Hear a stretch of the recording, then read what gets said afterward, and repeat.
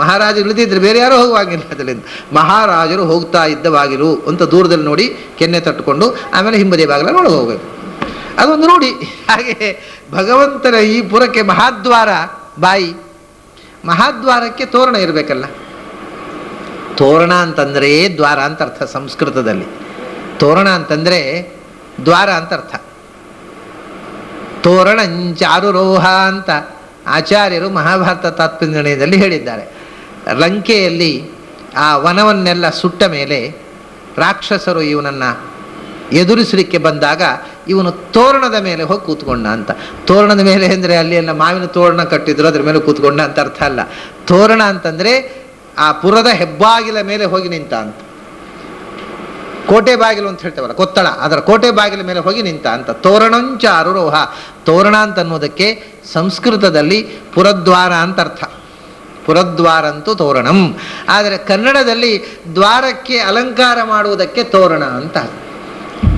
ಅದು ಒಂದು ಅರ್ಥ ಇದ್ದದ್ದು ಹೋಗಿ ಇನ್ನೊಂದು ಅರ್ಥದಲ್ಲಿ ಬಳಕೆ ಬಂದಿದೆ. ತೋರಣ ಅಂದರೆ ಅದಕ್ಕೆ ಮೇಲಿನಿಂದ ಹಾಕ್ತಕ್ಕಂಥ ತಳಿರು, ಏನು ಮಾವಿನ ಎಲೆ, ಏನೇನೋ ಎಲೆಗಳು, ಹೂ ಗೀವು ಎಲ್ಲ ಒಟ್ಟು ಅದನ್ನು ಡೆಕೋರೇಷನ್.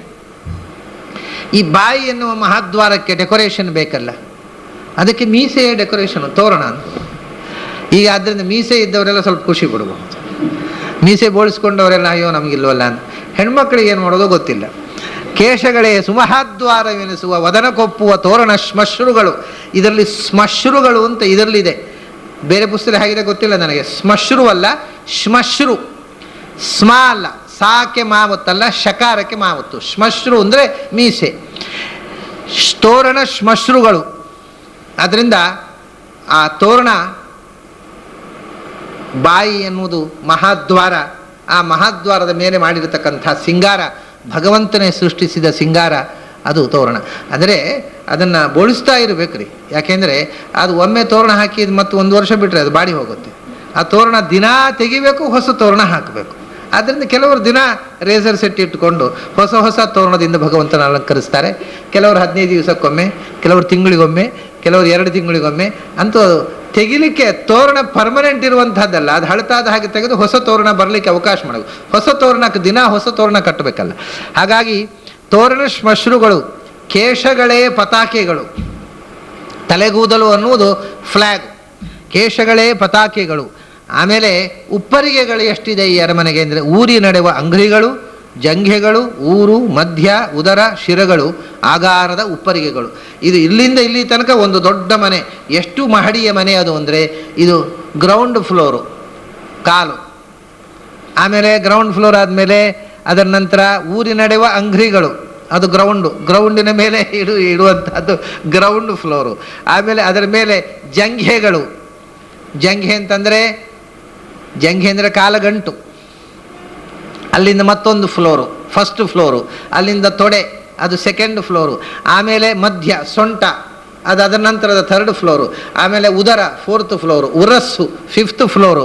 ಆಮೇಲೆ ಶಿರಸ್ಸು, ಕಂಠ, ಶಿರಸ್ಸು. ಒಟ್ಟಿಗೆ ಇದು 7 ಮಹಡಿಗಳ ಮನೆ. ಅದನ್ನೇ ಊರಿ ನಡೆಯುವ ಅಂಗ್ರಿಗಳು, ಜಂಘೆಗಳು, ಊರು, ಮಧ್ಯ, ಉದರ, ಶಿರಗಳು, ಆಗಾರದ ಉಪ್ಪರಿಗೆಗಳು. ಒಂದರ ನಂತರ ಒಂದು ಈ ಉಪ್ಪರಿಗೆಗಳಿದ್ದು ಅದರ ಮಧ್ಯದಲ್ಲಿ ಅಂತಃಪುರ, ಹೃದಯ, ಮೇನ್ ಸೆಂಟರ್ ಇದು. ಇಲ್ಲಿಂದ ಇಲ್ಲಿ ತನಕ ಉಪ್ಪರಿಗೆಗಳು. ಇದು 7 ಉಪ್ಪರಿಗೆಯ ಮನೆ ಅಂತಂದರು. ಇದು ಬರೇ ಕಲ್ಪನೆಯೋ ಅಲಂಕಾರಿಕವಾಗಿಯೋ ಹೇಳಿದ್ದಲ್ಲ.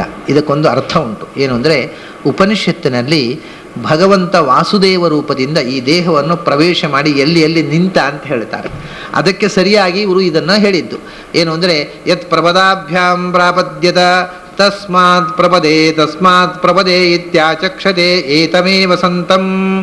ಆಮೇಲೆ ಮೊದಲು ಭಗವಂತ ಪ್ರಾಣದೇವರ ಜೊತೆಗೆ, ಅವನಿಗೊಬ್ಬ ಎಸ್ಕಾರ್ಟ್ ಬೇಕೇ ಬೇಕು, ಯಾವಾಗಲೂ ಪ್ರಾಣದೇವರ ಜೊತೆಗೆ ವಾಸುದೇವ ಪ್ರಪದಾಭ್ಯಾಂ ಕಾಲ ತುದಿಯಿಂದ ಒಳಕ್ಕೆ ಪ್ರವೇಶ ಮಾಡಿದಂತೆ. ಅದೇ ಒಂದು ಪ್ರಪದ ಅಂತ ಆಯಿತು.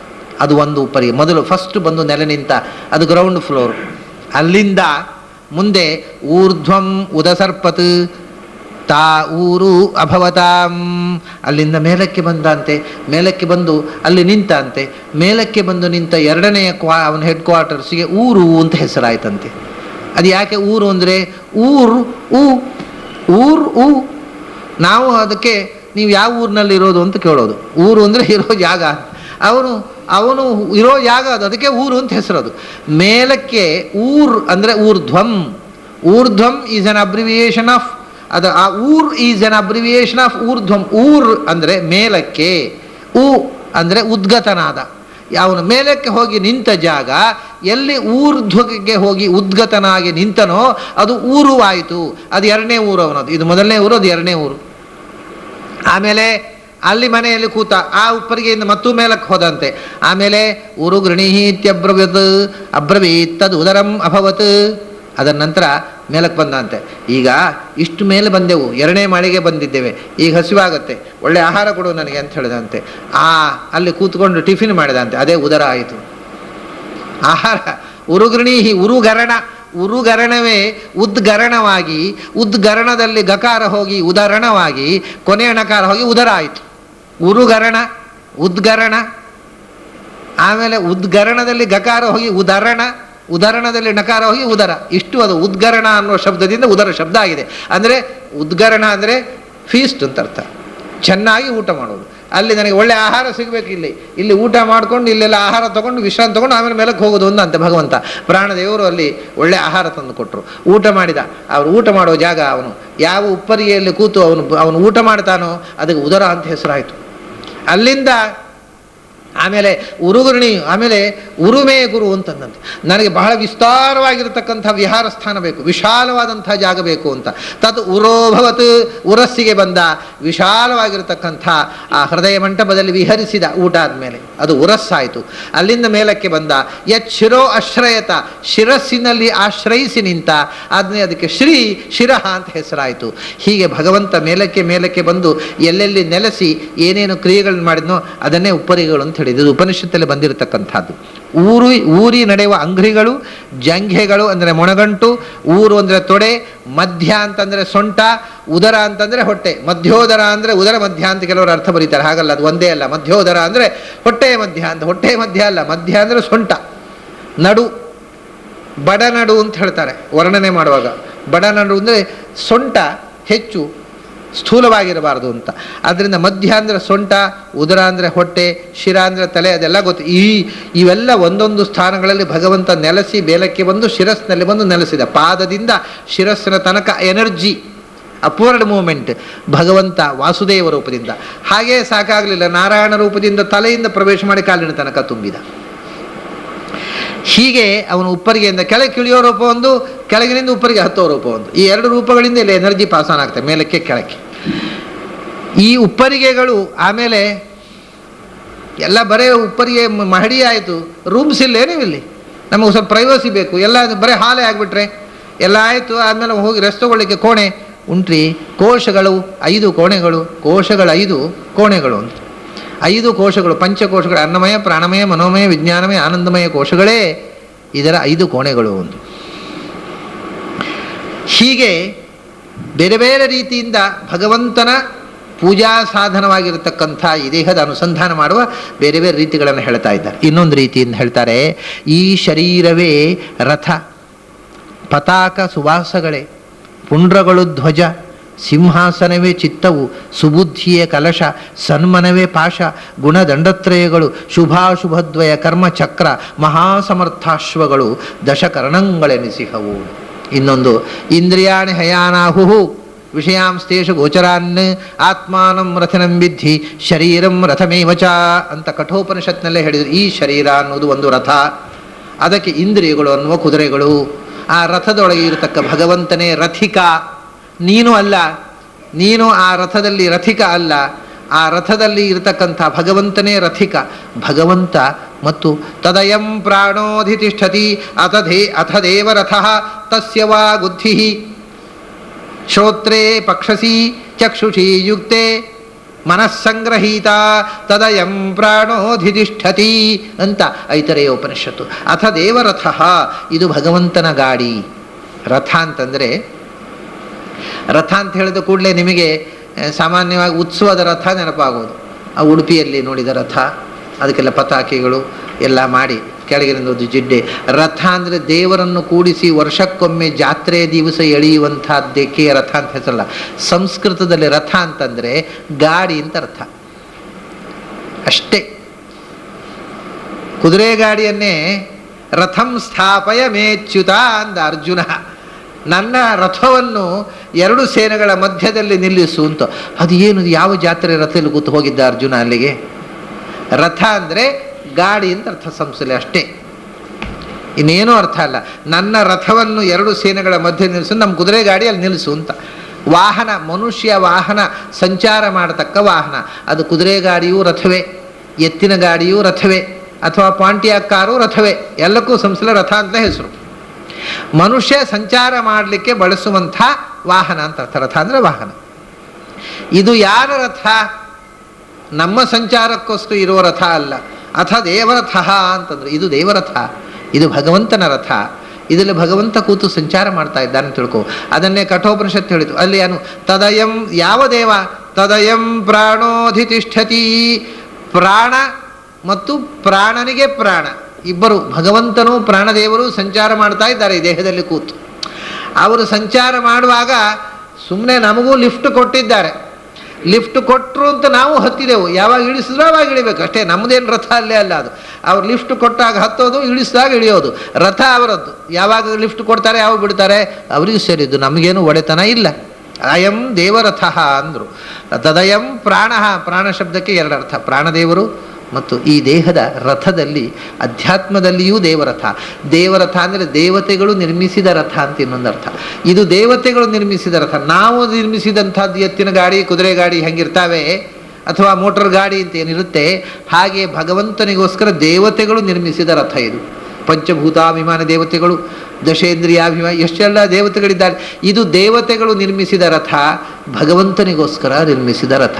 ಈ ರಥದಲ್ಲಿ ಭಗವಂತನೂ ಪ್ರಾಣದೇವರು ಇರತಕ್ಕಂಥ ಸಂಚಾರ ಮಾಡುವವರು. ಭಗವಂತನೂ ಪ್ರಾಣದೇವರು ಈ ರಥಿಕರು ಅಂತ ಐತರೇಯ ಉಪನಿಷತ್ತು ಹೇಳುತ್ತೆ. ಆದರೆ ಇವರು ಅದನ್ನು ಸ್ವಲ್ಪ ಬದಲಾವಣೆ ಮಾಡಿ ಹೇಳ್ತಾರೆ. ಭಗವಂತ ರಥಿಕ, ಪ್ರಾಣದೇವರು ಸಾರಥಿ ಅಂತ ಜಗನ್ನಾಥದಾಸ ಹೇಳ್ತಾರೆ. ಅದರಲ್ಲಿ ಮನಸ್ಸಂಗ್ರಹೀತ ಅಂತ ರುದ್ರದೇವರು ಸಾರಥಿ, ಪ್ರಾಣದೇವರು ಮತ್ತು ಭಗವಂತ ಇಬ್ಬರು ರಥಿಕರು ಅಂತ ಹೇಳ್ತಾರೆ ಉಪನಿಷತ್ನಲ್ಲಿ. ಇವರು ಅದನ್ನು ಪ್ರಾಣದೇವರನ್ನು ಸಾರಥಿ ಅಂತ ಹೇಳ್ತಾರೆ. ಈ ಉಪನಿಷತ್ನಲ್ಲಿ ಹೇಳಿರತಕ್ಕ ಉಪಾಸನೆಗಿಂತ ಸ್ವಲ್ಪ ಭಿನ್ನವಾದ ಹೇಳಿಕೆ ಇದು. ಈ ಶರೀರವೇ ರಥ, ಇದು ಒಂದು ಸಂಚಾರದ ಗಾಡಿ. ರಥಕ್ಕೆ ಒಂದು ಪತಾಕೆ ಇರಬೇಕು. ಅದು ಯಾವುದು ಅಂದರೆ ಪತಾಕೆ ಸುವಾಸಗಳೇ. ಸುವಾಸ ಬಟ್ಟೆ, ನಾವು ಉಡ್ತಕ್ಕಂಥ ಬಟ್ಟೆಯೇ ಪತಾಕೆ. ಪುಂಡ್ರಗಳು ಧ್ವಜ. ಆಮೇಲೆ ಅದಕ್ಕೊಂದು ಚಿಹ್ನೆ ಇರಬೇಕು ಪತಾಕೆಯಲ್ಲಿ, ಒಬ್ಬೊಬ್ಬರಿಗೆ ಒಂದೊಂದು. ಕೆಲವರು ಅರ್ಜುನನಿಗೆ ಹನುಮಧ್ವಜ, ಕಪಿಧ್ವಜ, ಇನ್ನೊಬ್ಬ ಉರಗಧ್ವಜ, ತುರಗಧ್ವಜ, ಒಬ್ಬೊಬ್ಬರಿಗೆ ಒಂದೊಂದು ಫ್ಲಾಗಿನ ಚಿಹ್ನೆ ಇರಬೇಕಲ್ಲ. ಇದು ಏನು ಚಿಹ್ನೆ ಅಂದರೆ ಪುಂಡ್ರವೇ ಆ ಧ್ವಜದ ಚಿಹ್ನೆಗಳು ಅಂದರು. ಪುಂಡ್ರಗಳೇ ಧ್ವಜ, ಸಿಂಹಾಸನವೇ ಚಿತ್ತ. ಆ ರಥದಲ್ಲಿ ರಥದ ಯಜಮಾನ ಕೂತ್ಕೊಳ್ಳತಕ್ಕಂಥ ಜಾಗ, ಸಾರಥಿ ಕೂತ್ಕೊಳ್ಳೋದು ಬೇರೆ, ಯಜಮಾನ ಕೂತ್ಕೊಳ್ಳತಕ್ಕಂಥ ಮಧ್ಯದ ಪೀಠ ಉಂಟಲ್ಲ, ಅದನ್ನು ಸಿಂಹಾಸನ. ಸಿಂಹಾಸನವೇ ಚಿತ್ತ. ಹೃದಯ, ಇಡೀ ರಥದಲ್ಲಿ ಮಧ್ಯಭಾಗ ಅಂದರೆ ಹೃದಯ. ಆ ಹೃದಯದಲ್ಲಿ ಇದು ಚಿತ್ತ ಅಂತಂದರೆ, ಇಲ್ಲಿ ಚಿತ್ತ ಅಂದರೆ ಮನಸ್ಸು, ಬುದ್ಧಿ, ಅಹಂಕಾರ ಚಿತ್ತ ಅಂತ ನೀವು ಹಾಗೆ ಹೋಗಬೇಕಾಗಿಲ್ಲ. ಅದು ಹೌದು, ಚಿತ್ತ ಅಂತ ಜನರಲ್ ಆಗಿ ಹೃದಯಕ್ಕೆ ಹೆಸರು. ಹಾರ್ಟ್ ಅಂತ ನಾವು ಹೇಳ್ತೇವಲ್ಲ, ಚಿತ್ತಂತೂ ಚೇತೋ ಹೃದಯ ಅಂತ. ಹೃದಯ ಮಧ್ಯಭಾಗ. ಸಿಂಹಾಸನವೇ ಚಿತ್ತ, ಸುಬುದ್ಧಿಯೇ ಕಲಶ. ಅದಕ್ಕೆ ಕಲಶ ಅನ್ನತಕ್ಕಂಥದ್ದು. ರಥಕ್ಕೆ ಬುದ್ಧಿ ಅಂದರೆ ವಿವೇಕ ಪ್ರಜ್ಞೆ. ವಿವೇಕ ಪ್ರಜ್ಞೆವೇ ಆ ರಥದ ಮುಗುಳಿ.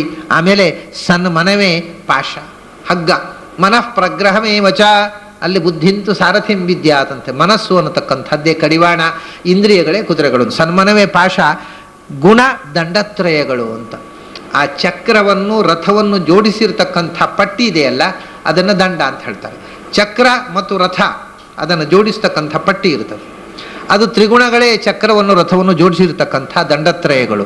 ಶುಭಾಶುಭದ್ವಯ ಕರ್ಮಚಕ್ರ. ಚಕ್ರ ಯಾವುದು ಅಂದರೆ ಶುಭಕರ್ಮ, ಅಶುಭಕರ್ಮ ಎರಡು ಚಕ್ರಗಳು.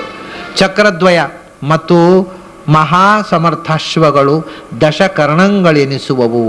10 ಇಂದ್ರಿಯಗಳೇ 10 ಕುದುರೆಗಳು. ಮಹಾಸಮರ್ಥಾಶ್ವಗಳು ಇವು ಎಲ್ಲಿಗೆ ಬೇಕಾದರೆ ಅಲ್ಲಿಗೆ ಕೊಂಡೊಯ್ಯಬಲ್ಲವು. ಸಾಧಾರಣದ ಕುದುರೆಗಳಲ್ಲ ಇವು. ಇವು ಎಲ್ಲಿ ಬೇಕಾದ್ರೂ ಹೋಗ್ಬೋದು, ಎಷ್ಟು ಎತ್ತರಕ್ಕೂ ಹೋಗಬಹುದು. ಈ ಕುದುರೆಗಳನ್ನು ಕಟ್ಟಿಕೊಂಡು ಒಳಗಿನಿಂದ ನಾವು ಸಾಧನೆಗೆ ತೊಡಗಿಬಿಟ್ರೆ ಈ ಕುದುರೆಗಳ ಮೂಲಕ, ಯಾಕೆಂದರೆ ಏನನ್ನೆಲ್ಲ ನೋಡಬಹುದು ಈ ಕಣ್ಣಿನಿಂದ.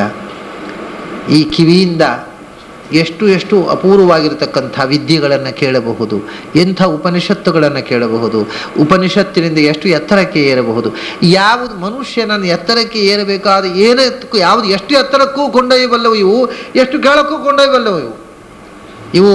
ಯಾಕಂದರೆ ದಶರಥ ಕುದುರೆಗಳು ಹೊತ್ತಿವೆ, 10 ಕುದುರೆಗಳು ಅಂದರೆ 10 ದಿಕ್ಕುಗಳಿಗೆ ಕೊಂಡೊಯ್ಯುವಂಥ ರಥ ಇದು ಒಂಥರ ನಾವು ದಶರಥರೇ. ಆದರೆ ನಮ್ಮ ಹತ್ರ ಕೈಕೇಯಿ ಇದ್ದುಬಿಟ್ರೆ ಫಸ್ಟ್ ಆಗತ್ತೆ ಸ್ವಲ್ಪ.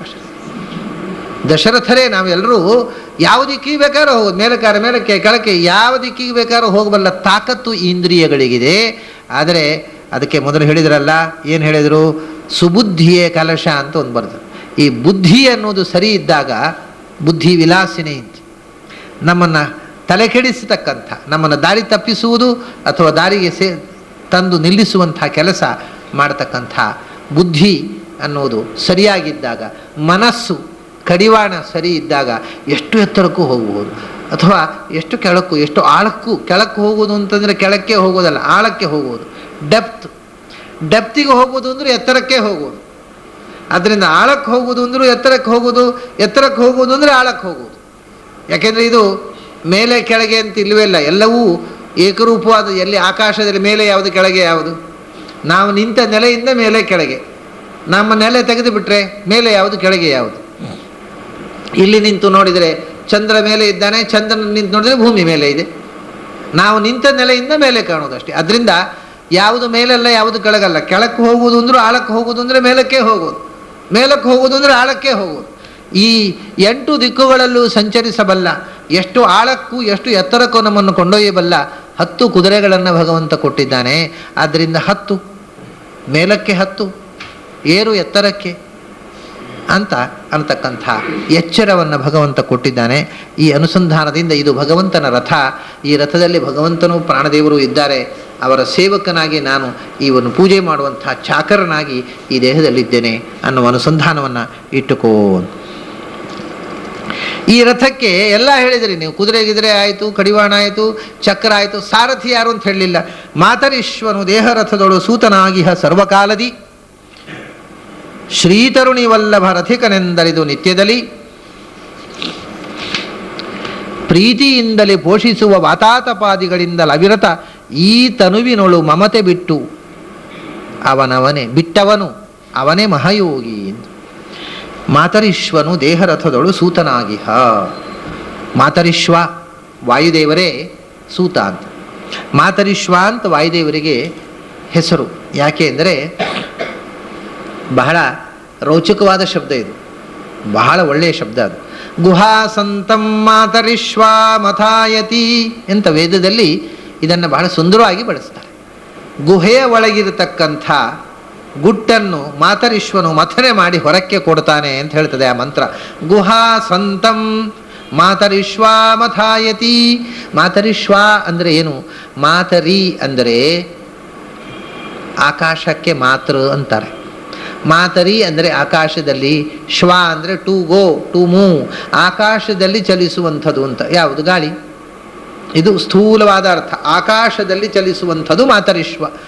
ಅದು ಭೂತಾಕಾಶ, ಭೂತ ವಾಯುವಾಯಿತು. ಜಡವಾಯುವು ಆಕಾಶ ಚಲಿಸುತ್ತೆ, ಅದು ಸ್ಥೂಲವಾದ ಅರ್ಥ. ಆಕಾಶದಲ್ಲಿ ಚಲಿಸುವಂಥದ್ದು ಮಾತರಿಶ್ವ. ಮಾತಾ ಅಂತಂದರೆ ಎಲ್ಲವನ್ನೂ ತಿಳಿದವನು ಅಂತ ಅರ್ಥ ಅಲ್ವ? ಮಾನಂ ಜ್ಞಾನಂ. ಮತ್ತು ಎಲ್ಲದರ ಪ್ರಮಾತ ಮತ್ತು ಎಲ್ಲದರ ನಿರ್ಮಾತ, ಸರ್ವಜ್ಞನೂ ಸರ್ವಕರ್ತನೂ ಆದ ಭಗವಂತನೇ ಮಾತಾ. ಅವನಲ್ಲಿ ಶ್ವಯತೆ ಅಂದರೆ ಸಂಚರಿಸುವವನು, ಸದಾ ಭಗವಂತನ ಬಳಿಯಲ್ಲೇ ಇರುವವನು ಅಥವಾ ಭಗವಂತನನ್ನು ಸದಾ ತಿಳಿದವನು, ಅವನು ಮಾತರಿಶ್ವ. ಭಗವಂತನನ್ನು ತಿಳಿಸ್ತಕ್ಕಂಥ ವಿದ್ಯೆಗಳಿಗೂ ಮಾತೃಗಳು ಅಂತ ಹೇಳ್ತಾರೆ. ಮಾತೃ ಅಂದರೆ ಮಾತು. ಸಂಸ್ಕೃತದಲ್ಲಿ ಮಾತೃ ಅಂತಾರೆ, ಕನ್ನಡದಲ್ಲಿ ಮಾತು ಅಂತೇವೆ. ಅದನ್ನ ಮಾತೃಗಳು ಅಂದರೆ ಮಾತುಗಳು. ಎಂಥ ಮಾತುಗಳು? ಭಗವಂತನನ್ನು ತಿಳಿಸುವ ಮಾತುಗಳು ಅಂದರೆ ವೇದವಿದ್ಯೆಗಳು. ಅದನ್ನ ಮಾತರಿ ಅಂದರೆ ವೇದದಲ್ಲಿ, ಶ್ವ ಅಂದರೆ ಸದಾ ಸಂಚರಿಸುವವನು, ಸದಾ ವೇದಾರ್ಥಗಳನ್ನು ಚಿಂತನೆ ಮಾಡ್ತಕ್ಕವ, ವೇದಾರ್ಥಭೂತನಾದ ಭಗವಂತನ ಜೊತೆಗೆ ಸದಾ ಇರುವವ, ಮತ್ತು ಸದಾ ಭಗವಂತನನ್ನು ತಿಳಿದು ಅನುಸಂಧಾನ ಮಾಡಿಕೊಂಡು ಸದಾ ಭಗವಂತನನ್ನು ಕಾಣ್ತಾ ಇರತಕ್ಕವ ಅಂತರಂಗದ ಕಣ್ಣಿನಲ್ಲಿ. ಮತ್ತು ನಮ್ಮನ್ನು ಉಸಿರಾಡಿಸುವುದಕ್ಕೋಸ್ಕರ ಸದಾ ಆಕಾಶದಲ್ಲಿ ಸಂಚರಿಸಿ ನಮ್ಮ ಮೂಗಿನ ಒಳಗೂ ಹೊರಗೂ ಹೋಗ್ತಾ ಬರ್ತಾ ಇರುವವ. ಇದು ಮಾತರಿಶ್ವ ಅನ್ನುವ ಶಬ್ದದ ಕೆಲವು ಅರ್ಥಗಳು. ಅಂಥ ಮಾತರಿಶ್ವನೇ ಈ ರಥದ ಸಾರಥಿ. ಯಾಕೆಂದರೆ ಸಾರಥಿ ಕೂತ್ರೆ ಗಾಡಿ ಹೋಗುತ್ತೆ. ಸಾರಥಿ ಅಂದರೆ ಡ್ರೈವರ್ ಇದ್ದರೆ ಗಾಡಿ ಹೋಗೋದು. ಪ್ರಾಣದೇವರು ಹೊರಟು ಹೋದರೆ ಈ ರಥ ಬಿದ್ದು ಹೋಗುತ್ತೆ. ಅವ್ರು ನಿಜವಾದ ಸಾರಥಿ ಅವರೇ. ಅಂದ ಮಾತರಿಶ್ವನು ದೇಹರಥದೊಳು ಸೂತನಾಗಿಹ ಸರ್ವಕಾಲದಿ ಶ್ರೀತರುಣಿ ವಲ್ಲಭ ರಥಿಕನೆಂದರಿದು. ಹಾಗಾದರೆ ಈ ರಥದಲ್ಲಿ ರಥಿಕ ಅಂದರೆ ರಥದಲ್ಲಿ ಯಜಮಾನನಾಗಿ ಸಂಚರಿಸುವವ, ಓನರ್. ರಥದ ನಿಜವಾದ ಓನರ್ ಯಾರು? ಯಜಮಾನ. ಅಂದರೆ ಸರ್ವಕಾಲದಿ, ಅದು ಈಗ ಆಗ ಅಂತಲ್ಲ, ಯಾವತ್ತು ಬೇಕಾದ್ರೂ ತಗೊಳ್ಳಿ. ಶ್ರೀತರುಣಿ ವಲ್ಲಭ ರಥಿಕ ಅಂದರು. ಶ್ರೀತರುಣಿ ವಲ್ಲಭ, ಲಕ್ಷ್ಮೀಪತಿಯಾಗಿರತಕ್ಕಂಥ ನಾರಾಯಣನೇ ಅಲ್ಲಿ ಯಜಮಾನ ಎಂದು ಅರಿದು ನಿತ್ಯದಲ್ಲಿ ಪ್ರೀತಿಯಿಂದಲೇ ಪೋಷಿಸುವ ವಾತಾತಪಾದಿಗಳಿಂದಲೇ ಅವಿರತ ಈ ತನಿವಿನೊಳು ಮಮತೆ ಬಿಟ್ಟವನು. ಪ್ರೀತಿಯಿಂದಲೇ ಪೋಷಿಸುವ ಹೀಗೆ ಭಾವನೆಯಿಂದ ಈ ದೇಹ ಅನ್ನುವುದೇನಾಯ್ತು? ಈಗ ದೇವತೆಗಳು ಭಗವಂತನ ಸಂಚಾರಕ್ಕೋಸ್ಕರ ನಿರ್ಮಿಸಿದ ರಥ. ಆದ್ದರಿಂದ ಈ ರಥವನ್ನು ಚೆನ್ನಾಗಿ ರಕ್ಷಣೆ ಮಾಡಬೇಕಾದ್ದು ನನ್ನ ಕರ್ತವ್ಯ. ನನ್ನ ದೇಹ ಅಲ್ಲ ಇದು ಭಗವಂತನ ರಥ. ಅವನ ರಥವನ್ನು ಸ್ವಚ್ಛವಾಗಿಡಬೇಕು, ಅವನ ರಥವನ್ನು ನಿರ್ಮಲವಾಗಿಡಬೇಕು. ಆದ್ದರಿಂದ ಇದನ್ನು ಪ್ರೀತಿಯಿಂದ ಪೋಷಣೆ ಮಾಡುವಂಥದ್ದು ಇದು ದೇವರಥ ಅನ್ನುವುದರಿಂದ ಅದೇ ಭೋಗೈಹಿ ಆತ್ಮಾನಮಾತ್ಮನಿ, ನಿನ್ನ ದೇಹವೇ ಭಗವಂತನ ರಥ, ಭಗವಂತನ ಪ್ರತೀಕ ಅಂತ ಪೂಜೆ ಮಾಡುವಂಥ 13 ಪ್ರತೀಕಗಳನ್ನು ಹೇಳುವಾಗ, ಭಾಗವತನ ಹೇಳುವಾಗ ಅದಕ್ಕೇನಾದ್ರು ಭೋಗೈಹಿ, ಚೆನ್ನಾಗಿ ಅಲಂಕರಿಸು, ಒಳ್ಳೆಯ ಬಟ್ಟೆ ಬರೆಗಳನ್ನು ಉಡು, ಒಳ್ಳೆಯ ಆಹಾರವನ್ನು ಸ್ವೀಕರಿಸು. ಏಕೆಂದರೆ ಭಗವಂತನ ಈ ರಥ ಚೆನ್ನಾಗಿ ಇರಬೇಕು. ಅದರ ಮೂಲಕ ಭಗವಂತನ ಸಂಚಾರ ಮತ್ತು ಭಗವಂತನ ಅನುಸಂಧಾನ ನನಗೆ. ಅವನು ನನ್ನನ್ನು ಈ ರಥದಲ್ಲಿ ಕೂಡಿಸಿಕೊಂಡು ಕರ್ಕೊಂಡು ಹೋಗ್ತಾ ಇದ್ದಾನೆ. ಈ ರಥದಲ್ಲಿ ಹೋಗುವಾಗ ರಥದಲ್ಲಿ ದೇವರನ್ನ ಹೊರುವವರು ಕೂಡ್ತಾರೆ, ದೇವರು ಪೂಜೆ ಮಾಡುವವರು ಹೊಡ್ತಾರೆ, ಚಾಮರದವರು ಕೂಡ್ತಾರೆ, ಆಮೇಲೆ ದಿವಿಟಿಗೆ ಹಿಡಿಯುವವರು ಕೂಡ್ತಾರೆ, ಗಂಟೆ ಬಡಿಯುವ ಮಾಣಿಗಳು ಕೂಡ್ತಾರೆ. ಹಾಗೆ ಯಾವುದೋ ಒಂದು ಕೆಲಸ ಮಾಡಲಿಕ್ಕೆ ನನ್ನನ್ನು ಕೂಡಿಸಿದ್ದಾನೆ. ಇದರೊಳಗೆ ನಗಾರಿ ಬಡಿಯುವನು ಕೂಡ್ತಾನೆ ರಥದಲ್ಲಿ. ಹಾಗೆ ಇವನು ಚಾಕ್ರಿ ಯಾವುದು ಇಷ್ಟು ಜನ ಇದರಲ್ಲಿ ನಮ್ಮದು ಒಂದು ಚಾಕ್ರಿ ಮಾಡಿಸಲಿಕ್ಕೆ ಕೂಡಿಸಿದ್ದಾನೆ. ಈ ದೇವರಥದ ಚಾಕ್ರಿ ಮಾಡಿಕೊಳ್ಳತಕ್ಕೊಂಡು ಇದನ್ನು ಸ್ವಚ್ಛವಾಗಿಟ್ಟುಕೊಂಡು ನಾನು ಇರಬೇಕು ಅನ್ನುವಂಥ ಎಚ್ಚರದಿಂದ ಪೋಷಿಸುವವನಿದ್ದಾನಲ್ಲ ಅವನು, ಅಂಥವನು ವಾತಾತಪಾದಿಗಳಿಂದಲೇ ಅವಿರತ ಈ ತನುವಿನೊಳು ಮಮತೆ ಪೋಷಿಸುವ ವಾತಾತಪಾದಿಗಳಿಂದಲೇ ಅವಿರತ ಈ ತನುವಿನೊಳು ಮಮತೆ ಬಿಟ್ಟವನು. ಅಂದರೆ ಇದನ್ನು ವಾತಾತಪಗಳಿಂದ ಪೋಷಿಸುವವನು ಅಂತ ಹಿಂದಕ್ಕೂ ಅನ್ವಯ. ಅದು 2 ವಿಧವಾದಂಥ ಸ್ವಾರಸ್ಯ ಇದೆ ಇಲ್ಲಿ. ವಾತಾತಪಾದಿಗಳಿಂದ ಪೋಷಿಸುವ ಅಂತ, ಇದನ್ನು ಗಾಳಿ ಮಳೆಯಿಂದ ರಕ್ಷಿಸು ಈ ದೇಹವನ್ನು. ಯಾಕೆಂದರೆ ಇದು ದೇವರ ರಥ. ಈ ರಥವನ್ನು ಅಪಾಯಕ್ಕೆ ಒಡ್ಡದೆ ಅದನ್ನು ಒಳ್ಳೆಯ ಕೋಣೆಯಲ್ಲಿ ಗಟ್ಟಿಯಾಗಿ ಬಿರುಗಾಳಿ ಬಂದರೆ ಕುಸಿಯದಂತೆ ಇಲ್ಲಿ ಬಿಗ ಹಾಕಿಡ್ತಾರಲ್ಲ ಚಿನ್ನ ರಥ ಉಡುಪಿಯಲ್ಲಿ, ಅದಕ್ಕೆ ಒಳ್ಳೆಯದು ಭದ್ರವಾದಂಥ ಬಾಗಿಲು ಈಗಲೂ ಹಾಕಿ. ಹಾಗೆ ಇದು ಪ್ರಾಕೃತಿಕ ಪ್ರಕೋಪಗಳಿಗೆ ಒಳಗಾಗಿ ಈ ರಥ ಕುಸಿಯಬಾರದು, ಯಾಕೆಂದರೆ ದೇವರ ರಥ ಇದು ಅಂತ ವಾತಾತಪಾದಿಗಳಿಂದಲೇ ಅವಿರತ ಪೋಷಿಸುವ. ಇದಕ್ಕೆ ಬಿಸಿಲು ಮಳೆ ಇದಕ್ಕೆ ತಾಗಿ ಇದು ಕೆಡದಂತೆ ಇದನ್ನು ರಕ್ಷಣೆ ಮಾಡು. ಹಾಗೆ ಮಾಡ್ತಾ ವಾತಾತಪಾದಿಗಳಿಂದಲೇ ಅವಿರತ ಈ ತನುವಿನೊಳು ಮಮತೆ ಬಿಟ್ಟವನು ಅಂತ. ಅದರ ಜೊತೆಗೆ ಏನು ಮಾಡಬೇಕು ಅಂದರೆ, ಹಾಗಾಗಿ ಇದನ್ನು ದೇವರ ರಥ ಅಂತ ರಕ್ಷಣೆ ಮಾಡುವಾಗ ಈ ದೇಹದ ಮೇಲೆ ವಾತಾತಪಗಳ ಪ್ರಭಾವದಿಂದ ಮಮತೆ ಹೆಚ್ಚಬಾರದು. ಏಕೆಂದರೆ ಇದು ನನ್ನ ರಥ ಅಲ್ಲ ಅಂತನೂ ಎಚ್ಚರ. ಈ ವಾತಾತಪಗಳು ಆದ ದೇಹದ ಮೇಲೆ ಆಗತಕ್ಕ ಪರಿಣಾಮದಿಂದ ನನಗೆ ಸುಖ ನನಗೆ ದುಃಖ ಅನ್ನುವ ಮಮತೆ ಬಿಟ್ಟು, ಯಾಕಂದರೆ ಇದು ನನಗೋಸ್ಕರ ಅಲ್ಲ, ನಾನು ಇದನ್ನು ರಕ್ಷಿಸ್ತಾ ಇರೋದು, ಇದು ಭಗವಂತನ ರಥ ಅನ್ನೋದರಿಂದ ರಕ್ಷಿಸ್ತಾ ಇದ್ದೇನೆ ಅಂತ ಆ ಮಮತೆಯನ್ನು ಬಿಟ್ಟವನು ಮಹಾಯೋಗಿ. ಇದು ಅಂದರೆ ಭೋಗ ಯೋಗಗಳ ಸಮನ್ವಯ. ಇದು ಯೋಗದೊಳಿಪ್ಪ ಭೋಗಿಗಳುಂಟು, ಭೋಗದೊಳಿಪ್ಪ ಯೋಗಿಗಳುಂಟು ಅಂತ ಹೇಳಿಕೊಂಡು ಈ ಅನ್ನೋಂಥ ಮಾತನ್ನು ಸಾಹಿತ್ಯಗಳು ಹೇಳ್ತಾರೆ. ಇದೆಲ್ಲ ಈ ದೇಹದ ಎಲ್ಲ ಭೋಗಗಳನ್ನು ಸ್ವೀಕರಿಸು, ಭೋಗ ಪ್ರಾರಬ್ಧ ಅಂತ. ಆ ರೀತಿ ಇರತಕ್ಕಂಥ ಕಥೆಗಳು ಬೇಕಾದಷ್ಟಿವೆ. ಭೋಗ ಪ್ರಾರಬ್ಧ, ಸುಖ ಪ್ರಾರಬ್ಧ, ಬೇಕಾದಷ್ಟು ಷಡ್ರಸಾನ್ನ ಭೋಜನ ಸ್ವೀಕರಿಸು, ಬೇಕಾದಷ್ಟು ಸುಖವಾಗಿರತಕ್ಕಂಥ ಅರಮನೆಯಂಥ ಮನೆ, ಬೇಕಾದಂಥ ವಾತಾತ್ಪಾದಿ ಸೌಲಭ್ಯಗಳು ಸ್ವೀಕರಿಸು, ಅದನ್ನು ಅನುಭವಿಸು. ಆದರೆ ಅದು ನಿನಗೆ ಸಂಬಂಧಪಟ್ಟದ್ದು ಅಂತ ತಿಳ್ಕೋಬೇಡ. ಈ ಎಲ್ಲ ಭೋಗಗಳು ಒಳಗಿರತಕ್ಕಂಥ ಭೋಗಿಶಯನನ ಭೋಗಗಳು ಅಂತ ತಿಳ್ಕೊ. ಭಗವಂತನ ರಥದ ರಕ್ಷಣೆಗೋಸ್ಕರ ನಾನು ಮಾಡತಕ್ಕಂಥ ಉಪಚಾರ ಅಂತ. ಈ ರಥದ ಉಪಚಾರ ಭಗವಂತನ ಪೂಜೆ ಅಂತ ತಿಳ್ಕೊಂಡು ಮಾಡಿದಾಗ ಭೋಗವೂ ಯೋಗವಾಗತ್ತೆ. ಅಂಥವನು ಮಹಾಭೋಗಿ ಮಹಾಯೋಗಿ ಆಗ್ತಾನೆ. ಆದರೆ ಈ ಅನುಸಂಧಾನ ಇಲ್ಲದೇ ಇದ್ದಾಗ ಮಹಾಭೋಗಿ ಮಹಾರೋಗಿ ಆಗ್ತಾನೆ. ಒಬ್ಬ ಮಹಾಭೋಗಿ ಮಹಾಯೋಗಿ ಆಗ್ತಾನೆ, ಒಬ್ಬ ಮಹಾಭೋಗಿ ಮಹಾರೋಗಿ ಆಗ್ತಾನೆ. ಹೀಗೆ ಭಗವಂತನ ಅನುಸಂಧಾನವನ್ನು ನಮ್ಮ ದೇಹದಲ್ಲೇ ನಾನಾ ವಿಧವಾಗಿ ಮಾಡತಕ್ಕಂಥ ವಿಷಯಗಳನ್ನು ಹೇಳ್ತಾ ನಾವು ಇವತ್ತು ಸುಮಾರು ನೋಡಿದ್ವಿ. ಎಷ್ಟು 5 ಗಂಟೆ 8 ಆಯ್ತಲ್ವ? ಮುಗಿಸ್ಬಿಡ್ಬೇಕು ಅಂತ ನಾಳೆಗೆ ಹಠದಲ್ಲಿದ್ದೇನೆ ನಾನು. ಈಗ ಬಹಳ ಹತ್ತಿರ ಬಂದೆವು. ಇನ್ನು 15 ಪದ್ಯ ಇರೋದು, ಇನ್ನೂ 1-2 ಪದ್ಯ, ಒಂದು ಪದ್ಯ ಇದೆ. 26ನೇ ಪದ್ಯಕ್ಕೆ ಇವತ್ತು ನಿಲ್ಲಿಸೋಣ. ಭವವೆನಿಪ ವನಧಿಯಳು ಕರ್ಮ ಪ್ರವಾಹದಳು ಸಂಚರಿಸುತ್ತಿಹ ದೇಹವೇ ಸುನಾವೆಯ ಮಾಡಿ ತನ್ನವರಿಂದಲೊಡಗೂಡಿ ದಿವಸ ದಿವಸಗಳಲ್ಲಿ ಲಕುಮೀಧವನು ಕ್ರೀಡಿಪನೆಂದು ಚಿಂತಿಸೆ ಪವನನ ಅಯ್ಯ ಭವಾಬ್ಧಿ ದಾಟಿಸಿ ಪರಮಸುಖವೀವ ಅಂತ. ಈಗ ಇದು ಬೇರೆ ಬೇರೆ ನಮನೆ ಆಯಿತು. ಇದು ಅರಮನೆ ಆಯಿತು, ಇದು ಒಂದು ಊರಾಯಿತು, ಇದು ಬಂಗಲೆ ಆಯಿತು, ಉಪ್ಪರಿಗೆ ಮನೆ ಆಯಿತು, ಆಮೇಲೆ ರಥ ಆಯಿತು. ಈಗ ಹೇಳ್ತಾರೆ ಇದು ಒಂದು ದೋಣಿ ಅಂತ ತಿಳ್ಕೊ, ಇದು ಒಂದು ಗಾಡಿ, ಇದು ಒಂದು ದೋಣಿ. ಯಾಕೆಂದರೆ ಈಗ ಅದು ಗಾಡಿ ಅಂತಂದರೆ ನೆಲದಲ್ಲಿ ಹೋಗಲಿಕ್ಕೆ ಇನ್ನೊಂದು ವಾಹನ ಅಂತಂದರೆ ನೆಲದಲ್ಲಿ ನೀರಿನಲ್ಲಿ ಹೋಗಬೇಕಾಗಿದ್ರೆ ದೋಣಿ. ಈ ಭವ ಅನ್ನುವುದು ಒಂದು ಸಾಗರ ಅಂತ ಹೇಳ್ತಿರಲ್ಲ ಸ್ವಾಮಿ, ರಥ ಕಟ್ಟಿಕೊಂಡು ಏನು ಮಾಡೋದು ಅಂದರೆ ಆಗ ಇದು ದೋಣಿ ಆಗುತ್ತಪ್ಪ ಅಂದರು. ಭವವೆನಿಪ ವನಧಿಯಳು, ವನಧಿ ಅಂದರೆ ಸಮುದ್ರ, ವನ ಅಂದರೆ ನೀರು, ವನಧಿ ಅಂದರೆ ಜಲಧಿ ಅಂದರೆ ಸಮುದ್ರ. ಭವವೆನಿಪ ವನಧಿಯಳು, ಸಂಸಾರವೇ ಸಾಗರವಾದಾಗ ಈ ದೇಹವೇ ಆ ಸಾಗರವನ್ನು ದಾಟುವ ಶಿಪ್ ಆಗತ್ತೆ ಅಂತ. ಭವವೆನಿಪ ವನಧಿಯಳು ಕರ್ಮ ಪ್ರವಾಹದಳು, ಆ ಸಮುದ್ರದಲ್ಲಿ ಕರ್ಮದ ಪ್ರವಾಹ, ಅದು ನುಗ್ಗಿ ಬರುವಂಥ ನೀರು. ಸಮುದ್ರ ಅಂದರೆ ತೆರೆಗಳಷ್ಟೇ ಅಲ್ಲ, ಅದು ಉಲ್ಲೋಲ ಕಲ್ಲೋಲವಾಗಿರ್ತಕ್ಕಂಥ ಹುಚ್ಚು ಹೊಳೆ. ಅದ್ಯಾವುದು? ಕರ್ಮದ ಪ್ರವಾಹ. ಆ ಪ್ರವಾಹದಲ್ಲಿ ನುಗ್ಗಿ ಬರತಕ್ಕಂಥ ನೀರು. ಅಂಥ ಸಮುದ್ರದಲ್ಲಿ ನಾವು ಸಂಚರಿಸ್ತಾ ಇದ್ದೇವೆ. ಸಂಚರಿಸುವಾಗ ಯಾವ ದೋಣಿ? ದೇಹವ ಸುನಾವೆಯ ಮಾಡಿ ತನ್ನವರಿಂದಲೊಡಗೂಡಿ. ಆಗ ಈ ದೇಹವನ್ನೇ ಆ ಸಮುದ್ರ ದಾಟಲಿಕ್ಕೆ ಬಳಸುವಂಥ ಒಂದು ದೋಣಿ ಅಂತ ತಿಳ್ಕೊ. ಈ ದೋಣಿಯ ಮೂಲಕ ದಾಟಬೇಕು.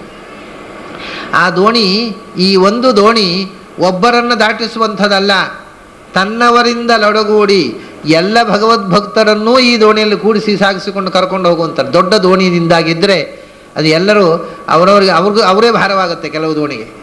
ಆದರೆ ಕೆಲವು ದೋಣಿ ಎಷ್ಟು ದೊಡ್ಡದಿರುತ್ತೆ ಅಂದರೆ ಎಲ್ಲರನ್ನೂ ಭಗವದ್ಭಕ್ತರನ್ನೂ ಆ ದೋಣಿಯಲ್ಲಿ ಕೂಡಿಸಿ ಕರ್ಕೊಂಡು ಹೋಗುವಷ್ಟು ದೊಡ್ಡ ಶಕ್ತಿ ಇರತಕ್ಕಂಥ ನಾವೇ ಇರುತ್ತೆ ಆ ದೇಹಕ್ಕೆ. ಅಂಥ ಅವರಾದಾಗ ತನ್ನ ಬಂಧು ಪರಿವಾರದವರನ್ನೆಲ್ಲ ಕೂಡಿಸಿಕೊಂಡು ಭವಾಬ್ಧಿಯನ್ನು ದಾಟಿಸುವ ದೋಣಿಯಾಗಿ ಈ ದೇಹವನ್ನು ಸಾರ್ಥಕ ಮಾಡಿಕೊಂತಾರೆ. ಸುನಾವೆಯ ಮಾಡಿ ತನ್ನವರಿಂದಲೊಡಗೂಡಿ ದಿವಸ ದಿವಸಗಳಲ್ಲಿ ಲಕುಮೀಧವನು ಕ್ರೀಡಿಪನು. ಇದರಲ್ಲಿ ಈ ನಾವೆಯಲ್ಲಿ ಭಗವಂತ ಕ್ರೀಡಿಸ್ತಾ ಇದ್ದಾನೆ. ಹೇಗೆ?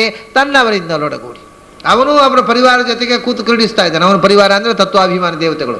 ಭಗವಂತನ ಸಮಸ್ತ ಪ್ರಾಣದೇವರಿಂದ ಹಿಡಿದು ಎಲ್ಲ ದೇವತೆಗಳು ಈ ದೇಹದಲ್ಲಿದ್ದಾರೆ. ಈ ದೋಣಿಯಲ್ಲಿ ವಿಹಾರ ಮಾಡ್ತಾ ಇದ್ದಾನೆ ಭಗವಂತ ತನ್ನ ತತ್ವಾಭಿಮಾನಿ ದೇವತೆಗಳು ಕೂಡಿ. ಅಂಥ ದೋಣಿಯನ್ನು ಉಪಯೋಗಿಸಿಕೊಂಡು ನೀನು ನಿನ್ನವರಿಂದ ಒಳಗೂಡಿ ಭವಾಬ್ಧಿ ದಾಟುವಂಥ ಪ್ರಯತ್ನ ಮಾಡು ಭಗವಂತನಿಗೆ ಶರಣಾಗಿ.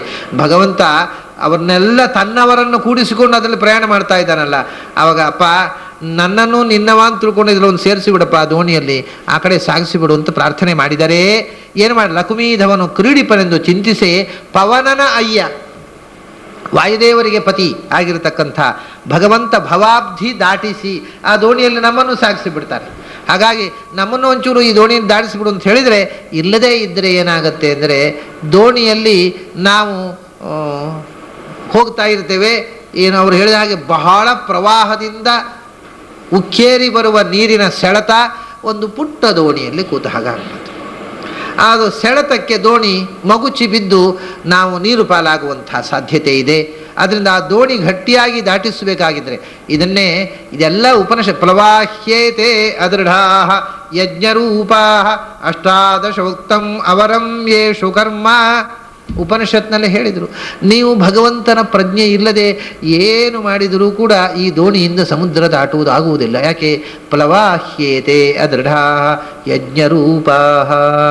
ಇದು ಅದೃಢವಾಗಿರತಕ್ಕಂಥದ್ದು ಅಂದರೆ ಮುರಿದ ದೋಣಿ, ತೂತು ಬಿದ್ದ ದೋಣಿ, ಹಳತಾದ ಹರಕು ದೋಣಿ.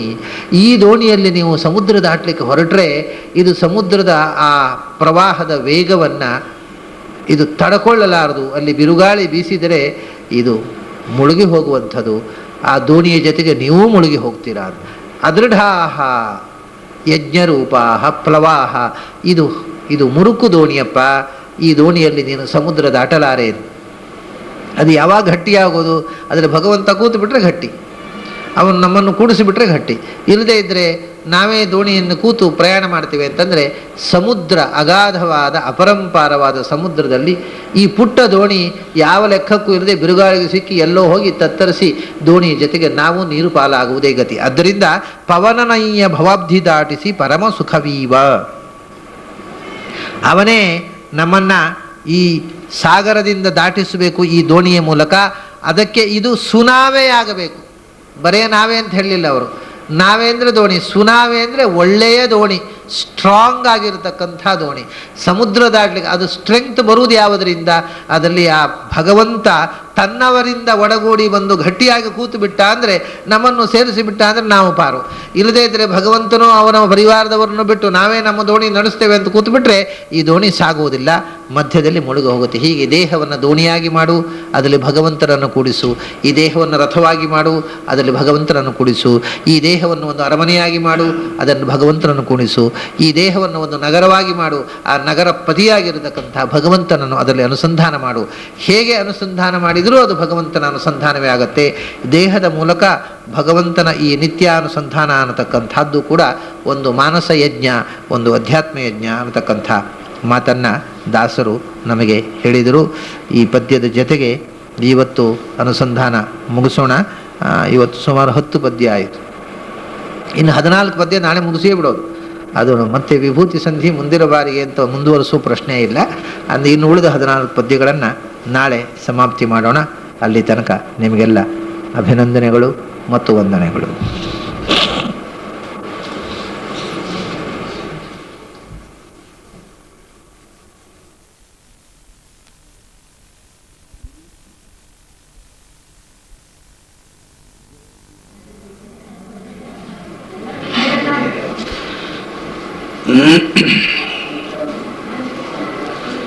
ಜಯತಿ ಪರಾಶರಸೂನುಃ ಸತ್ಯವತೀ ಹೃದಯನಂದನೋ ವ್ಯಾಸಃ ಯಸ್ಯ ಆಸ್ಯ ಕಮಲಗಲಿತಂ ವಾಂಗ್ಮಯಮೃತಂ ಜಗತ್ ಪಿಬತಿ. ಭುಜಗಭೋಗಾಭಮುದ್ಯಮ್ಯ ಹೃದ್ಯಂ ನಿಜಭುಜಂ ದಕ್ಷಿಣಂ ಲಕ್ಷಣಾಢ್ಯಂ ಲಲಿತಮುದ್ರಿಕ್ತವಿಜ್ಞಾನಮುದ್ರಂ ಭಜ ಭಜ ಅನಂತಮಿತ್ಯಾಲಪಂತಂ ಪ್ರಣತವಾನ್ ಪ್ರಾಣಿನಾಂ ಪ್ರಾಣಭೂತಂ ಪ್ರಣತಿಭಿಃ ಪ್ರಣಯೇ ಪೂರ್ಣಬೋಧಂ.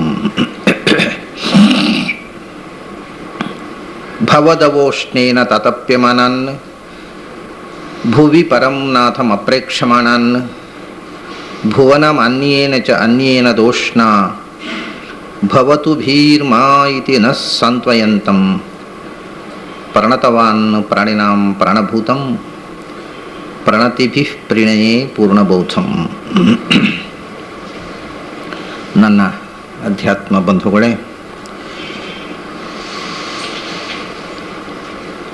ಭಗವಂತನ ರೂಪದ ಉಪಾಸನೆ ಅಧಿಭೂತವಾಗಿ, ಅಧಿಯಜ್ಞವಾಗಿ, ಅಧ್ಯಾತ್ಮವಾಗಿ, ಅಧಿದೈವವಾಗಿ ಬಹುವಿಧವಾಗಿರತಕ್ಕಂಥ ಉಪಾಸನೆಯನ್ನು ನಾವು ಈ ಹಿಂದೆ ಹೇಳಿದ್ದನ್ನು ನೋಡಿದ್ದೆವು. ಇನ್ನೂ ಒಂದೆರಡು ಉಪಾಸನಾ ಮುಖಗಳನ್ನು ಹೇಳ್ತಾರೆ. ಆಮೇಲೆ ಮತ್ತೆ ಕೆಲವು ವಿಷಯಗಳು. ಒಟ್ಟು ಇನ್ನೂ 14 ಪದ್ಯಗಳಿವೆ ಇವತ್ತು. ಅದನ್ನು ಆದಷ್ಟು ಬೇಗ, ಸ್ವಲ್ಪ ನಿನ್ನೆ ಮತ್ತು ಇವತ್ತು ಸ್ವಲ್ಪ ಹೆಚ್ಚು ವೇಗವಾಗಿ, ಯಾಕೆಂದರೆ ಅದರ ಹಿನ್ನೆಲೆ ಸಾಕಷ್ಟು ಹಿನ್ನೆಲೆಯನ್ನು ನಾನು ಈ ಮೊದಲೇ ಕೊಟ್ಟಿರುವುದರಿಂದ ಪ್ರತಿ ದಿವಸ ಅರ್ಧ ಪದ್ಯ, 1 ಪದ್ಯ ಮಾಡ್ತಿದ್ದೆ. ಈಗ 10 ಪದ್ಯ 12 ಪದ್ಯ ಮಾಡ್ತಾ ಇದ್ದೇನೆ. ಆಪಣಾಲಯಗತ ಪದಾರ್ಥವು ಸ್ತ್ರೀ ಪುರುಷರುಗಳಿಂದ್ರಿಯಗಳಲ್ಲಿ ದೀಪ ಪಾವಕರುಳು ಇಡುವ ತೈಲಾದಿ ದ್ರವ್ಯಗಳ ಆ ಪರಮಗೆ ಅವಧಾನವೆಂದು ಪದೇ ಪದೇ ಮರೆಯದಲೆ ಸ್ಮರಿಸುತ್ತ ಭೂಪನಂದದಿ ಸಂಚರಿಸು ನಿರ್ಭಯದಿ ಸರ್ವತ್ರ. ಆಪಣ ಆಲಯಗತ ಪದಾರ್ಥ. ಆಪಣ ಅಂತಂದರೆ ಪದಾರ್ಥಗಳನ್ನು ಮಾರತಕ್ಕಂಥ ಅಂಗಡಿಗಳು. ಆಲಯ ಅಂದರೆ ಮನೆ. ಮನೆಯಲ್ಲಿರುವ ಮತ್ತು ಅಂಗಡಿಗಳಲ್ಲಿರುವ ಪದಾರ್ಥಗಳು. ಸ್ತ್ರೀ ಪುರುಷರುಗಳ ಇಂದ್ರಿಯಗಳಲ್ಲಿ ಇರುವ ಪದಾರ್ಥಗಳು. ಇಂದ್ರಿಯಗಳಲ್ಲಿ ಗತ ಪದಾರ್ಥವು ಅಲ್ಲಿಗೆ ಅನ್ವಯ. ನಾವು ದೇಹದಲ್ಲಿ ಧಾರಣೆ ಮಾಡಿರತಕ್ಕಂಥ ಚಿನ್ನಾಭರಣಗಳು, ಬಟ್ಟೆ ಬರೆಗಳು. ಅಂಗಡಿಗಳಲ್ಲಿ ಇರುವ ಬಟ್ಟೆ ಬರೆ, ಚಿನ್ನಾಭರಣ, ದವಸ ಧಾನ್ಯ. ಮನೆಯಲ್ಲಿರುವ ನಾವು ಪೆಟ್ಟಿಗೆ ಒಳಗೆ ಜೋಪಾನವಾಗಿ ಇಟ್ಟಿರತಕ್ಕಂಥ ಚಿನ್ನಾಭರಣ, ಕಬಾಟ್ನೊಳಗಿರತಕ್ಕಂಥ ಬಟ್ಟೆ ಬರೆ, ದವಸ ಧಾನ್ಯ. ಮತ್ತು ನಾವು ದೇಹದಲ್ಲಿ ಉಂಡ ಆ ದವಸ ಧಾನ್ಯ, ಧಾರಣೆ ಮಾಡಿದಂಥ ಬಟ್ಟೆ ಬರೆ, ಚಿನ್ನಾಭರಣ. ಇವೆಲ್ಲ ಆಪಣಗತ ಆಲಯಗತ ಸ್ತ್ರೀ ಪುರುಷರುಗಳ ಇಂದ್ರಿಯಗಳಲ್ಲಿ ಇರತಕ್ಕಂಥ ಸಮಸ್ತ ಪದಾರ್ಥ. ಅಷ್ಟೇ ಅಲ್ಲದೆ ದೀಪ ಪಾವಕರುಳಿಡುವ ತೈಲಾದಿ ದ್ರವ್ಯಗಳ. ನಾವು ದೀಪ ಇಡ್ತೇವೆ ದೇವರಿಗೆ. ದೀಪ ಇಟ್ಟಾಗ ಆ ದೀಪ ದೇವರಿಗೆ ಅರ್ಪಿತ ಅಂತೇವೆ. ಆದರೆ ಅಷ್ಟೇ ಅಲ್ಲ ಅಂತಾರೆ, ದೀಪಕ್ಕೆ ಹಾಕಿದ ಬತ್ತಿ, ದೀಪಕ್ಕೆ ಎರೆದ ಎಣ್ಣೆ ಅದು ಕೂಡ ಭಗವಂತನಿಗೆ ಅರ್ಪಿತವಾಗಿರತಕ್ಕಂಥ ದ್ರವ್ಯವಾಗಬೇಕು ಅಂತ. ಅಗ್ನಿಕುಂಡದಲ್ಲಿ ನಾವು ಅಗ್ನಿಯನ್ನು ಪ್ರತಿಷ್ಠೆ ಮಾಡ್ತೇವೆ. ಆ ಅಗ್ನಿಗೆ ಹಾಕಿರ್ತಕ್ಕಂಥ ಆಹುತಿ ತುಪ್ಪವೋ ಪಾಯಸವೋ ಚರುವೋ ಇದು ಭಗವಂತನಿಗೆ ಅರ್ಪಿತ ಅಂತೇವೆ. ಅಷ್ಟೇ ಅಲ್ಲ, ಆ ಅಗ್ನಿ ಉರಿಯುವುದಕ್ಕೋಸ್ಕರ ಹಾಕಿರ್ತಕ್ಕಂಥ ಕಟ್ಟಿಗೆ ಇತ್ಯಾದಿ ಪದಾರ್ಥಗಳೂ ಕೂಡ.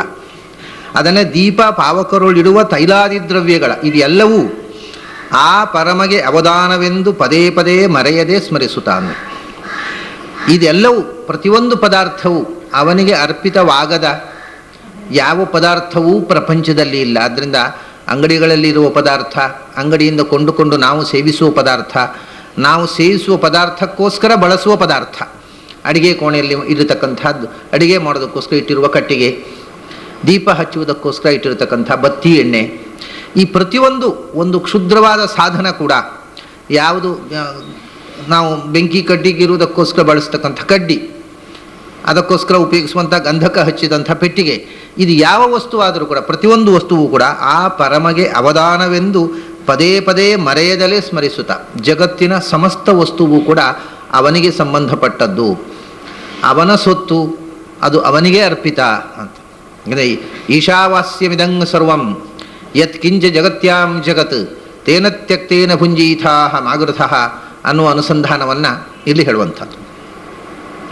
ಎಲ್ಲವೂ ಕೂಡ ಭಗವಂತನ ಸೊತ್ತು, ಅದು ಅವನಿಗೆ ಅರ್ಪಿತವಾದದ್ದು ಅನ್ನತಕ್ಕಂಥ ಅನುಸಂಧಾನ ಪ್ರತಿಯೊಂದು ಸಣ್ಣ ವಸ್ತುವಿನಿಂದ ಹಿಡಿದು ಮಹತ್ತರವಾದ ವಸ್ತುವಿನ ತನಕ ಈ ಸ್ಮರಣೆ ಪ್ರತಿಯೊಂದು ಪದೇ ಪದೇ ಮರೆಯದಲೇ ಸ್ಮರಿಸುತ್ತಾ ಅಂತ.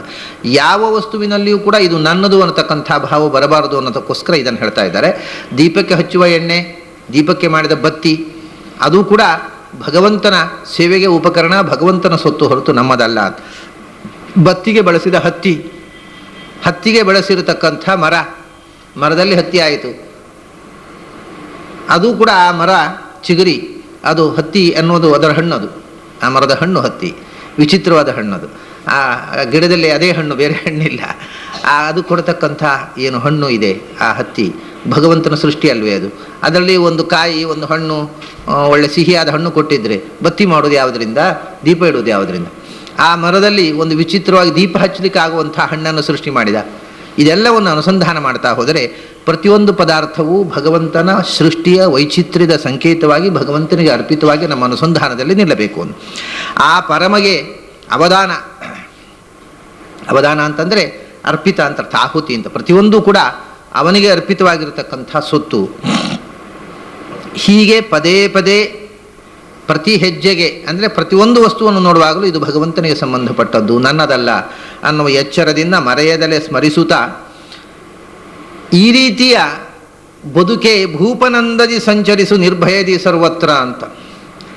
ಇದು ನನ್ನದು ಅಂತಂದವನಿಗೆ ರಾಜನ ಹಾಗೆ ತಿರುಗಲಿಕ್ಕೆ ಆಗೋದಿಲ್ಲ. ಏನೂ ನನ್ನದಲ್ಲ ಅನ್ನೋನು ರಾಜನಂತೆ ತಿರುಗಬಹುದು ಅಂತ ಹೇಳ್ತಾರೆ. ಆಕಿಂಚನ್ಯಂ ಧನಂ ವಿದುಷಾಂ ಅಂತ ಒಂದು ವೈರಾಗ್ಯ ಶತಕದಲ್ಲಿ ಒಂದು ಮಾತಿದೆ. ಶ್ರೀಮಂತರಿಗೆ ಇರತಕ್ಕಂಥ ಸಂಪತ್ತು ಲಿಮಿಟೆಡ್ಡು, ಬಡವರ ಸಂಪತ್ತು ಅನ್ಲಿಮಿಟೆಡ್ಡು ಅಂತ. ಯಾಕೆಂದರೆ ಎಲ್ಲರ ಸೊತ್ತು ಅವರದ್ದೇ. ನೀವು ಕೊಟ್ಟರೆ ನಿಮ್ಮದು ಇವತ್ತು ನಿಮ್ಮ ಮನೆಯಲ್ಲಿ, ನಾಳೆ ಯಾರ ಮನೆಯ ಸೊತ್ತು ಅವರದ್ದು ಅಲ್ಲ ಅಂತಲ್ಲ. ಎಲ್ಲರ ಸೊತ್ತು. ಬಡವ ಅಂತಂದಾಗ ಅವನು ಎಲ್ಲರೂ ಕರೆದು ಅನ್ನ ಹಾಕ್ತಾರೆ ಅನ್ನೋ ಅರ್ಥದಲ್ಲಿ ಅಲ್ಲ. ಯಾಕೆಂದರೆ ಎಲ್ಲವೂ ಭಗವಂತನ ಸೊತ್ತು ಅಂತಂದಾಗ ನನ್ನ ಅಪ್ಪನ ಸೊತ್ತು ಅಂತ. ಈ ಪ್ರಪಂಚದಲ್ಲಿ ಇರೋದೆಲ್ಲ ಯಾರು ಸೊತ್ತು ಅಂತ ತಿಳ್ಕೊಂಡಿದ್ದೀನಿ? ನನ್ನ ಅಪ್ಪನ ಸೊತ್ತು. ನೀವು ಯಾರ್ದನ್ನು ಕೇಳಲಿಕ್ಕೆ ಅನ್ನೋದು? ಭಗವಂತ ಅಂದರೆ ನಮ್ಮ ಅಪ್ಪ ಅವನು. ಆದ್ದರಿಂದ ಎಲ್ಲ ಸೊತ್ತು ನಮ್ಮ ಅಪ್ಪನದ್ದು ಅಂತ ಅನ್ನೋ ಭಾವ ಬಂದುಬಿಟ್ಟಾಗ ನಾವು ಬಡವರು ಅನ್ನೋ ಭಾವವೇ ಬರೋದಿಲ್ಲ ಅಂತ. ಅದೇ ನಿಜವಾದ ಸಂಪತ್ತು. ಸಿರಿವಂತಿಕೆ ಅಂದರೆ ಎಲ್ಲರಿಗೂ ತಂದೆಯಾದ ಭಗವಂತನ ಸೊತ್ತು ಇದು. ಆದ್ದರಿಂದ ನಾವು ಹೇಗೆ ಬಡವರು? ನಮ್ಮಪ್ಪ ಎಂಥ ಶ್ರೀಮಂತ, ಇಡೀ ವಿಶ್ವವೇ ಅವನ ಸಂಪತ್ತು, ಇಡೀ ವಿಶ್ವದ ಪತಿ ಅವನು. ಅಂಥ ಅಪ್ಪನ ಮಕ್ಕಳು ನಾವು ಯಾಕೆ ಬಡವರು? ಅಕಿಂಚನ್ಯಂ ಧನಂ ವಿದುಷಾಂ ಅಂದರೆ ಯಾವಾಗಲೂ ಇದರ ಸ್ಪೃಹ ಬಿಟ್ಟಾಗ ಮನಸ್ಸಿಗೆ ಸುಖ ಹೆಚ್ಚು. ಅದೇ ನಿಜವಾದ ಸಂಪತ್ತಲ್ಲ, ತೃಪ್ತಿಯೇ ನಿಜವಾದ ಸಂಪತ್ತು. ಅಂಥ ಜೀವನದಲ್ಲಿ ತೃಪ್ತಿಯಿಂದ ಬದುಕಲಿಕ್ಕಾಗತ್ತೆ ಅಂತ ಧರ್ಮರಾಜ ಒಂದು ಕಡೆ ಒಂದು ಮಾತು ಹೇಳ್ತಾನೆ. ಈ ಭೂಪನಂದದಿ ಸಂಚರಿಸು ನಿರ್ಭಯದಿ ಅನ್ನೋದರಲ್ಲಿ ಒಂದು ಅರ್ಥ ಇದೆ. ಏನು ಅಂದರೆ, ನಮ್ಮ ದೇಶದಲ್ಲಿ ರಾಜರುಗಳು ಮಾತ್ರವೇ, ಹಿಂದಿನ ಕಾಲದ ರಾಜರುಗಳು ಮಾತ್ರವೇ ಚಿಕ್ಕಾಸು ಸ್ವಂತ ದುಡ್ಡು ಇಲ್ಲದೆ ಇದ್ದವರು. ಮತ್ತೆಲ್ಲರಿಗೂ ಅಪ್ಪನ ಆಸ್ತಿ ಅಂತ ಇರುತ್ತೆ ನೋಡಿ. ನಾವು ಈ ಪ್ರಜೆಗಳಿಗೆ ತಂದೆ ಮಾಡಿಟ್ಟ ಆಸ್ತಿಗೆ ಅವನ ಉತ್ತರಾಧಿಕಾರಿ ಕಾನೂನು ಪ್ರಕಾರ. ರಾಜನಿಗೆ ಮಾತ್ರ ಅವನ ಸ್ವಂತವಾದ ಆಸ್ತಿ ಹಣ ಅಂತ ಇಲ್ಲ. ಬರೇ ಪ್ರಜೆಗಳಿಂದ ಕಂದಾಯ ರೂಪವಾಗಿ ಬಂದಂಥ ಹಣವನ್ನು ರಕ್ಷಿಸುವ ಸರ್ಪಗಾವಲು ಮಾಡತಕ್ಕಂಥ ವ್ಯಕ್ತಿಯವನು. ಅವನಿಗೆ ಸ್ವಂತವಾದ ಸಂಪತ್ತೇ ಇಲ್ಲ. ಆದ್ದರಿಂದ ರಾಜನಿಗೆ ಮಾತ್ರ ನಿಷ್ಕಿಂಚನ, ಅವನು ಏನೂ ಇಲ್ಲ, ಬಿಡಿಗಾಸು ತನ್ನದು ಅಂತ ಇಲ್ಲದೆ ಇದ್ದವನು ದೇಶದ ರಾಜ. ಇದು ಹಿಂದೆ. ಆದ್ದರಿಂದ ಧರ್ಮರಾಜ ಏನು ಮಾಡ್ತಿದ್ದ ಅಂತಂದರೆ, ಈ ಎಚ್ಚರದಿಂದ ರಾಜ್ಯ ಆಳ್ತಿದ್ದ ಅಂತೆ. ತನ್ನದು ಏನೂ ಇಲ್ಲ ಇಲ್ಲಿ. ಆದ್ದರಿಂದ ಅಲ್ಲಿ ಅರಮನೆಯಲ್ಲಿ ಸಾವಿರಾರು ಜನ ಸೇವಕರು, ಆಳುಕಾಳುಗಳು, ಅವರೆಲ್ಲರಿಗೆ ಬಡಿಸಿ ಅವರು ಉಂಡು ಉಳಿದ ಅನ್ನವನ್ನು ತಾನು ಉಣ್ತಾ ಇದ್ದಾನೆ. ಯಾಕಂದರೆ ಈ ದುಡ್ಡು, ಈ ಅನ್ನ ಯಾರ ದುಡ್ಡಿನಿಂದ ಮಾಡ್ತಾ ಇರೋದು? ಪ್ರಜೆಗಳ ಕಂದಾಯ, ಪ್ರಜೆಗಳ ದುಡ್ಡಿನ ಅನ್ನ ಇದು. ಪ್ರಜೆಗಳ ದುಡ್ಡಿನ ಅನ್ನ ಮೊದಲು ಪ್ರಜೆಗಳು ಉಣ್ಣಬೇಕು, ಆಮೇಲೆ ನಾನು ಉಣ್ಣಬೇಕು. ಭೂಪನಂದದಿ ಅನ್ನುವಲ್ಲಿ ನಿಜವಾಗಿ ಭೂಪ ಏನೂ ಪಿತ್ರಾರ್ಜಿತ ಒಂದು ಕಾಸೂ ಇಲ್ಲದೆ ಇದ್ದವ ಅಂದರೆ ರಾಜ. ಉಳಿದವರಿಗೆಲ್ಲ ಪಿತ್ರಾರ್ಜಿತ ಆಸ್ತಿ ಅಂತ ಏನೋ ಮಕ್ಕಳಿಗೆ ಬರುತ್ತೆ ಪಾಲು ಅಂತ, ಅವನಿಗೇನೂ ಇಲ್ಲ. ಇದು ಒಂದು ಭೂಪನಂದದಿ. ಇನ್ನೊಂದು ಧರ್ಮರಾಜನ ಇನ್ನೊಂದು ಮಾತು ನಾವು ಯೋಚಿಸಬೇಕು. ಭೂಪನಂದದಿ ಅಂದರೆ ರಾಜನಿಗೆ ಅವನು ರಾಜ್ಯ ಬೇಡ ನನಗೆ, ನೀವು ಯಾರಾದರೂ ರಾಜರಾಗ್ರಿ ಅಂತಾನೆ ಯುದ್ಧ ಆದಮೇಲೆ ಧರ್ಮರಾಜ. ಈ ನೆತ್ತರಿನಿಂದ ಪಡೆದಂಥ ರಾಜ್ಯ ನನಗೆ ಬೇಡ, ನಾನು ಅದಕ್ಕೋಸ್ಕರ ಈ ರಕ್ತಪಾತ ನನ್ನಿಂದಾಗಿ ಆಯಿತು, ಅದಕ್ಕೋಸ್ಕರ ನಾನು ಕಾಡಿಗೆ ಹೋಗಿ ಪ್ರಾಯಶ್ಚಿತ್ತ ಮಾಡ್ತೇನೆ, ಪಶ್ಚಾತ್ತಾಪ ಆಗಿದೆ ನನಗೆ, ನಾನು ತಪಸ್ಸು ಮಾಡ್ತೇನೆ. ನೀವು ಯಾರಾದರೂ ರಾಜರಾಗ್ರಿ. ಭೀಮಸೇನನಿಂದ ನಿಜವಾಗಿ ಯುದ್ಧದಲ್ಲಿ ನಾವು ಗೆದ್ದದ್ದು. ಭೀಮನೇ ರಾಜನಾಗಲಿ, ಅಥವಾ ಕೃಷ್ಣನ ಸಾರಥ್ಯದಿಂದ ಅರ್ಜುನನೂ ಇದರಲ್ಲಿ ಪ್ರಧಾನ ಪಾತ್ರ ವಹಿಸಿದ್ದಾನೆ, ಅರ್ಜುನನೇ ರಾಜ ಆಗಲಿ, ನಿಮಗೆ ಯಾರಿಗೆ ಅಪೇಕ್ಷೆ ಉಂಟು ಅವರು ರಾಜ ಆಗಲಿ, ನಾನು ಕಾಡಿಗೆ ಹೊರಟು ಹೋಗ್ತೇನೆ, ನನಗೆ ಬೇಡ ಅಂತ. ಆಗ ಭೀಮಾರ್ಜುನರೆಲ್ಲ ಧರ್ಮರಾಜನನ್ನು ಗದರುತ್ತಾರೆ. ನೀನು ಎಲ್ಲ ಕೆಲಸ ಮಾಡುವ ತನಕ ನಮ್ಮ ಜೊತೆಗಿದ್ದು ಕೆಲಸದಲ್ಲಿ ನಾವು ಜಯಗಳಿಸಿ ಯಶಸ್ವಿಗಳಾದೆವು ಅನ್ನುವಾಗ ಕೈ ಕೊಡ್ತಾ ಇದ್ದೀಯಾ? ಇದು ಒಂಥರ ಹೇಡಿತನ, ಇದು ಹೀಗೆ ಮಾಡಬೇಡ ಅಂತ. ಭೀಮಸೇನ ಅಂತೂ ಬಹಳ ಉಗ್ರವಾಗಿ ಬೈದು ಬಿಡ್ತಾನೆ. ಶ್ರೋತ್ರಿಯಸ್ಯ ಏವತೆ ರಾಜನ್ ಮಂದಕಸ್ಯ ಅವಿಪಶ್ಚಿತ ಅನುವಾಕಹತ ಬುದ್ಧಿ ನೈಷಾ ತತ್ವಾರ್ಥದರ್ಶಿನಿ. ನಿನಗೆ ಯಾವುದು ಸರಿ ಯಾವುದು ತಪ್ಪು ಅಂತ ತಿಳ್ಕೊಳ್ಳುವ ಯೋಗ್ಯತೆಯೇ ಇಲ್ಲ, ನೀನು ದಡ್ಡ ಇದ್ದಿ ಅಂತ ಹೇಳಿಬಿಟ್ಟ ಭೀಮಸೇನ. ಶ್ರೋತ್ರಿಯಸ್ಯ ಹೇಗೆ ಅಂದರೆ ವೇದವನ್ನು ಬಾಯಬಾಟ ಹೊಡೆದಂಥ ವೈದಿಕ ಬ್ರಾಹ್ಮಣನ ಹಾಗೆ ಇದ್ದೀನಿ ನೀನು. ಏನು ಯಾವ ಮಂತ್ರದ ಅರ್ಥ ಕೇಳಿದರೂ ಗೊತ್ತಿಲ್ಲ, ಎಲ್ಲ ವೇದ ಬಾಯಬಾಟ ಬರುತ್ತೆ, ಹಾಗಾಗಿದೆ ನಿನ್ನ ಗತಿ. ನಿನಗೆ ಎಲ್ಲ ವೇದಾಂತ ಓದಿದ್ದಿ, ಅದ್ರ ಒಂದು ಅರ್ಥ ಆಗಲಿಲ್ಲ. ಶ್ರೋತ್ರಿಯಸ್ಯೇವ, ಶ್ರೋತ್ರಿಯ ಅಂದರೆ ಶಾಸ್ತ್ರ ಓದಿದವ, ವೇದಗಳನ್ನು ಓದಿದವ. ಆದರೆ ಮಂದಕಸ್ಯ ಅವಿಪಶ್ಚಿತ, ಎಲ್ಲ ಮಂತ್ರಗಳು ಬಾಯಿಗೆ ಬರುತ್ತೆ, ಯಾವುದರ ಅರ್ಥವೂ ಗೊತ್ತಿಲ್ಲ. ಹಾಗೆ ಶಾಸ್ತ್ರದ ಅರ್ಥ ಗೊತ್ತಿಲ್ಲದ ದಡ್ಡ ವೇದಾಂತಿಯಂತೆ ಮಾತಾಡ್ತಾ ಇದ್ದಿ ನೀನು. ಅನುವಾಕ ಹತ, ಉರು ಹೊಡೆದು ದಡ್ಡು ಕಟ್ಟಿದ ಬುದ್ಧಿ, ನಿನಗೆ ತತ್ವ ಏನು ಅಂತ ಅರ್ಥವಾಗುವುದಿಲ್ಲ ಅಂತ ಭೀಮಸೇನ ಬೈದು ಬಿಡ್ತಾನೆ ಧರ್ಮರಾಜನನ್ನ. ಹೀಗೆ ಚರ್ಚೆ ನಡೀತಾ ಇರುತ್ತೆ. ಆವಾಗ ಕೈಗೆ ಬಂದಂಥ ಇಡೀ ಸಾಮ್ರಾಜ್ಯ ಚಕ್ರವರ್ತಿ ಪದವಿಯನ್ನು ನೀನು ತೊರೆದು ಹೋಗ್ತಾ ಇದ್ದಿ, ಇದು ಮೂರ್ಖತನ ಅಂತ ಹೇಳ್ತಾನೆ ಅರ್ಜುನ. ಆಗ ಧರ್ಮರಾಜ ಒಂದು ಮಾತು ಹೇಳ್ತಾನೆ, ಅಪ್ಪ, ಇಡೀ ದೇಶದ ಒಡೆಯ ಒಬ್ಬ, ಏನೂ ಇಲ್ಲ, ರಾತ್ರಿ ಮಲ್ಕೊಳ್ಳಿಕ್ಕೆ ಎಲ್ಲಿ ಜಾಗ, ಹೊಟ್ಟೆ ಹಸಿವಿಗೆ ಒಂದು ತುತ್ತು ಅನ್ನ ಎಲ್ಲಿ ಸಿಗುತ್ತೆ, ಮಲ್ಕೊಳ್ಳಿಕ್ಕೆ ಒಂದು 6 ಅಡಿ ಜಾಗ ಎಲ್ಲಿ ಸಿಗುತ್ತೆ ಅಂತ ಹುಡುಕುವ ಒಬ್ಬ. ಏನು ವ್ಯತ್ಯಾಸ ಇದರಲ್ಲಿ ಕೇಳ್ತಾನೆ. ಇಡೀ ದೇಶದ ಒಡೆಯ, ಇಡೀ ಪ್ರಪಂಚದ ಸಂಪತ್ತಿಗೆಲ್ಲ ಒಡೆಯನಾದವನಿಗೂ ಕೂಡ ಅವನಿಗೂ ಇರುವುದು ಒಂದೇ ಹೊಟ್ಟೆ. ಆ ಹೊಟ್ಟೆಯಲ್ಲಿ ಸೇರುವುದು ಇಷ್ಟೇ ಅನ್ನ. ಬಡವ ಎಷ್ಟು ಊಟ ಮಾಡಬಹುದು ಅಷ್ಟೇ ಒಬ್ಬ ಚಕ್ರವರ್ತಿ ಊಟ ಮಾಡ್ಬೋದು ಹೊರತು ದೇಶದ ಸಂಪತ್ತೆಲ್ಲ ನನ್ನದು ಪೂರ ಬಡಿಸರಿ ಅಂತ ತಿನ್ನಲಿಕ್ಕಾಗತ್ತೇನು? ಇಡೀ ದೇಶ ನನ್ನದು ಅಂತ ದೇಶದ ತುಂಬೆಲ್ಲ ಮಲಗಲಿಕ್ಕೆ ಆಗತ್ತೇನು? ಅವನಿಗೂ ಬೇಕಾಗುವುದು ಒಂದು ಕೋಣೆ, ಆ ಕೋಣೆಯಲ್ಲಿ 6 ಅಡಿ ಉದ್ದ 2 ಅಡಿ ಅಗಲದ ಜಾಗ. ಆದ್ದರಿಂದ ಇಡೀ ದೇಶದ ಚಕ್ರವರ್ತಿಗೂ ಏನು ನೀಡ್ಸಿದೆ, ಮುಖ್ಯ ಬೇಕಾದದ್ದು ಅಷ್ಟನ್ನು ಪ್ರಕೃತಿ ಪ್ರತಿಯೊಬ್ಬ ಬಡವನಿಗೂ ಕೊಟ್ಟಿದೆ. 6 ಅಡಿ ನೆಲ ಎಲ್ಲಿಯಾದರೂ ಇದ್ದೇ ಇದೆ. ಅದು ಒಂದು ಮನೆಯೊಳಗೆ ಇಲ್ಲದೆ ಇರಬಹುದು, ಒಂದು ಬೀದಿಯ ಬದಿಯಲ್ಲಿ ಇರಬಹುದು. ಆದರೆ ಪ್ರಕೃತಿ ಮನುಷ್ಯನಿಗೆ ನಿಜವಾಗಿ ಬೇಕಾಗಿರುವುದನ್ನು ಎಲ್ಲ ಕೊಟ್ಟಿದೆ. ಅದನ್ನು ದುಡ್ಡಿನಿಂದ ಕೊಂಡುಕೊಳ್ಳಬೇಕಾಗಿಲ್ಲ. ಏನು ದೊಡ್ಡ ಸಂಗತಿ ಅಂತ ಚಕ್ರವರ್ತಿ ಪದವಿಯನ್ನು ನೀನು ಮಹಾ ದೊಡ್ಡ ಸಾಧನೆ ಅಂತ ಹೆಗ್ಗಳಿಕೆಯಿಂದ ಮಾತಾಡ್ತಿ. ಚಕ್ರವರ್ತಿ ಏನು ಇಡೀ ದೇಶದ ತುಂಬ ಮಲಗಲಿಕ್ಕೆ ಬರುತ್ತೇನು? ದೇಶದ ಅನ್ನವನ್ನೆಲ್ಲ ಉಣ್ಲಿಕ್ಕೆ ಬರುತ್ತೇನು? ಅವನ ಹೊಟ್ಟೆ ತುಂಬುವಷ್ಟೇ ಊಟ ಮಾಡೋದು. ಒಬ್ಬ ಬಡವ ಎಷ್ಟು ಊಟ ಮಾಡ್ತಾನೋ ಅಷ್ಟೂ ಊಟ ಮಾಡ್ಲಿಕ್ಕೆ ಆಗುದಿಲ್ಲ. ಯಾಕಂದರೆ ಬಡವನಿಗೆ ಸ್ವಲ್ಪ ಹಸಿವಾದರೂ ಜಾಸ್ತಿ ಇರುತ್ತೆ, ಇವ್ರಿಗೆ ಹಸಿವೂ ಇರೋಲ್ಲ. ಒಬ್ಬ ಬಡವ ಉಂಡಷ್ಟು ಒಬ್ಬ ದೇಶದ ಚಕ್ರವರ್ತಿ ಉಣ್ಲಿಕ್ಕೆ ಆಗುವುದಿಲ್ಲ. ಬಡವನಿಗೆ ಮಲಗಲಿಕ್ಕೆ ಎಷ್ಟು ಜಾಗ ಬೇಕೋ ಅವನ ಇಡೀ ದೇಶವೇ ಅವನದ್ದಿರ್ಬೋದು. ಅರಮನೆ ಅನ್ನೋದು ದೊಡ್ಡ ಅರಮನೆ ಇರಬಹುದು, ಆದರೆ ಅವನಿಗೆ ಮಲಗಲಿಕ್ಕೆ ಬೇಕಾಗುವುದು 6 ಅಡಿ 2 ಅಡಿ ಜಾಗ. ಏನು ದೊಡ್ಡ ಸಂಗತಿ ಅಂತ ಅಂದರೆ ಈ ನಿಸ್ಪೃಹತೆಯಲ್ಲಿ ನಿಜವಾದ ಆನಂದ ಇರೋದು. ಅದಕ್ಕೋಸ್ಕರ ಅದನ್ನು ಉಪಮಾನ ಕೊಡ್ತಾರೆ, ಭೂಪನಂದದಿ ಸಂಚರಿಸು ನಿರ್ಭಯದಿ ಸರ್ವತ್ರ. ಇನ್ನೊಂದು, ರಾಜನಿಗೆ ನಾನು ಎಲ್ಲರನ್ನೂ ರಕ್ಷಿಸುವವ, ನನ್ನ ರಕ್ಷಣೆಯಲ್ಲಿ ಎಲ್ಲರೂ ಇದ್ದಾರೆ ಅನ್ನತಕ್ಕಂಥ ಭಾವದಿಂದ ತಾನು ಸುರಕ್ಷಿತ, ಅವನಿಗೂ ಮತ್ತು ಪರಿವಾರದವರೆಲ್ಲ. ರಾಜ ಅರಮನೆ ಸುತ್ತ ಕಾವಲು ದಳ ಸೈನಿಕರು, ಅವರಿಂದ ಸುರಕ್ಷಿತನಾಗಿ ಎಲ್ಲ ಕಡೆ ಅವನಿಗೆ ಎಸ್ಕಾರ್ಟ್ಗಳು. ನಮ್ಮ ಹಾಗೆ ಬೀದಿಯಲ್ಲಿ ಹೋಗುವಾಗ ಆಚೆ ಈಚೆ ಯಾರಿದ್ದಾರೆ ಏನು ಮಾಡ್ತಾರೆ ಅಂತ ಹೆದರಿಸುವ ಪ್ರಶ್ನೆ. ರಾಜ ಹೋಗಬೇಕು ಅಂದರೆ ರಾಜನ ಸುತ್ತ ಪರಿವಾರ ಸೈನಿಕರಿರ್ತಾರೆ. ಆ ಸೈನಿಕರನ್ನು ಭೇದಿಸಿ ಆ ಕೋಟೆ ಒಳಗಿದ್ದಾರೆ. ರಾಜ ನಿರ್ಭಯವಾಗಿ ಸಂಚರಿಸ್ತಾನೆ, ಯಾಕೆಂದರೆ ಅವನ ಸುತ್ತ ರಕ್ಷಕರಿರ್ತಾರೆ. ನೀನು ನಿರ್ಭಯದಿ ಸಂಚರಿಸು ಭೂಪನಂದದಿ ಅಂತ. ಯಾಕೆಂದರೆ ನೀನು ಒಂದು ರೀತಿಯಿಂದ ರಾಜನೇ. ಈ ದೇಹಕ್ಕೆ ಪುರಂಜನ ಅನ್ನುವ ರಾಜ ಅಂತ ಅದನ್ನೇ ಹೇಳಿದರು. ಈ ದೇಹಕ್ಕೆ ಪುರಂಜನ ಅನ್ನುವ ರಾಜ ನೀನು, ಈ ಪುರದ ರಾಜನೇ. ನಿನಗೆ ಭಗವಂತ ಇಷ್ಟು ದೊಡ್ಡ ಒಂದು ರಕ್ಷಣೆಯನ್ನು ಕೊಟ್ಟಿದ್ದಾನೆ. ಈ ದೇಹದಲ್ಲಿ ಸಮಸ್ತ ತತ್ವಾಭಿಮಾನಿ ದೇವತೆಗಳು ನಿನ್ನ ರಕ್ಷಕರಾಗಿದ್ದಾರೆ. ಸ್ವತಃ ಭಗವಂತ ರಕ್ಷಕನಾಗಿದ್ದಾನೆ. ನೀನು ಯಾಕೆ ಭಯಪಡಬೇಕು ಅಂದರೆ ಅವನು ರಕ್ಷಿಸ್ತಾನೆ. ರಕ್ಷತೀತ್ಯೇವ ವಿಶ್ವಾಸ, ಒಳಗಿದ್ದಾನೆ ಅವನು ರಕ್ಷಿಸ್ತಾನೆ ಅನ್ನತಕ್ಕಂಥ ಭರವಸೆ ಬಂದಾಗ ಭಯ ಹೊರಟು ಹೋಗುತ್ತೆ. ಈ ನಿರ್ಭಯವನ್ನು, ಇದು ನಾನು ಯಾವಾಗಲೂ ಹೇಳ್ತೇನೆ, ವೇದಾಂತದಿಂದ ನಾವು ಪಡೆಯಬೇಕಾದಂಥ ಮೂಲಭೂತವಾದ ಗುಣ ನಿರ್ಭಯತ್ವ. ಹೆದರುವುದು ತಪ್ಪಬೇಕು. ಯಾವುದಕ್ಕೂ ನಾವು ಹೆದರದೇ ಇರತಕ್ಕಂಥ ಸ್ಥಿತಿ. ಯಾಕೆಂದರೆ ಎಲ್ಲವನ್ನೂ ರಕ್ಷಿಸ್ತಕ್ಕಂಥ ಭಗವಂತ ನನ್ನನ್ನು ರಕ್ಷಿಸ್ತಾ ಇದ್ದಾನೆ ಅನ್ನುವ ಧೈರ್ಯ ಬಂದಾಗ ಜೀವನದಲ್ಲಿ ಭಯ ಹೊರಟು ಹೋಗುತ್ತೆ. ಆ ನಿರ್ಭಯತ್ವವನ್ನು ಸಾಧನೆ ಮಾಡು. ಎಲ್ಲ ಭಗವಂತನ ಸೊತ್ತು. ಆದ್ದರಿಂದ ನನ್ನ ಸೊತ್ತು ಅದು, ನಿನ್ನ ಸೊತ್ತು. ಆದ್ದರಿಂದ ನಾನು ಅದನ್ನು ಉಪಯೋಗಿಸ್ತಾ ಇದ್ದೇನೆ. ನನ್ನ ಸೊತ್ತು ಅಂತಲ್ಲ, ನಿನ್ನ ಸೊತ್ತು. ನಾವು ನಿನ್ನ ಮಕ್ಕಳು. ಸರ್ವಂ ಬ್ರಾಹ್ಮವಿದಂ ಜಗತ್ ಬ್ರಹ್ಮಣ ಸೃಷ್ಟಪೂರ್ವಂ ಭೀ. ಈ ಅನುಸಂಧಾನದಿಂದ ಬದುಕಲಿಕ್ಕೆ ಕಲಿ. ಆಗ ಭಗವಂತನ ರಕ್ಷಣೆಯಲ್ಲಿ ನಾವೆಲ್ಲರೂ ಸುರಕ್ಷಿತರು ಅನ್ನತಕ್ಕಂಥ ಆತ್ಮವಿಶ್ವಾಸ, ಧೈರ್ಯ ಮೂಡುತ್ತೆ ಅಂತ ಹೇಳ್ತಾರೆ. ಇನ್ನೊಂದು ರೀತಿಯಿಂದ ಹಿಂದೆ ಒಂದು ಈ ದೇಹವನ್ನು ನಾವು ವಾಸವಾಗಿರತಕ್ಕಂಥ ಭೂಮಿಯ ಪಂಚಭೂತಗಳನ್ನು ಹೇಗೆ ಅನುಸಂಧಾನ ಮಾಡಬೇಕು ಭಗವಂತನ ಆರಾಧನೆಗೆ ಉಪಕರಣ ಅಂತ. ಈಗ ಇಡೀ ಬ್ರಹ್ಮಾಂಡವನ್ನೇ ಭಗವಂತನ ಒಂದು ಆರಾಧನೆಯ ಉಪಕರಣವಾಗಿ ಅನುಸಂಧಾನ ಮಾಡುವಂದರು. ವಾರಿಜ ಭವಾಂಡವೇ ಸುಮಂಟಪ, ಮೇರುಗಿರಿ ಸಿಂಹಾಸನವು, ಭಾಗೀರಥಿಯೇ ಮಜ್ಜನವು, ದಿಗ್ವಸ್ತ್ರಗಳು, ನುಡಿ ಮಂತ್ರ, ಭೂರುಹಜ ಫಲಪುಷ್ಪ, ಗಂಧ ಸಮೀರ, ಶಶಿರವಿ ದೀಪ, ಭೂಷಣ ತಾರಕೆಗಳು ಎಂದು ಅರ್ಪಿಸಲು ಕೈಕೊಂಡು ಮನ್ನಿಸುವಂತ. ಇಡೀ ಬ್ರಹ್ಮಾಂಡವೇ ಭಗವಂತನ ಒಂದು ಮನೆ.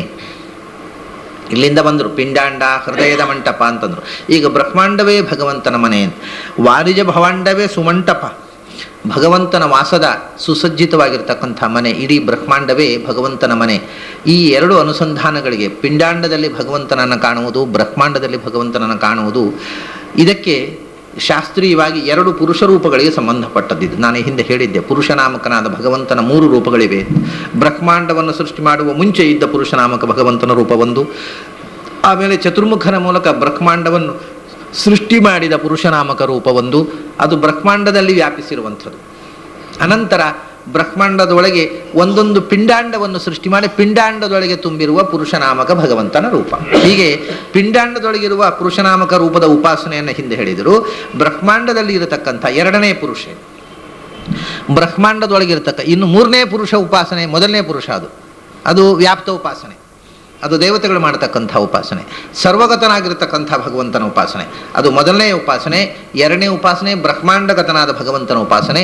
ಮೂರನೇ ಉಪಾಸನೆ ಪಿಂಡಾಂಡಗತನಾದ ಭಗವಂತನ ಉಪಾಸನೆ. ಈಗ ಎರಡನೆಯ ಪುರುಷನ ಉಪಾಸನೆಯನ್ನು ಹೇಳ್ತಾರೆ. ವಾರಿಜ ಭವಾಂಡವೇ ಸುಮಂಟಪ, ಬ್ರಹ್ಮಾಂಡವೇ ಅಲಂಕೃತವಾದ ಒಂದು ಮನೆ, ಅದರಲ್ಲಿ ಮೇರು ಗಿರಿ ಸಿಂಹಾಸನವು. ಮೇರು ಪರ್ವತವೇ, ಮೇರು ಪರ್ವತ ಅಂತಂದರೆ ಸುಮಾರಾಗಿ ನಾವು ಈಗ ಮೇರುಗಿರಿ ಎಲ್ಲಿದೆ ಅಂತ ಹುಡುಕಿದರೆ ನಮಗೆ ಮೇರು ಪರ್ವತ ಇವತ್ತು ಕಾಣಿಸುವುದಿಲ್ಲ.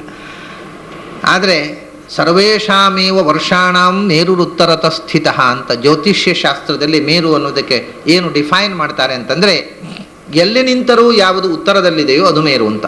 ಅಂದರೆ ಉತ್ತರ ಧ್ರುವ ಅಂತ ನೀವು ಈಗ ಯೋಚಿಸ್ಬೋದು. ಸುಮಾರಾಗಿ ಉತ್ತರ ಧ್ರುವವನ್ನು ಇವಾಗ ಮೇರು ಅಂತ ಸ್ಥೂಲವಾಗಿ ಇಟ್ಟುಕೊಳ್ಳಬಹುದು. ಉತ್ತರ ಧ್ರುವ ಮೇರುಗಿರಿ ಸಿಂಹಾಸನವು ಭಗವಂತನ, ಅಂದರೆ ಇಡೀ ಭೂಮಿಯ ಉತ್ತರದ ಎಲ್ಲ ಕಡೆ ನಿಂತರೂ ಉತ್ತರವಾಗತಕ್ಕಂಥ ಪಾಯಿಂಟು, ಅಂದರೆ ಅತ್ಯುನ್ನತವಾದಂಥ ಭಾಗ. ಮೇರುಗಿರಿ ಸಿಂಹಾಸನವು ಭಾಗೀರಥಿಯೇ ಮಜ್ಜನವು. ಅದು ಬ್ರಹ್ಮಾಂಡ ಕಟಾಹ ವಿವರೇಣ ಅದು ನಿರ್ಭಿದ್ಯ ಹೊರಗೆ ಬಂದು ನಿರ್ಭಿಣ್ಣ ಊರ್ಧ್ವಾಂಡ ಕಟಾಹ ವಿವರಾನ್ ನಿಸೃತ ಬಾಹ್ಯಾನ್ ಜಲಧಾರ. ಅದರಿಂದ ಭಗವಂತನ ವಾಮಪಾದಾಂಗುಷ್ಠ ನಖ ನಿರ್ಭಿಣ್ಣ ಊರ್ಧ್ವಾಂಡ ಕಟಾಹ ವಿವರೇಣ ಅಂತಃಪ್ರವಿಷ್ಟ ಯಾ ಬಾಹ್ಯ ಜಲಧಾರ ಅಂತ ಹೇಳ್ತಾರೆ ಭಾಗವತದಲ್ಲಿ. ವಾಮಪಾದಾಂಗುಷ್ಠನಕ ನಿರ್ಭಿಣ್ಣ ಊರ್ಧ್ವಾಂಡ ಕಟಾಹ ವಿವರೇಣ ಅಂತಃಪ್ರವಿಷ್ಟ. ಭಗವಂತನ ಪಾದದ ಅಂಗುಷ್ಠದಿಂದ ಒಡೆದ ಊರ್ಧ್ವ ಅಂಡಕಟಾಹದ ಮೇಲಿನಿಂದ ಬಾಹ್ಯ ಜಲಧಾರೆ ಒಳಕ್ಕೆ ಕುಸಿದು ಬ್ರಹ್ಮಾಂಡದ ಒಳಕ್ಕೆ ಬಂದು ಅಲ್ಲಿಂದ ಸ್ವರ್ಗಕ್ಕೆ ಇಳಿದು ಬಂದು ಸ್ವರ್ಗಂಗೆಯಾಗಿ ಅಲ್ಲಿಗೆ ಬಾನಿಗೆ ಇಳಿದೊಂದು ಆಕಾಶಗಂಗೆಯಾಗಿ ಹಾಗೆ ಭೂಮಿಗೆ ಇಳಿದು ಬಂದು ಗಾಂಗತ ಗಂಗೆಯಾಗಿ ಹಿಮಾಲಯದಿಂದ ಹರಿದು ಬರತಕ್ಕಂಥ ಗಂಗೆಯೇ ಭಗವಂತನ ಸ್ನಾನವಾರಿ. ಭಾಗೀರಥಿಯೇ ಮಜ್ಜನವು. ಅದು ಅಲ್ಲಿಂದ ಭೂಮಿಗೆ ಬಂದ ಮೇಲೆ ಭಾಗೀರಥಿ ಆದದ್ದು. ಅಲ್ಲಿ ತನಕ ಅದು ಗಂಗಾ ಆಗಿತ್ತು. ಗಂಗಾ ಅಂದರೆ ಗಾಂ ಗತ, ಆಕಾಶದಲ್ಲಿದ್ದದ್ದು ಗಂಗಾ, ಆಕಾಶ ಗಂಗಾ ಆಗಿತ್ತು. ಅಲ್ಲಿಂದ ಗಾಂ ಭೂಮಿಂ ಗತ ಆಯಿತು ಭಗೀರಥನಿಂದಾಗಿ. ಹಾಗಾಗಿ ಭಗೀರಥನ ತಪಸ್ಸಿಗೊಲಿದು ಭೂಮಿಗಿಳಿದು ಬಂದಾಗ ಭಾಗೀರಥಿಯೇ ಮಜ್ಜನವು. ದಿಗ್ವಸ್ತ್ರಗಳು, ದಿಕ್ಕುಗಳೇ ವಸ್ತ್ರಗಳು, ನುಡಿ ಮಂತ್ರ ಆಡುವ ಮಾತುಗಳೆಲ್ಲ ಭಗವಂತನ ಆರಾಧನೆ. ಭೂರುಹಜ ಫಲಪುಷ್ಪ, ಇಡೀ ಭೂಮಿಯಲ್ಲಿ ಹುಟ್ಟಿರತಕ್ಕಂತಹ ಪ್ರತಿಯೊಂದು ವಸ್ತುವು ಯಾವ ಗಿಡದಲ್ಲಿ ಏನೇ ಬೆಳೆದಿರಲಿ ಅದು ಹೂ ಹಣ್ಣು ಅವನಿಗೆ ಅರ್ಪಿತವಾದ ಫಲಪುಷ್ಪ. ಗಂಧ ಸಮೀರ, ಗಾಳಿಯೇ ಅವನಿಗೆ ಪುನುಗು ಗಂಧಗಳನ್ನು ಅರ್ಪಿಸ್ತಕ್ಕಂಥ ಸೇವಕ. ಶಶಿ ರವಿ ದೀಪ, ಸೂರ್ಯಚಂದ್ರರೇ ಅವನ ದೀಪಗಳು. ಭೂಷಣ ತಾರಕೆಗಳು, ಅವನ ತಾರಕ. ಈ 27 ನಕ್ಷತ್ರಗಳಿಗೆ ತಾರಕ ಅಂತ, ತಾರಾಮಾಲ ಅಂತ ಒಂದಿದೆ. 27 ಮುತ್ತುಗಳಿಂದ ಪೋಣಿಸಿ ಒಂದು ಮಾಲೆ ಮಾಡ್ತಿದ್ರು ಹಿಂದೆ, ಅದಕ್ಕೆ ತಾರಕ ಮಾಲ ಅಂತಲೇ ಹೆಸರು. 27 ಮಣಿಗಳಿಂದ ಮಾಡಿದ ಸರ. ಹಾಗೆ ಭಗವಂತನ ಕೊರಳ ಮಣಿಸರ, 27 ಮಣಿಗಳ ಮಣಿಸರ ಅನ್ನೋದೇ 27 ನಕ್ಷತ್ರಗಳ ಸರ. ಆಮೇಲೆ 27 ನಕ್ಷತ್ರಗಳಲ್ಲದೆ ಲಕ್ಷೋಪಲಕ್ಷ ನಕ್ಷತ್ರಗಳಿವೆ. ಅವು ಭಗವಂತನ ಎದೆಗೆ ಆಭರಣವಾಗಿರ್ತಕ್ಕಂಥ ಮುತ್ತಿನ ಪದಕ ಅಂತ ಯೋಚನೆ ಮಾಡೋದು. ಭೂಷಣ ತಾರಕೆಗಳೇ ಎಂದು ಅರ್ಪಿಸಲು ಕೈಕೊಂಡು ಮನ್ನಿಸುವ ಅಂತ. ಹೀಗೆ ಇಡೀ ಬ್ರಹ್ಮಾಂಡ, ಆಕಾಶ, ಸೂರ್ಯಚಂದ್ರರು, ಬೆಳಕು, ಗಾಳಿ, ತಾರಕೆಗಳು, ನಕ್ಷತ್ರಗಳು, ಆಮೇಲೆ ಭೂಮಿಯಲ್ಲಿರತಕ್ಕಂಥ ನದಿ, ವೃಕ್ಷಗಳು ಎಲ್ಲವೂ ಭಗವಂತನ ಆರಾಧನೆಯ ಸಾಧನ ಅಂತ ನಾವು ಅನುಸಂಧಾನ ಮಾಡಿದರೆ ಕೈಕೊಂಡು, ಅಂದರೆ ಅದನ್ನು ಸ್ವೀಕರಿಸಿ ಮನ್ನಿಸುವ ಅಂತ, ನಮ್ಮನ್ನು ರಕ್ಷಣೆ ಮಾಡ್ತಾನೆ. ಅದನ್ನು ಸ್ವೀಕಾರ ಮಾಡಿ ಈ 2 ಪದ್ಯಗಳಲ್ಲಿ ಹಿಂದೆ ಹೇಳಿದಂಥ ಬ್ರಹ್ಮಾಂಡದಿಂದ ಹಿಡಿದು ಪಿಂಡಾಂಡದ ತನಕ ಇರತಕ್ಕಂಥ ಅನುಸಂಧಾನ, ಭಗವಂತನ ಪೂಜೆಯ ಅನುಸಂಧಾನ. ಇನ್ನು ಮುಂದೆ 4 ವರ್ಣಗಳಲ್ಲಿ ಇರತಕ್ಕಂಥ ಅಭಿಮಾನಿ ದೇವತೆಗಳು, ಅದರ ಹಿಂದೆ ಇರತಕ್ಕಂಥ ಭಗವಂತನ ರೂಪವನ್ನು ಹೇಳ್ತಾರೆ. ನಮ್ಮಲ್ಲಿ ಶಾಸ್ತ್ರದಲ್ಲಿ 4 ವರ್ಣಗಳನ್ನು ಹೇಳಿದರು. ಬ್ರಾಹ್ಮಣೋಸ್ಯ ಮುಖಮಾಸೀತ್ ಬಾಹು ರಾಜನ್ಯ ಕೃತಃ ಊರು ತದಸ್ಯ ಯದ್ವೈಶ್ಯ ಪದ್ಭ್ಯಾಂಗ್ ಶೂದ್ರೋ ಅಜಾಯತ ಅಂತ ಮಂತ್ರ ಹೇಳ್ತಾರೆ. ಬ್ರಾಹ್ಮಣೋಸ್ಯ ಮುಖಮಾಸೀತ್, ಭಗವಂತನ ಮುಖದಿಂದ ಬ್ರಾಹ್ಮಣ ವರ್ಣ ಹುಟ್ಟಿತು. ಆಮೇಲೆ ಬಾಹೂರಾಜನ್ಯ ಕೃತಃ, ತೋಳಿನಿಂದ ಕ್ಷತ್ರಿಯ ವರ್ಣ ಹುಟ್ಟಿತು. ಊರು ತದಸ್ಯ ಯದ್ವೈಶ್ಯ, ವೈಶ್ಯವರ್ಣ ತೋಳಿನಿಂದ ಅಲ್ಲ ತೊಡೆಯಿಂದ ಹುಟ್ಟಿತು. ಪದ್ಭ್ಯಾಂಗ್ ಶೂದ್ರೋ ಅಜಾಯತ, ಕಾಲುಗಳಿಂದ ಶೂದ್ರ ವರ್ಣ ಹುಟ್ಟಿತು ಅಂತ. ಇದನ್ನೇ ಗೀತೆಯಲ್ಲಿ ಕೃಷ್ಣ ಹೇಳಿದ, ಚಾತುರ್ವರ್ಣ್ಯಂ ಮಯಾ ಸೃಷ್ಟಂ ಗುಣಕರ್ಮ ವಿಭಾಗಶಃ ತಸ್ಯ ಕರ್ತಾರಮಪಿ ಮಾಂ ವಿದ್ಧಿ ಅಕರ್ತಾರಂ ಅವ್ಯಯಂ ಅಂತ. ಚಾತುರ್ವರ್ಣ್ಯಂ ಮಯಾ ಸೃಷ್ಟಂ, ಈ ಚಾತುರ್ವರ್ಣ್ಯವನ್ನು ನಾನು ಸೃಷ್ಟಿ ಮಾಡಿದೆ. ಇದನ್ನು ನಾನೇ ಮಾಡಿದೆ, ಆದರೆ ನಾನು ಮಾಡಲಿಲ್ಲ ಅಂತಾನೆ. 4 ವರ್ಣವನ್ನು ನಾನೇ ಸೃಷ್ಟಿ ಮಾಡಿದೆ, ಆದರೂ ನಾನು ಮಾಡಿದ್ದಲ್ಲ ಅದು. ಯಾಕೆಂದರೆ ಜೀವ ಸ್ವಭಾವಕ್ಕೆ ಸಂಬಂಧಪಟ್ಟದ್ದು ಅನ್ನೋ ಅರ್ಥದಲ್ಲಿ. ಚತುರ್ವರ್ಣಗಳು ಅಂತಂದರೆ ದೇಹಕ್ಕೆ ಸಂಬಂಧಪಟ್ಟದ್ದಲ್ಲ. ಇದು ಸ್ಪಷ್ಟವಾಗಿ ಮೊದಲು ಗೊತ್ತಿರಬೇಕು. ಇದನ್ನು ನಾವು ಸ್ಪಷ್ಟಪಡಿಸದೇ ಇದ್ದರೆ ಬಹಳ ಗೊಂದಲವಾಗತ್ತೆ. ಇಲ್ಲಿ ಹೇಳ್ತಕ್ಕಂಥದ್ದು, ಶಾಸ್ತ್ರದಲ್ಲಿ ಹೇಳ್ತಕ್ಕಂಥದ್ದು 4 ಜಾತಿಗಳನ್ನಲ್ಲ, 4 ವರ್ಣಗಳನ್ನು. ಜಾತಿ ಎನ್ನುವುದು ದೇಹಕ್ಕೆ ಸಂಬಂಧಪಟ್ಟದ್ದು. ಯಾಕೆಂದರೆ ಅವನು ಹುಟ್ಟಿದ ಯಾವ ಜಾತಿಯಲ್ಲಿ ಹುಟ್ಟಿದ ಅಂತ ಅಂದರೆ ತಂದೆ ತಾಯಿಯಿಂದ ಪಡೆದದ್ದು ಜಾತಿ. ಅಂದರೆ ತಂದೆ ತಾಯಿಯಿಂದ ಪಡೆದದ್ದು ದೇಹ, ಜೀವಸ್ವರೂಪವೂ ಅಲ್ಲ, ಮನಸ್ಸೂ ಅಲ್ಲ. ಆದ್ದರಿಂದ ದೇಹಕ್ಕೆ ಸಂಬಂಧಪಟ್ಟದ್ದು ಜಾತಿ. ವರ್ಣ ಅನ್ನೋದು ಜೀವ ಸ್ವಭಾವಕ್ಕೆ ಸಂಬಂಧಪಟ್ಟದ್ದು. ಮತ್ತು ಇನ್ನೂ ತಮಾಷೆ ಏನು ಅಂತಂದರೆ, ಶಾಸ್ತ್ರದಲ್ಲಿ ವರ್ಣ ಅಂತಂದರೆ ಎಲ್ಲರಿಗೂ, ಎಲ್ಲ ಜೀವಕ್ಕೂ ವರ್ಣ ಇಲ್ಲ. ಸಾತ್ವಿಕರಾಗಿರತಕ್ಕಂಥವರು ಎಲ್ಲರಿಗೂ ವರ್ಣ ಇಲ್ಲ. ರಾಜಸರಲ್ಲಿ ಕೆಲವರಿಗೆ ಸಾತ್ವಿಕರಿಗೆ ವರ್ಣ ಇಲ್ಲ, ತಾಮಸರಿಗೆ ವರ್ಣ ಇಲ್ಲ. ರಾಜಸರಲ್ಲಿ ಸಾತ್ವಿಕರಿಗೆ ಮಾತ್ರ ವರ್ಣ ವ್ಯವಸ್ಥೆ, ದೇವತೆಗಳಿಗೆ ವರ್ಣ ವ್ಯವಸ್ಥೆ ಇಲ್ಲ. ವರ್ಣ ಎಲ್ಲಿಗೆ, ಯಾರಿಗೆ ಸಂಬಂಧಪಟ್ಟದ್ದು ಅಂದರೆ ಮನುಷ್ಯರಲ್ಲಿ ಸಾತ್ವಿಕರಿಗೆ ಮಾತ್ರ. ಅಂದರೆ ರಾಜಸರಲ್ಲಿ ಸಾತ್ವಿಕರಿದ್ದಾರಲ್ಲ, ಅವರಿಗೆ ಮಾತ್ರ ವರ್ಣ ವ್ಯವಸ್ಥೆ ಇರೋದು. ಇಡೀ ಜೀವ ಸಮುದಾಯದಲ್ಲಿ ರಾಜಸರಲ್ಲಿ ಸಾತ್ವಿಕರಿಗೆ ಅಂದರೆ ಮೋಕ್ಷಯೋಗ್ಯ ಜೀವದಲ್ಲಿ, ಜೀವಸ್ವರೂಪದಲ್ಲಿ ಸಂಬಂಧಪಟ್ಟ 4 ವಿಭಾಗ ಇದು ಜೀವಸ್ವರೂಪಕ್ಕೆ ಸಂಬಂಧಪಟ್ಟದ್ದು. ಶಾಸ್ತ್ರದಲ್ಲಿ ಹೇಳುವುದು ಹೊರಗಿನದ್ದಕ್ಕೆ ಸಂಬಂಧಪಟ್ಟದ್ದು ಅಲ್ಲವೇ ಅಲ್ಲ. ಎಷ್ಟು ಗೊಂದಲಗಳು, ಎಷ್ಟು ಗದ್ದಲಗಳು ಅಂತಂದರೆ ಈ ಜಾತಿಯ ಹೆಸರಿನಲ್ಲಿ ಹೊಡೆದಾಟ ಬಡದಾಟ ನೋಡಿದರೆ.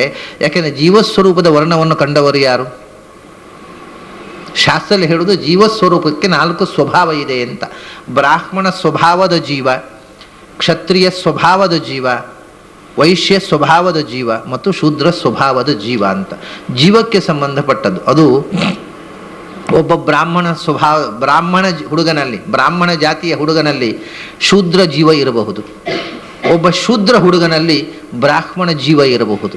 ಯಾಕೆಂದರೆ ಜೀವದ ಸ್ವಭಾವಕ್ಕೂ ಈ ದೇಹದ ಜಾತಿಗೂ ಸಂಬಂಧ ಇಲ್ಲ.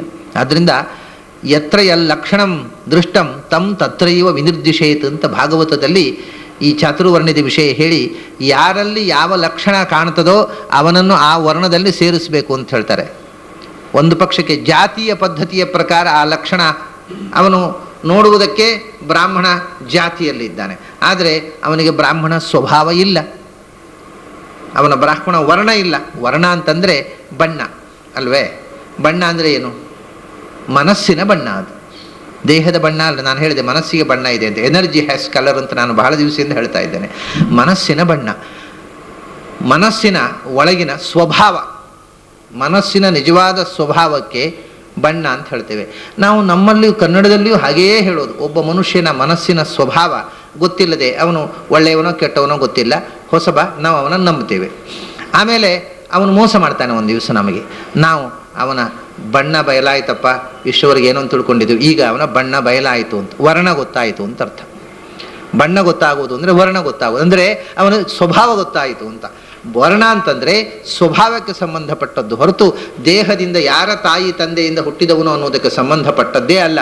ತಂದೆ ತಾಯಿ ಬೇರೆ ವರ್ಣದವರು ಇರಬಹುದು, ಮಗ ಬೇರೆ ವರ್ಣದವರು ಇರಬಹುದು. ಅಂದರೆ ಶಾಸ್ತ್ರದಲ್ಲಿ ಹೇಳಿರ್ತಕ್ಕಂಥ ಚಾತುರ್ವರ್ಣ್ಯಕ್ಕೂ ಈ ಸಾಮಾಜಿಕವಾಗಿರತಕ್ಕಂಥ ಜಾತಿ ಪದ್ಧತಿಗೂ ಏನೇನು ಸಂಬಂಧವೂ ಇಲ್ಲ. ಅಂದರೆ ಬ್ರಾಹ್ಮಣ ಜಾತಿ ಅವನು ಸ್ವಭಾವತಃ ಶೂದ್ರ ಇರಬಹುದು, ಶೂದ್ರ ಜಾತಿಯವನು ಸ್ವಭಾವತಃ ಬ್ರಾಹ್ಮಣ ಇರಬಹುದು. ಅದನ್ನ ಯಾರಲ್ಲಿ ಯಾವ ಸ್ವಭಾವವೋ ಅವನನ್ನು ಆ ವರ್ಣದಲ್ಲಿ ಪರಿಗ್ರಹಣ ಮಾಡಬೇಕು ಅನ್ನೋದು ಶಾಸ್ತ್ರಕಾರರ ವ್ಯವಸ್ಥೆ. ತಂ ತತ್ರೈವ ವಿನಿರ್ದಿಶೇತ್ ಯಸ್ಯ ಯಲ್ಲಕ್ಷಣಂ ದೃಷ್ಟಂ. ಯಾರಲ್ಲಿ ಯಾವ ಸ್ವಭಾವವನ್ನು ಕಂಡಿರೋ ಅವನನ್ನು ಆ ವರ್ಣದಲ್ಲಿ ಸೇರಿಸಿ ಅಂತಂದರೆ ಜಾತಿ ಬೇರೆ ವರ್ಣ ಬೇರೆ. ಜಾತಿಯಿಂದ ಅವನು ಯಾಕೆಂದರೆ ಕೃಷ್ಣ ಸೃಷ್ಟಿ ಮಾಡಿದ್ದು ಜಾತಿಯನ್ನಲ್ಲ, ವರ್ಣವನ್ನು. ಅದನ್ನು ಕೂಡ ಅವನು ಬೇಕು ಅಂತ ಕೆಲವರನ್ನು ಬ್ರಾಹ್ಮಣರನ್ನು ಕೆಲವರನ್ನು ಕ್ಷತ್ರಿಯರನ್ನು ಮಾಡಿದ್ದಲ್ಲ, ಆ ಜೀವ ಸ್ವಭಾವಕ್ಕೆ ಅನುಗುಣವಾಗಿ ಸೃಷ್ಟಿ ಮಾಡಿದ. ಆದ್ದರಿಂದ ನಾನು ಮಾಡಿದ್ದು ಅವನ ಸ್ವಭಾವವನ್ನೇ ವಿಕಾಸಗೊಳಿಸಿದ್ದು ಹೊರತು ಅವನಿಗೆ ಆ ಸ್ವಭಾವ ಕೊಟ್ಟದ್ದು ನಾನಲ್ಲ. ಅದನ್ನು ಚಾತುರ್ವರ್ಣ್ಯವನ್ನು ನಾನು ಮಾಡಿದರೂ ನಾನು ಚಾತುರ್ವರ್ಣ್ಯವನ್ನು ಮಾಡಲಿಲ್ಲ ಅಂದ ಕೃಷ್ಣ. ಯಾಕೆಂದರೆ ನಾನು ಖುಷಿ ಬಂದಾಗ ಇವನನ್ನು ಬ್ರಾಹ್ಮಣನಾಗಿ ಮಾಡುವ, ಇವನನ್ನು ಶೂದ್ರನಾಗಿ ಮಾಡುವ ಅಂತ ಮಾಡಿದ್ದಲ್ಲ. ಯಾರಲ್ಲಿ ಜೀವ ಸ್ವಭಾವ ಏನೋ ಅದರ ವಿಕಾಸಕ್ಕೆ ಅವಕಾಶ ಮಾಡಿಕೊಟ್ಟೆ. ಅದನ್ನು ಚಾತುರ್ವರ್ಣ್ಯವನ್ನು ನಾನೇ ಮಾಡಿದರೂ ನಾನು ಮಾಡಿದ್ದಲ್ಲ. ತಸ್ಯ ಕರ್ತಾರಮಪಿ ಮಾಂ ವಿಧಿ ಅಕರ್ತಾರಂ ಅವ್ಯಯಂ. ಹೀಗೆ ಜೀವಕ್ಕೆ ಸಂಬಂಧಪಟ್ಟಿರತಕ್ಕಂಥ ಸ್ವಭಾವವನ್ನು, ಅದು ಸಾತ್ವಿಕ ಜೀವರು, ಮೋಕ್ಷಯೋಗ್ಯರಾದ ಮನುಷ್ಯ ಜೀವರಲ್ಲಿ 4 ಥರ. ದೇವತೆಗಳಲ್ಲಿ ಬ್ರಾಹ್ಮಣ ದೇವತೆಗಳು, ಕ್ಷತ್ರಿಯ ದೇವತೆಗಳು, ವೈಶ್ಯ ದೇವತೆಗಳು, ಶೂದ್ರ ದೇವತೆಗಳು ಅಂತಿಲ್ಲ. ಆದರೆ ಇದೆ, ಅದು ಮುಂದೆ ಹೇಳ್ತಾರೆ, ಅದು ಏನು ಅರ್ಥ ಅನ್ನೋದು. ಆಮೇಲೆ ಋಷಿಗಳಲ್ಲಿ ಬ್ರಾಹ್ಮಣ ಋಷಿಗಳು, ವೈಶ್ಯ ಋಷಿಗಳು, ಕ್ಷತ್ರಿಯ ಋಷಿಗಳು, ಶೂದ್ರ ಋಷಿಗಳು ಅಂತಿಲ್ಲ. ಗಂಧರ್ವರಲ್ಲಿಲ್ಲ, ಕೇವಲ ಮನುಷ್ಯರಲ್ಲಿಯೂ ತಾಮಸರಲ್ಲಿ ಇಲ್ಲ. ನಿತ್ಯ ಸಂಸಾರಿಗಳಲ್ಲಿ 4 ವರ್ಣ ಇಲ್ಲ. ಮೋಕ್ಷಯೋಗ್ಯರಲ್ಲಿ ಮಾತ್ರ 4 ವರ್ಣ ಇರುತ್ತೆ. ಅದರಿಂದ ಎಷ್ಟು ಲಿಮಿಟೆಡ್ಡು ಚಾತುರ್ವರ್ಣ್ಯ ಅನ್ನೋದನ್ನು ಯೋಚನೆ ಮಾಡಿ. ಬಹಳ ಜನಕ್ಕೆ ಇದರ ಕಲ್ಪನೆಯೇ ಇಲ್ಲ. ಚಾತುರ್ವರ್ಣ್ಯ ಅಂದರೆ ಎಲ್ಲ ಜೀವರಿಗೂ 4 ವರ್ಣ, 4 ಜಾತಿ ಅಂತ ತಿಳ್ಕೊಂಡು ಬಿಟ್ಟಿದ್ದಾರೆ. ಮೋಕ್ಷಯೋಗ್ಯರಾದ ಜೀವರ ಸ್ವಭಾವಕ್ಕೆ ಸಂಬಂಧಪಟ್ಟದ್ದು. ಅದನ್ನ this is a classification of human nature and not human body. ಅದರಿಂದ ದೇಹಕ್ಕೆ ಸಂಬಂಧಪಟ್ಟದ್ದು ಜಾತಿ, ವರ್ಣಕ್ಕೆ ಸಂಬಂಧವಾದ ಆ ಮನಸ್ಸಿಗೆ ಮತ್ತು ಆತ್ಮಕ್ಕೆ ಸಂಬಂಧಪಟ್ಟದ್ದು ವರ್ಣ. ಅದು ಕೇವಲ ಸಾಧನೆಗೆ ಸಂಬಂಧಪಟ್ಟ ಅಂತರಂಗದ ವಿಷಯ ಚಾತುರ್ವರ್ಣ್ಯ ಅನ್ನೋದು. ಅದಕ್ಕೆ it has no social aspect at all. ಅಂಥ ಚಾತುರ್ವರ್ಣ್ಯಗಳನ್ನು ಸೃಷ್ಟಿ ಮಾಡಿದೆ ಅಂತಂದಲ್ವ ಭಗವಂತ ಗೀತೆಯಲ್ಲಿ, ಅದೇ ಉಪನಿಷತ್ನಲ್ಲಿ ಹೇಳಿದ್ದಾರೆ. ಆಮೇಲೆ ಪುರುಷ ಸೂಕ್ತದಲ್ಲಿ ಹೇಳಿದ್ದನ್ನು ನಾವು ನೋಡಿದೆವು. ಈ ರೀತಿಯ ಜೀವದ 4 ವಿಧವಾದ ಸ್ವಭಾವ. ಈ 4 ವಿಧವಾದ ಸ್ವಭಾವ ಅಂತಂದರೆ ಪುನಃ ಈ 4 ವಿಧವಾದ ಸ್ವಭಾವ 4 ಜನರಲ್ಲಿ ಇರುವುದು ಅಂದರೆ ಅದು ಪೂರ್ತಿಯಾಗಿ ಒಂದೊಂದು ಸ್ವಭಾವ ಒಬ್ಬೊಬ್ಬರಲ್ಲಿ ಇರುವುದಲ್ವೇ ಅಲ್ಲ. ಬ್ರಾಹ್ಮಣ ಸ್ವಭಾವ ಅಂತಂದರೆ ಬ್ರಾಹ್ಮಣೋಸ್ಯ ಮುಖಮಾಸೀತ್, ಮುಖದ ಸ್ವಭಾವ ಅಂದರೆ ಅವನ ಚಿಂತನ, ಶ್ರವಣ, ಪ್ರವಚನ, ಶಾಸ್ತ್ರ ಅಧ್ಯಯನ, ಜ್ಞಾನ ಮಾರ್ಗ ಅನ್ನುವುದು ತಲೆಯ ಕೆಲಸ. ಮುಖ ಅಂದರೆ ತಲೆಯ ಕೆಲಸ. ಅದರಿಂದ ತಲೆಯ ಕೆಲಸ ಯಾರಿಗೆ ಪ್ರಧಾನವೋ ಅದೇ ಸ್ವಭಾವ ಅವನಿಗೆ. ಅದು ಬಿಟ್ಟು ಬೇರೆ ಸ್ವಭಾವ ಅವನಿಗೆ ಒಗ್ಗದ ಸ್ವಭಾವ ಆದರೆ ಅದು ಬ್ರಾಹ್ಮಣ ವರ್ಣ.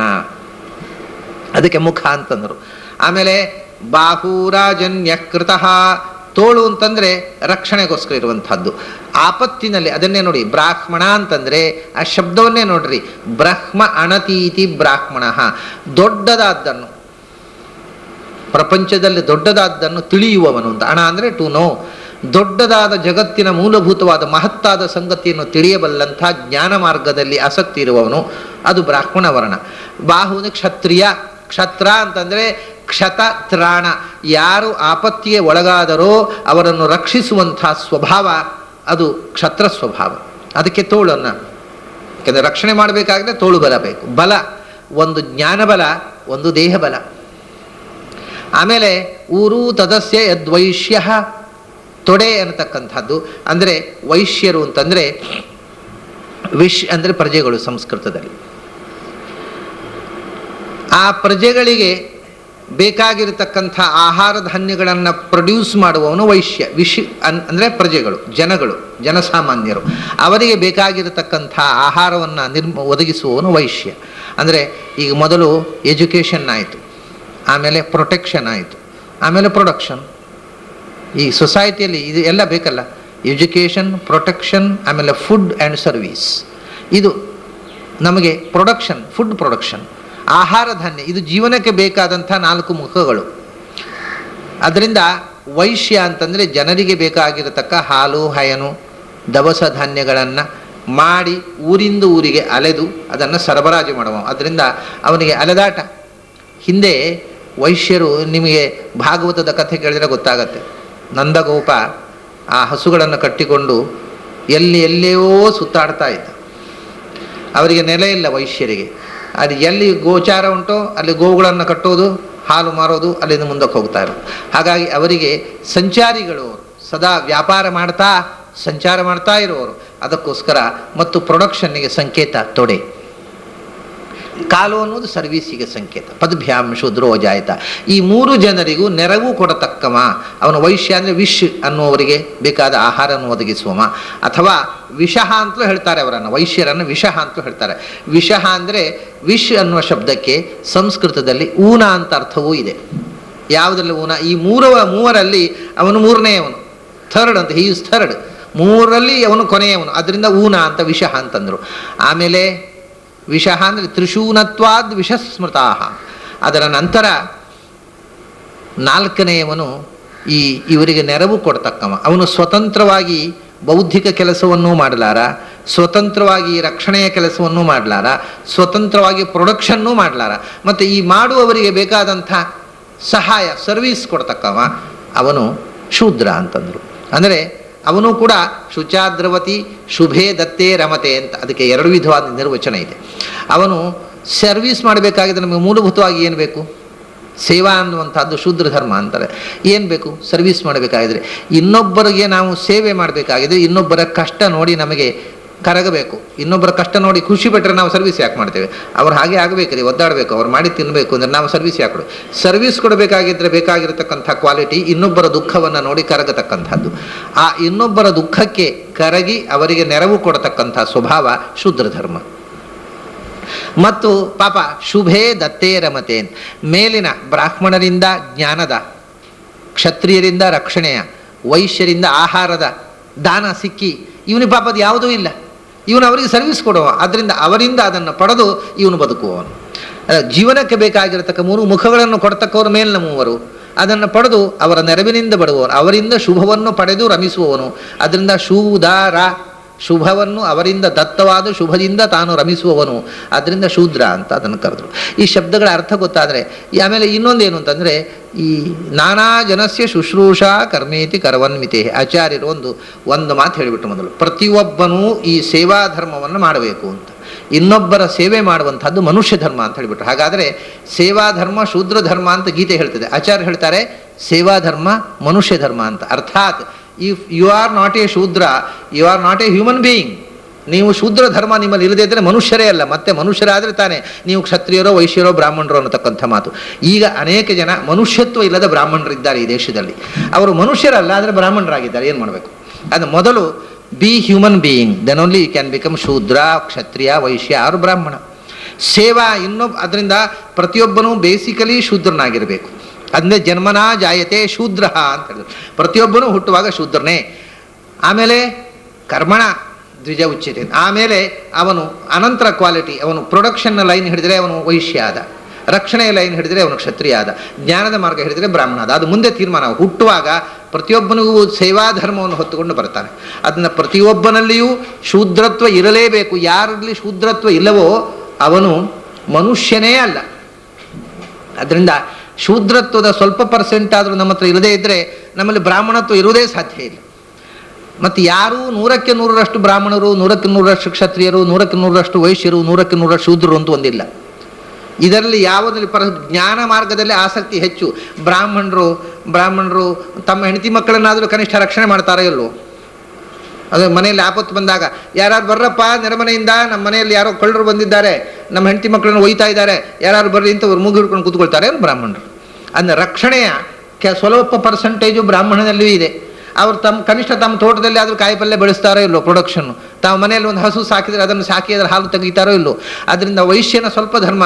ಮತ್ತು ನಮಗೆ ನಮ್ಮ ಪರಿವಾರದವರಿಗೋ ನಮ್ಮ ಸೇವೆ ಅನ್ನುವಂಥದ್ದು ಮನುಷ್ಯ ಧರ್ಮ. ಹಾಗಾದರೆ ಬ್ರಾಹ್ಮಣದಲ್ಲಿ ಬ್ರಾಹ್ಮಣ ಧರ್ಮ ಇದೆ, ವೈಶ್ಯ ಧರ್ಮ ಇದೆ, ಕ್ಷತ್ರಿಯ ಧರ್ಮ ಇದೆ, ಶೂದ್ರ ಧರ್ಮ ಇದೆ. ಆದರೆ ಬ್ರಾಹ್ಮಣ ಧರ್ಮ ಯಾರಲ್ಲಿ ಹೆಚ್ಚು ಪರ್ಸೆಂಟೇಜ್ ಇದೆಯೋ, ಅಂದರೆ ಯಾರಲ್ಲಿ ನಿರಂತರವಾದ ಜ್ಞಾನದ ಆಸಕ್ತಿಯ ಪರ್ಸೆಂಟೇಜು ಜಾಸ್ತಿ, ಉಳಿದದ್ದು ಕಮ್ಮಿ ಪ್ರಮಾಣವೋ ಅವನು ಬ್ರಾಹ್ಮಣ. ಹಾಗೆ ಕ್ಷತ್ರಿಯನಿಗೆ ತಲೆ ಇಲ್ಲದ ಕ್ಷತ್ರಿಯ ಏನು ಉಪಯೋಗ ಉಂಟು? ಅವನಿಗೂ ತಲೆ ಇದೆ, ಅವನಿಗೂ ಊರು ಇದೆ, ಅವನಿಗೂ ಪಾದ ಇದೆ, ಅವನಿಗೂ ಸೇವಾ ಧರ್ಮ ಇದೆ, ಅವನಿಗೂ ಪ್ರೊಡಕ್ಷನ್ ಇದೆ, ಅವನಿಗೂ ತಲೆ ಇದೆ. ಆದರೆ ರಕ್ಷಣೆ ಎನ್ನುವುದು ಅವನ ಮುಖ್ಯ ಆಸ್ಪೆಕ್ಟ್. ಆದ್ದರಿಂದ ಅವನು ಕ್ಷತ್ರಿಯ ಆದ. ವೈಶ್ಯರಿಗೂ ಬುದ್ಧಿ, ಯಾಕೆಂದರೆ ವೈಶ್ಯರಿಗೂ ವೇದಾಧ್ಯಯನ ಇದೆ, ವೈಶ್ಯರಿಗೂ ಜ್ಞಾನ ಇದೆ, ವೈಶ್ಯರು ರಕ್ಷಣೆ ಮಾಡ್ತಾರೆ, ವೈಶ್ಯರು ವ್ಯಾಪಾರವನ್ನು ಮಾಡ್ತಾರೆ. ಅವರಿಗೆ ಪ್ರಧಾನ ಪ್ರೊಡಕ್ಷನ್. ಇವು ಯಾರಿಗೆ ಯಾವುದು ಪ್ರಧಾನವೋ ಅದು ಆವರಣ. ಅವರ ಪ್ರವೃತ್ತಿಯಲ್ಲಿ ಯಾವುದರ ಪರ್ಸೆಂಟೇಜ್ ಹೆಚ್ಚು, ಪ್ರೊಟೆಕ್ಷನ್ನಿಗೆ ಹೆಚ್ಚು ಆಸ್ಪೆಕ್ಟ್ ಹೆಚ್ಚಾದರೆ ಅವರು ಕ್ಷತ್ರಿಯರು, ಪ್ರೊಡಕ್ಷನ್ನಿನ ಆಸಕ್ತಿ ಹೆಚ್ಚಾದರೆ ಅವರು ವೈಶ್ಯರು. ಈ ಮೂರೂ ಮಾಡಲಿಕ್ಕಿಲ್ಲ, ಅದಕ್ಕೆ ನೆರವು ಕೊಡುವಂಥದ್ದು. ಯಾರು ಏನು ಮಾಡ್ತಾರೆ ಅದಕ್ಕೆ ಹೆಲ್ಪಿಂಗ್ ನೇಚರು. ಅವನು ಸ್ವತಂತ್ರವಾಗಿ ಏನೂ ಮಾಡಲಾರ ಅಂಥ ಒಬ್ಬ ಇದ್ದರೆ ಅದನ್ನು ಶೂದ್ರ ಅಂತ. ಈಗ ಎಲ್ಲರಲ್ಲೂ ಎಲ್ಲ ಪರ್ಸೆಂಟೂ ಇದೆ. ಆದರೆ ಶೂದ್ರನಲ್ಲಿ ಸೇವಾ ಧರ್ಮದ ಆಸ್ಪೆಕ್ಟು ಹೆಚ್ಚು, ವೈಶ್ಯನಲ್ಲಿ ಪ್ರೊಡಕ್ಷನ್ನಿನ ಆಸ್ಪೆಕ್ಟ್ ಹೆಚ್ಚು, ಕ್ಷತ್ರಿಯರಲ್ಲಿ ಪ್ರೊಟೆಕ್ಷನ್ನಿನ ಆಸ್ಪೆಕ್ಟ್ ಹೆಚ್ಚು, ಬ್ರಾಹ್ಮಣರಲ್ಲಿ ನಾಲೆಜ್ ವಿಸ್ಡಮ್ನ ಆಸ್ಪೆಕ್ಟ್ ಹೆಚ್ಚು. ಯಾರಲ್ಲಿ ಯಾವ ಆಸ್ಪೆಕ್ಟ್ ಹೆಚ್ಚೋ ಅವರನ್ನು ಆವರಣದ, ಯಾಕೆಂದರೆ ಇದೆಲ್ಲವೂ ಸತ್ವರಜಸ್ತಮೋ ಗುಣಗಳಿಂದ ಬರುವಂಥದ್ದು. ಸತ್ವರಜಸ್ಸು, ರಜಸ್ಸು ತಮಸ್ಸು ಇವುಗಳ ಮಿಶ್ರಣದಿಂದ. ಮಿಶ್ರಣ ಅಂತ ಹೇಳಿದ ಮೇಲೆ ಕೇವಲ ಸತ್ವ ಅಂತ ಒಂದು ಇಲ್ಲವೇ ಇಲ್ಲಲ್ಲ. ಆದರೆ ಯಾರಲ್ಲಿ ಸತ್ವದ ಅಂಶ ಜಾಸ್ತಿ ಇದೆಯೋ ಅವನು ಬ್ರಾಹ್ಮಣ ಆಗ್ತಾನೆ ಅಷ್ಟೇ. ರಜಸ್ಸಿನ ಅಂಶ ಜಾಸ್ತಿ ಇದ್ದಾಗ ಹೀರೋಯಿಕ್ ನೇಚರ್ ಕ್ಷತ್ರಿಯ ಆಗ್ತಾನೆ. ರಜಸ್ಸಿನ ಜೊತೆಗೆ ತಮಸ್ಸು ಸ್ವಲ್ಪ ಸೇರಿಕೊಂಡಾಗ ಅವನು ವೈಶ್ಯನಾಗ್ತಾನೆ. ತಮಸ್ಸಿನ ಅಂಶ ಹೆಚ್ಚಾದಾಗ ಅವನು ಶೂದ್ರನಾಗ್ತಾನೆ. ಅಂದರೆ ಹೀಗೆ ಈ ಗುಣಗಳ ಪ್ರಭಾವ ಹೆಚ್ಚು ಕಮ್ಮಿ ಆಗುವುದರಿಂದ ಈ ಚಾತುರ್ವರ್ಣ್ಯ ಜೀವದ ಸ್ವಭಾವ ಅಂತ ಹೇಳ್ತೀವಿ. ಜೀವದ ಸ್ವಭಾವಕ್ಕೆ ಅಂಟಿರತಕ್ಕಂಥ ಸತ್ವರಜಸ್ತಮೋ ಗುಣಗಳಿವೆ, ಈ ಹೊರಗಿನ ಪ್ರಭಾವದ ಸತ್ವರಜಸ್ತಮೋ ಗುಣಗಳಲ್ಲ. ಅದಕ್ಕೆ ಅನುಗುಣವಾಗಿ ಜೀವದ ವಿಭಾಗ. ಇದು ಒಂದು ಮನೆಯಲ್ಲಿ 4 ಜನ ಮಕ್ಕಳಿದ್ದಾರೆ ಅಂತ ಇಟ್ಟುಕೊಳ್ಳಿ. ಅದರಲ್ಲಿ ಮನೆಯಲ್ಲಿ 4 ಜನ ಅಣ್ಣ ತಮ್ಮಂದಿರು. ದೊಡ್ಡವನು ಎಲ್ಲರಿಗೆ ಪಾಠ ಪ್ರವಚನ ಮಾಡಿಕೊಂಡು ವಿದ್ಯಾದಾನ ಮಾಡ್ತಾ ಇದ್ದಾನೆ. 2ನೇಯವನು ಮನೆಯ ಯಜಮಾನಿಕೆ ನೋಡ್ತಾನೆ. 3ನೇಯವನು ತೋಟದಲ್ಲಿ ಕೃಷಿ ನೋಡ್ತಾನೆ. 4ನೇಯ ಕೊನೆ ತಮ್ಮ ಅಣ್ಣಂದಿರಿಗೆ ನೆರವು ಮಾಡ್ತಾರೆ. ಅಂದರೆ ಒಂದು ಮನೆಯಲ್ಲಿ 4 ಜನ ಅಣ್ಣ ತಮ್ಮಂದಿರು 4 ವರ್ಣದವರಾದ ಹಾಗಾಯಿತು. ಅಂದರೆ ಯಾಕೆ ಹೇಳಿದೆ ಅಂದರೆ, ಒಂದು ಮನೆ ಸಮಷ್ಟಿ ಆಗಬೇಕಾದ್ರೆ ಇದು 4 ಮುಖವೂ ಬೇಕು. ಒಂದು ಸೊಸೈಟಿ ಪೂರ್ಣ, ಇದು ಚತುಷ್ಪಾತ ಸೊಸೈಟಿ, 4 ಪಾದ ಇದ್ದ ಹಾಗೆ. ಯಾವುದು ಕಳೆದರೂ ಕೂಡ ಸಮಾಜ ಅಂಗಹೀನವಾಗ್ತದೆ. ತಲೆಯ ಕೆಲಸವೂ ಬೇಕು, ತೋಳಿನ ಕೆಲಸವೂ ಬೇಕು, ತೊಡೆಯ ಕೆಲಸವೂ, ಕಾಲಿನ ಕೆಲಸವೂ ಬೇಕು. ತಲೆ ಮಾತ್ರ ಸಾಕು ಅಂತ ಕುತ್ತಿಗೆಯಿಂದ ಕಡಿದು ತಲೆಯನ್ನು ಬೇರೆ ಇಟ್ಟರೆ, ಇದು 3 ಇದ್ರೇ ತಲೆಗೆ ಸಾರ್ಥಕ್ಯ. ಇದು ಇದ್ದರೆ ಎಲ್ಲವೂ ಒಂದಕ್ಕೊಂದು ಪೂರಕವಾಗಿದ್ದರೆ ಸಮಷ್ಟಿಯಾದ ಶರೀರ. ಯಾವುದೋ ಒಂದು ಇಂಪಾರ್ಟೆಂಟ್ ಕಡಿದು ಬಿಟ್ರೆ ತಲೆ ಮುಖ್ಯ ಅಂತ ಹೇಳಿ ಪ್ರಧಾನ. ಕಾಲನ್ನು ಶೂದ್ರನನ್ನ ಕಾಲು ಅಂತ ಹೇಳಿಬಿಟ್ರು, ಅದು ಕೆಳಗಿರೋದು ಅಂತ. ಹೌದು, ಕಾಲನ್ನು ಮೇಲೆ ಮಾಡಿ ತಲೆ ಕೆಳಗೆ ಮಾಡಿದರೆ ಆಗ ಕಾಲಿಗೂ ಮಹತ್ವ ಇಲ್ಲ, ತಲೆಗೂ ಮಹತ್ವ ಇಲ್ಲ. ಆದ್ದರಿಂದ ಕಾಲು ಕೆಳಗೆ ಯಾಕಿದೆ ಅಂದರೆ, ಮೇಲಿನ 3ಕ್ಕೂ ಅದು ಬೇಸದು. ಯಾವಾಗಲೂ ಎಲ್ಲವನ್ನು ಹೊತ್ತುಕೊಂಡಿರುವಂಥದ್ದು ಕಳೆ. ಸೇವಾಧರ್ಮ ಅನ್ನೋದು 3ರಲ್ಲಿ. ಸೇವಾಧರ್ಮದ ಜೊತೆಗೆ ವೈಶ್ಯ. ಸೇವಾಧರ್ಮ ಇಲ್ಲದ ಕ್ಷತ್ರಿಯ ಅಲ್ಲ. ರಕ್ಷಣೆ ಅನ್ನೋದು ಅವನ ಸೇವಾಧರ್ಮ. ಪ್ರೊಡಕ್ಷನ್ ಅನ್ನೋದು ಅವನ ಸೇವಾಧರ್ಮ. Production is not for exploitation, production for service, ಅದನ್ನ ಸೇವಾಧರ್ಮ. ಹಾಗೆ ಜ್ಞಾನ ಅನ್ನುವುದು ಸೇವಾಧರ್ಮ. ಯಾಕೆ ಅಂದರೆ ಶಾಸ್ತ್ರ ಏನು ಹೇಳ್ತಾರೆ ಗೊತ್ತಾ, ಜ್ಞಾನವನ್ನು ಅಂದರೆ ಈಗ ಒಂದು ವೃತ್ತಿಯಾಗಿ ಮಾಡಿಕೊಂಡು ಜ್ಞಾನವನ್ನು ಮಾರಿ ಬದುಕತಕ್ಕಂಥ ಬ್ರಾಹ್ಮಣನೇ ಅಲ್ಲ ಅಂತ. ಜ್ಞಾನ ಅನ್ನೋದು ಸೇವೆಗೋಸ್ಕರ, ಅದು ಹೊರತು ಅವನಿಗೆ ವೃತ್ತಿಯಾಗಿ ಇರಬಾರ್ದು. ಅದನ್ನು ಮಾರಾಟ ಮಾಡಿ ಮೊನ್ನೆ ನಾನು ಹನುಮಂತರಾಯ ಹತ್ರ ಹೇಳ್ತಾ ಇದ್ದೆ, ಇವಾಗ ಶಾಸ್ತ್ರದಲ್ಲಿ ಅನ್ನ ವಿಕ್ರಯ ಮಾಡಬಾರದು ಅಂತ ಉಂಟು. ಅದರಿಂದ ಏನು ಮಾಡೋದು? ಇವತ್ತು ಬ್ರಾಹ್ಮಣರು ಅನ್ನ ವಿಕ್ರಯ ಬಿಸ್ನೆಸ್ ಮಾಡದೆ ಆಗೋದು. ನಾಳೆ ಅನ್ನ ವಿಕ್ರಯ ಮಾಡೋದು ಎಷ್ಟು ಪಾಪವೋ, ವಿದ್ಯಾ ವಿಕ್ರಯ ಮಾಡೋದು ಅಷ್ಟೇ ಪಾಪ. ಅದರಿಂದ ಒಂದು ಹೋಟೆಲ್ ವೃತ್ತಿ ಎಷ್ಟು ಪಾಪವೋ, ಕಾಲೇಜಿನ ಪ್ರೊಫೆಸರ್ಶಿಪ್ಪು ಅಷ್ಟೇ ಕೆಟ್ಟ ಕೆಲಸ. ಅದನ್ನ ಪ್ರೊಫೆಸರ್ ಆದವರಿಗೆ ಏನು ದೊಡ್ಡ ಸಂಗತಿ, ಅಥವಾ ಅನ್ನ ವಿಕ್ರಯ ಮಾಡೋದು ಎರಡೂ ಒಂದೇ. ಶಾಸ್ತ್ರ ದೃಷ್ಟಿಯಿಂದ ಎರಡೂ ತಪ್ಪು. ಜ್ಞಾನ ವಿಕ್ರಯ ಅನ್ನೋದು ಅನ್ನ ವಿಕ್ರಯಕ್ಕಿಂತ ದೊಡ್ಡ ಪಾಪ. ಅವನು ತಿಂಗಳು ಸಂಬಳ ತಗೊಂಡು ಕಾಲೇಜಿನಲ್ಲಿ ಪ್ರೊಫೆಸರ್ ಆಗಿರುವವನು ಅವನು ಬ್ರಾಹ್ಮಣ ಧರ್ಮವನ್ನು ಮೀರಿಯೇ ಬದುಕಿರ್ತಾನೆ. ಅದರಿಂದ ಇವು ಯಾವ ನಮ್ಮ ಕಾನ್ಸೆಪ್ಟ್ಗಳಿಗೂ ಅರ್ಥವಿಲ್ಲ ಶಾಸ್ತ್ರದ ರೀತ್ಯ. ಹೀಗೆ 4 ಸ್ವಭಾವಗಳು ಜೀವಕ್ಕಿದೆ. ಆ ಸ್ವಭಾವವನ್ನು ನಿಯಂತ್ರಿಸ್ತಕ್ಕಂಥ ದೇವತಾ ಶಕ್ತಿಗಳಿದ್ದಾರೆ ಮತ್ತು ಅದರಲ್ಲಿ ಭಗವಂತನ ರೂಪಗಳು. ಭಗವಂತನ ಚತುರ್ಮುಖ ಇದೆಯಲ್ಲ, ವಾಸುದೇವ, ಸಂಕೃಷ್ಣ, ಪ್ರದ್ಯುಮ್ನ, ಅನಿರುದ್ಧ ಅಂತ. ಇದು 4 ವರ್ಣಗಳನ್ನು ನಿಯಂತ್ರಿಸ್ತಕ್ಕಂಥ ರೂಪ. ಈ 4 ವರ್ಣಗಳನ್ನು ನಿಯಂತ್ರಿಸ್ತಕ್ಕ ದೇವತೆಗಳು ಇದ್ದಾರೆ. ಯಾವ್ಯಾವ ದೇವತೆಗಳು ಯಾವ್ಯಾವ ವರ್ಣವನ್ನು ನಿಯಂತ್ರಿಸ್ತಾರೆ, ಆಯಾ ದೇವತೆಗಳು ಬ್ರಾಹ್ಮಣ ದೇವತೆಗಳು, ಕ್ಷತ್ರಿಯ ದೇವತೆಗಳು ಅಂತ ಹೇಳ್ತಾರೆ. ಅವರು ಬ್ರಾಹ್ಮಣ ವರ್ಣದವರಲ್ಲ, ಬ್ರಾಹ್ಮಣ ವರ್ಣವನ್ನು ನಿಯಂತ್ರಿಸುವ. ಬ್ರಾಹ್ಮಣ ಜಾತಿ ಅಂತಂದ್ರು ಇಲ್ಲಿ ಜನ್ಮತಃ ಬಂದ ಸ್ವಭಾವ ಅಂತ ಅರ್ಥ, ದೈಹಿಕವಾದ ಜಾತಿಯನ್ನು ಹೇಳುವುದಲ್ಲ. ಅದನ್ನು ಹೇಳ್ತಾರೆ, ಭೂಸುರರೊಳು ಅಬ್ಜಭವನೊಳು ವಾಸುದೇವನು ವಾಯು ಖಗಪ ಸದಾಶಿವ ಅಹಿಪೇಂದ್ರನು ವಿವಸ್ವನ್ನಾಮಕಾದಿತ್ಯ. ನಿಮ್ಮ ಎಲ್ಲ ಪುಸ್ತಕದಲ್ಲಿ ವಿವಸ್ವನ್ನಾಮಕ ಸೂರ್ಯ ಅಂತಿದೆ. ಅದು ಛಂದಸ್ಸಿಗೆ ಸರಿಯಾಗುವುದಿಲ್ಲ. ತಮಾಷೆಯನ್ನು ವಿವಸ್ವನಾಮಕ ಸೂರ್ಯ ಅಂತಿದ್ರೆ ಏನೂ ತಪ್ಪಲ್ಲ, ಅರ್ಥ ಹೇಳಬಹುದು. ಆದರೆ ನೋಡಿ, ಇದಕ್ಕೆ ಮಾತ್ರ ಇದು ಛಂದೋಬದ್ಧವಾದಂಥ ಪದ್ಯ, ಇದು ಷಡ್ಪದಿ. ಇದು ಭೂಸುರರೊಳಿ ಪಬ್ಜಭವನೊಳು ವಾಸುದೇವನು ವಾಯು ಖಗಪಸ ದಾಶಿವಹಿಪೇಂದ್ರನು ವಿವಸ್ವನ್ನಾಮಕಾದಿತ್ಯ ಮಾತ್ರ ಸರಿಯಾಗುತ್ತೆ. ನಾಮಕ ಸೂರ್ಯ ಅಂತಿದ್ರೆ ಒಂದು ಮಾತ್ರ ಕಮ್ಮಿ ಆಗುತ್ತೆ. ಅದಕ್ಕೇನು ಮಾಡಬೇಕು? ನಾಮಕಾ ಸೂರ್ಯ ಅಂತ ಹೇಳಬೇಕು. ಹಾಗಾದ್ರೆ ಆ ಸೂರ್ಯ ಆಗುತ್ತೆ. ಇದು ಎಳಿಬೇಕು, ಇಲ್ಲದ್ರೆ ಛಂದಸ್ಸು ತಪ್ಪಾಗತ್ತೆ. ಅದರಿಂದ ಯಾರೋ ಛಂದಶಾಸ್ತ್ರ ಗೊತ್ತಿಲ್ಲದೇ ಇದ್ದವ್ರು, ಯಾಕಂದರೆ ಸೂರ್ಯ ಅನ್ನೋದಕ್ಕಿಂತ ಆದಿತ್ಯ ಇದ್ದರೆ ಚಂದ, ಮತ್ತು ಚಂದವೂ ಹೌದು, ಛಂದಸ್ಸಿನ ಅನುಗುಣವೂ ಹೌದು. ಎರಡು, ಚಂದಕ್ಕೂ ಅನುಗುಣ, ಛಂದಸ್ಸಿಗೂ ಅನುಗುಣ. ವಿವಸ್ವನ್ನಾಮಕಾದಿತ್ಯ ಅದಲ್ಲಿ 8 ಮಾತ್ರ ಬೇಕಲ್ಲಿ. ಇಲ್ಲದೇ ಇದ್ರೆ ಅಲ್ಲಿ ನಾಮಕ ಸೂರ್ಯ 7 ಮಾತ್ರ ಆಗತ್ತೆ ನೋಡಿ, 8 ಮಾತ್ರ ಆಗಬೇಕು. ನಾಮಕಾದಿತ್ಯ, ಆದಿತ್ಯ ಅನ್ನೋ ಶಬ್ದ ಹಾಕಿದರೆ ಛಂದಸ್ಸು ಕರೆಕ್ಟ್ ಆಗತ್ತೆ, ಇಲ್ಲದ್ರೆ ಛಂದಸ್ಸು ತಪ್ಪಾಗತ್ತೆ. ಜಗನ್ನಾಥದಾಸರು ತಪ್ಪು ಛಂದಸ್ಸಿನಲ್ಲಿ ಪದ್ಯ ಬರೆದದ್ದು ಇನ್ನೊಂದು ಕಡೆ ನಾನು ಕಾಣಲಿಲ್ಲ, ಇಲ್ಲಿ ಯಾಕೆ ಬರೀಬೇಕು ಅವರು? ಭೂಸುರರೊಳಿ ಪಬ್ಜಭವನೊಳು ವಾಸುದೇವನು ವಾಯಖುಗಪಸ ದಾಶಿವಹಿಪೇಂದ್ರನು ವಿವಸ್ವನ್ನಾಮಕಾದಿತ್ಯ. ಹೀಗಿದ್ರೆ ಮಾತ್ರ ಛಂದಸ್ಸು ಕರೆಕ್ಟ್ ಆಗುತ್ತೆ. ನಾಮಕ ಸೂರ್ಯ ಅಂತಂದರೆ ಛಂದಸ್ಸು ತಪ್ಪಾಗುತ್ತೆ. ಭೇಷಕ ಮಮ ರಾಸ್ಯ ವರುಣಾದೀಸುರರು ಕ್ಷತ್ರಿಯೊಳಿಪ್ಪರು ವಾಸವಾಗಿಹ ಸಂಕರುಷಣನ ನೋಡಿ ಮೋದಿಪರು. ಎಲ್ಲ ಸರಿಯಾಗಿದೆ. 7 7 8 7 7 7 7 8 7 7 7 7 7 7 8. ಅದರಿಂದ ಇಲ್ಲದೇ ಇದ್ದರೆ ಎಳಿಬೇಕು. ವಿವಸ್ವನ್ನಾಮಕ ಸೂರ್ಯ, ನಾಮಕ ಸೂರ್ಯ, ಕಾ ಸೂರ್ಯ ಅಂದರೆ ಅಸೂರ್ಯ ಆಗತ್ತೆ ನೋಡಿ ಪದಚ್ಛೇದ ಮಾಡುವಾಗ. ಅದನ್ನ ವಿವಸ್ವನ್ನಾಮಕ ಆದಿತ್ಯ ಅಂತಿದ್ರೆ ಅರ್ಥದ ದೃಷ್ಟಿಯಿಂದಲೂ ಒಳ್ಳೆಯದು. ವಿವಸ್ವನ್ನಾಮಕ ಅಂತ ಹೇಳಿದ ಮೇಲೆ ಸೂರ್ಯ ಅಂತ ಹೇಳಬೇಕಾಗಿಲ್ಲ. ವಿವಸ್ವನ್ನಾಮಕನಾದವನು ಸೂರ್ಯನೇ. ಸೂರ್ಯನಲ್ಲದ ಮತ್ತೊಬ್ಬ ವಿವಸ್ವಾನ್ ಅಂತ ಹೆಸರಿನವ ಇಲ್ಲ. ವಿವಸ್ವನನ್ನು ಎಂಬ ಹೆಸರಿನ ಸೂರ್ಯ ಅಂತ ಹೇಳಬೇಕಾದ ಅಗತ್ಯ ಇಲ್ಲ. ಹಾಗಾದರೆ ಭೂಸುರರೊಳು ಇಪ್ಪ ಬ್ರಾಹ್ಮಣ ವರ್ಣ ಅವರನ್ನು ನಿಯಂತ್ರಿಸ್ತಕ್ಕಂಥ ದೇವತೆ ಯಾರು ಅಂತಂದರೆ ಬ್ರಹ್ಮ ಅಂತಂದರು. ಅಬ್ಜಭವ ಇದು ಉಪನಿಷತ್ನಲ್ಲಿ ಬಂದಿರತಕ್ಕಂಥ ಮಾತು. ಈ ಬೃಹದಾರಣ್ಯಕ ಉಪನಿಷತ್ನಲ್ಲಿ ಬಂದಿರತಕ್ಕಂಥ ಮಾತು. ಆದರೆ ನನ್ನ ಈ ಚಾತುರ್ವರ್ಣ್ಯದ ಕನ್ಸೆಪ್ಟಿಗೂ ಇವರು ಹೇಳ್ತಕ್ಕಂಥ ಕಾನ್ಸೆಪ್ಟಿಗೂ ಸ್ವಲ್ಪ ವ್ಯತ್ಯಾಸ ಇದೆ. ಯಾಕಂದರೆ ಬ್ರಾಹ್ಮಣ ವರ್ಣದಲ್ಲಿ ಇರತಕ್ಕವರು ಕ್ಷತ್ರಿಯ ವರ್ಣದಲ್ಲಿ ಇವರು ದೇವತೆಗಳನ್ನು ಹೇಳ್ತಾರೆ. ಇದು ಆಚಾರ್ಯರು ಹೇಳಿದಿರತಕ್ಕಂಥ ದೇವತಾ ಕ್ರಮಕ್ಕೆ ಭಿನ್ನವಾಗಿದೆ. ಆಚಾರ್ಯರು ಹೇಳಿದ್ದಕ್ಕೆ ಕಿಂಚಿತ್ ವಿರುದ್ಧವಾಗಿದೆ. ಜಗನ್ನಾಥದಾಸ ಹೇಳುವಂಥದ್ದು ಗ್ರಂಥಾಂತರದಿಂದ ಅವರು ಹೇಳಿದ್ದಾರೆ. ನನ್ನ ಕಾನ್ಸೆಪ್ಟು ಆಚಾರ್ಯರು ಹೇಳಿದ ಬೃಹದಾರಣ್ಯಕ ಭಾಷ್ಯದ ಕಾನ್ಸೆಪ್ಟು. ಅದರಿಂದ ನಾನು ಆ ವರ್ಣಗಳ ವ್ಯವಸ್ಥೆಯನ್ನು ಹೇಳ್ತೇನೆ ಮತ್ತು ಇದರಲ್ಲಿ ಇದ್ದದ್ದನ್ನು ಹೇಳ್ತೇನೆ. ಇದರಲ್ಲಿ ಹೇಳಿದ್ದು ಆಚಾರ್ಯರು ಬೃಹದಾರಣ್ಯಕ ಭಾಷ್ಯದ ಹೇಳಿದ್ದಕ್ಕಿಂತ ಕಿಂಚಿತ್ ಭಿನ್ನವಾಗಿದೆ. ಬೇರೆ ಗ್ರಂಥಗಳಿಂದ ಇವರು ಆಯ್ದು ಬರೆದಿದ್ದಾರೆ. ಭೂಸುರರಿಪ್ಪ ಅಬ್ಜಭವನಳು, ಭೂಸುರರೊಳು ಇಪ್ಪ ಅಬ್ಜಭವ ಚತುರ್ಮುಖ ಬ್ರಾಹ್ಮಣ ವರ್ಣಕ್ಕೆ. ಜಾತಿ ಅಂದರೆ ವರ್ಣ ಅಂತ ಅರ್ಥ, ಜಾತಿ ಅಂದರೆ ಹುಟ್ಟು ಗುಣ ಅಂತ ಅರ್ಥ. ವಿಷ್ಣೋ ಬ್ರಾಹ್ಮಣ ಜಾತಿಸ್ಸನ್ ಬ್ರಹ್ಮಾಜಜ್ಞೇ ಚತುರ್ಮುಖ, ಇದು ಆಚಾರ್ಯರ ಭಾಷ್ಯ. ಬ್ರಾಹ್ಮಣ ವರ್ಣದ ನಿಯಾಮಕನಾಗಿ ಭಗವಂತನಿಂದ ಚತುರ್ಮುಖ ಬ್ರಹ್ಮ ಹುಟ್ಟಿದ. ಅದನ್ನೇ ಹೇಳಿದರು ಭೂಸುರರೊಳಿಪ್ಪ ಅಬ್ಜಭವನಳು. ಬ್ರಾಹ್ಮಣರಲ್ಲಿ ಅದನ್ನೇ ಬ್ರಹ್ಮ ಅಗ್ನಿನ ಸಹೈವಾಸ್ತೆ ದೇವೇಶ್ವಥ ನರೇಶು ಚ ಬ್ರಾಹ್ಮಣೇನ ಸಹೈವಾಸ್ತೆ, ಆಚಾರ್ಯರ ಭಾಷ್ಯ. ಅವನು ದೇವತೆಗಳಲ್ಲಿ ಅಗ್ನಿಯ ಜೊತೆಗೆ ಮತ್ತು ಮನುಷ್ಯರಲ್ಲಿ ಬ್ರಾಹ್ಮಣ ವರ್ಣದಲ್ಲಿ ಸನ್ನಿಹಿತನಾಗಿದ್ದಾನೆ. ಆದ್ದರಿಂದ ಅವನು ಬ್ರಾಹ್ಮಣ ವರ್ಣಾಭಿಮಾನಿ ಅಂತ ಹೇಳಿದರು. ಭೂಸುರರೊಳಿಪ್ಪ ಅಬ್ಜಭವನಳು, ಹಾಗೆ ಬ್ರಾಹ್ಮಣ ಜಾತಿ ಭೂಸುರರು ಅಂತಂದರೆ ಬ್ರಾಹ್ಮಣರು ಅಂತ, ಅವರಲ್ಲಿ ಇರತಕ್ಕಂಥ ಅಬ್ಜಭವ ಚತುರ್ಮುಖನಲ್ಲಿ ವಾಸುದೇವನು.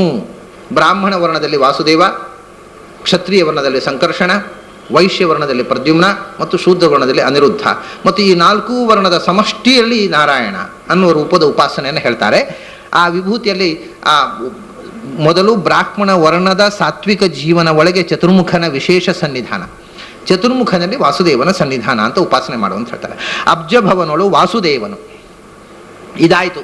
ಆಮೇಲೆ ಕ್ಷತ್ರಿಯರಿಗೆ ವಾಯು, ಖಗಪ, ಸದಾಶಿವ, ಅಹಿಪೇಂದ್ರ, ವಿವಸ್ವನ್ನಾಮಕ ಆದಿತ್ಯ. ಮತ್ತು ಇದರಲ್ಲಿ ಇನ್ನೊಂದು ವಿವಸ್ವಾನ್ನಾಮಕ ಅಂತಿದೆ ಕೆಲವು ಪುಸ್ತಕದಲ್ಲಿ. ನಿಮ್ಮಲ್ಲಿ ಹೇಗಿದೆ ಗೊತ್ತಿಲ್ಲ.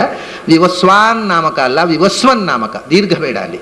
ವಿವಸ್ವಾನ್ನಾಮಕ ಅಂತ ಕೆಲವು ಕಡೆ ಪ್ರಿಂಟ್ ಮಾಡಿದ್ದಾರೆ, ಅದು ಅಸಂಗತ. ಅದು ವಿವಸ್ವನ್ನಾಮಕ ಆದಿತ್ಯ ಅಂದರೆ. ಆಮೇಲೆ ಭೇಷ ಕಾಮ ಅಮರಾಸ್ಯ ವರುಣಾದಿ ಈ ಸುರರು ಕ್ಷತ್ರಿಯರು ಇಪ್ಪರು. 2ನೇ ವರ್ಣ ಕ್ಷತ್ರಿಯ ವರ್ಣ. ಕ್ಷತ್ರಿಯ ವರ್ಣಕ್ಕೆ ಸಂಬಂಧಪಟ್ಟಂಥ ದೇವತೆಗಳು ಯಾರು ಅಂತಂದರೆ ಇವರು ಹೇಳಿದ್ದನ್ನು ಮೊದಲು ನೋಡೋಣ, ಆಮೇಲೆ ಆಚಾರ್ಯ ಹೇಳಿದ್ದನ್ನು ಹೇಳ್ತೇನೆ.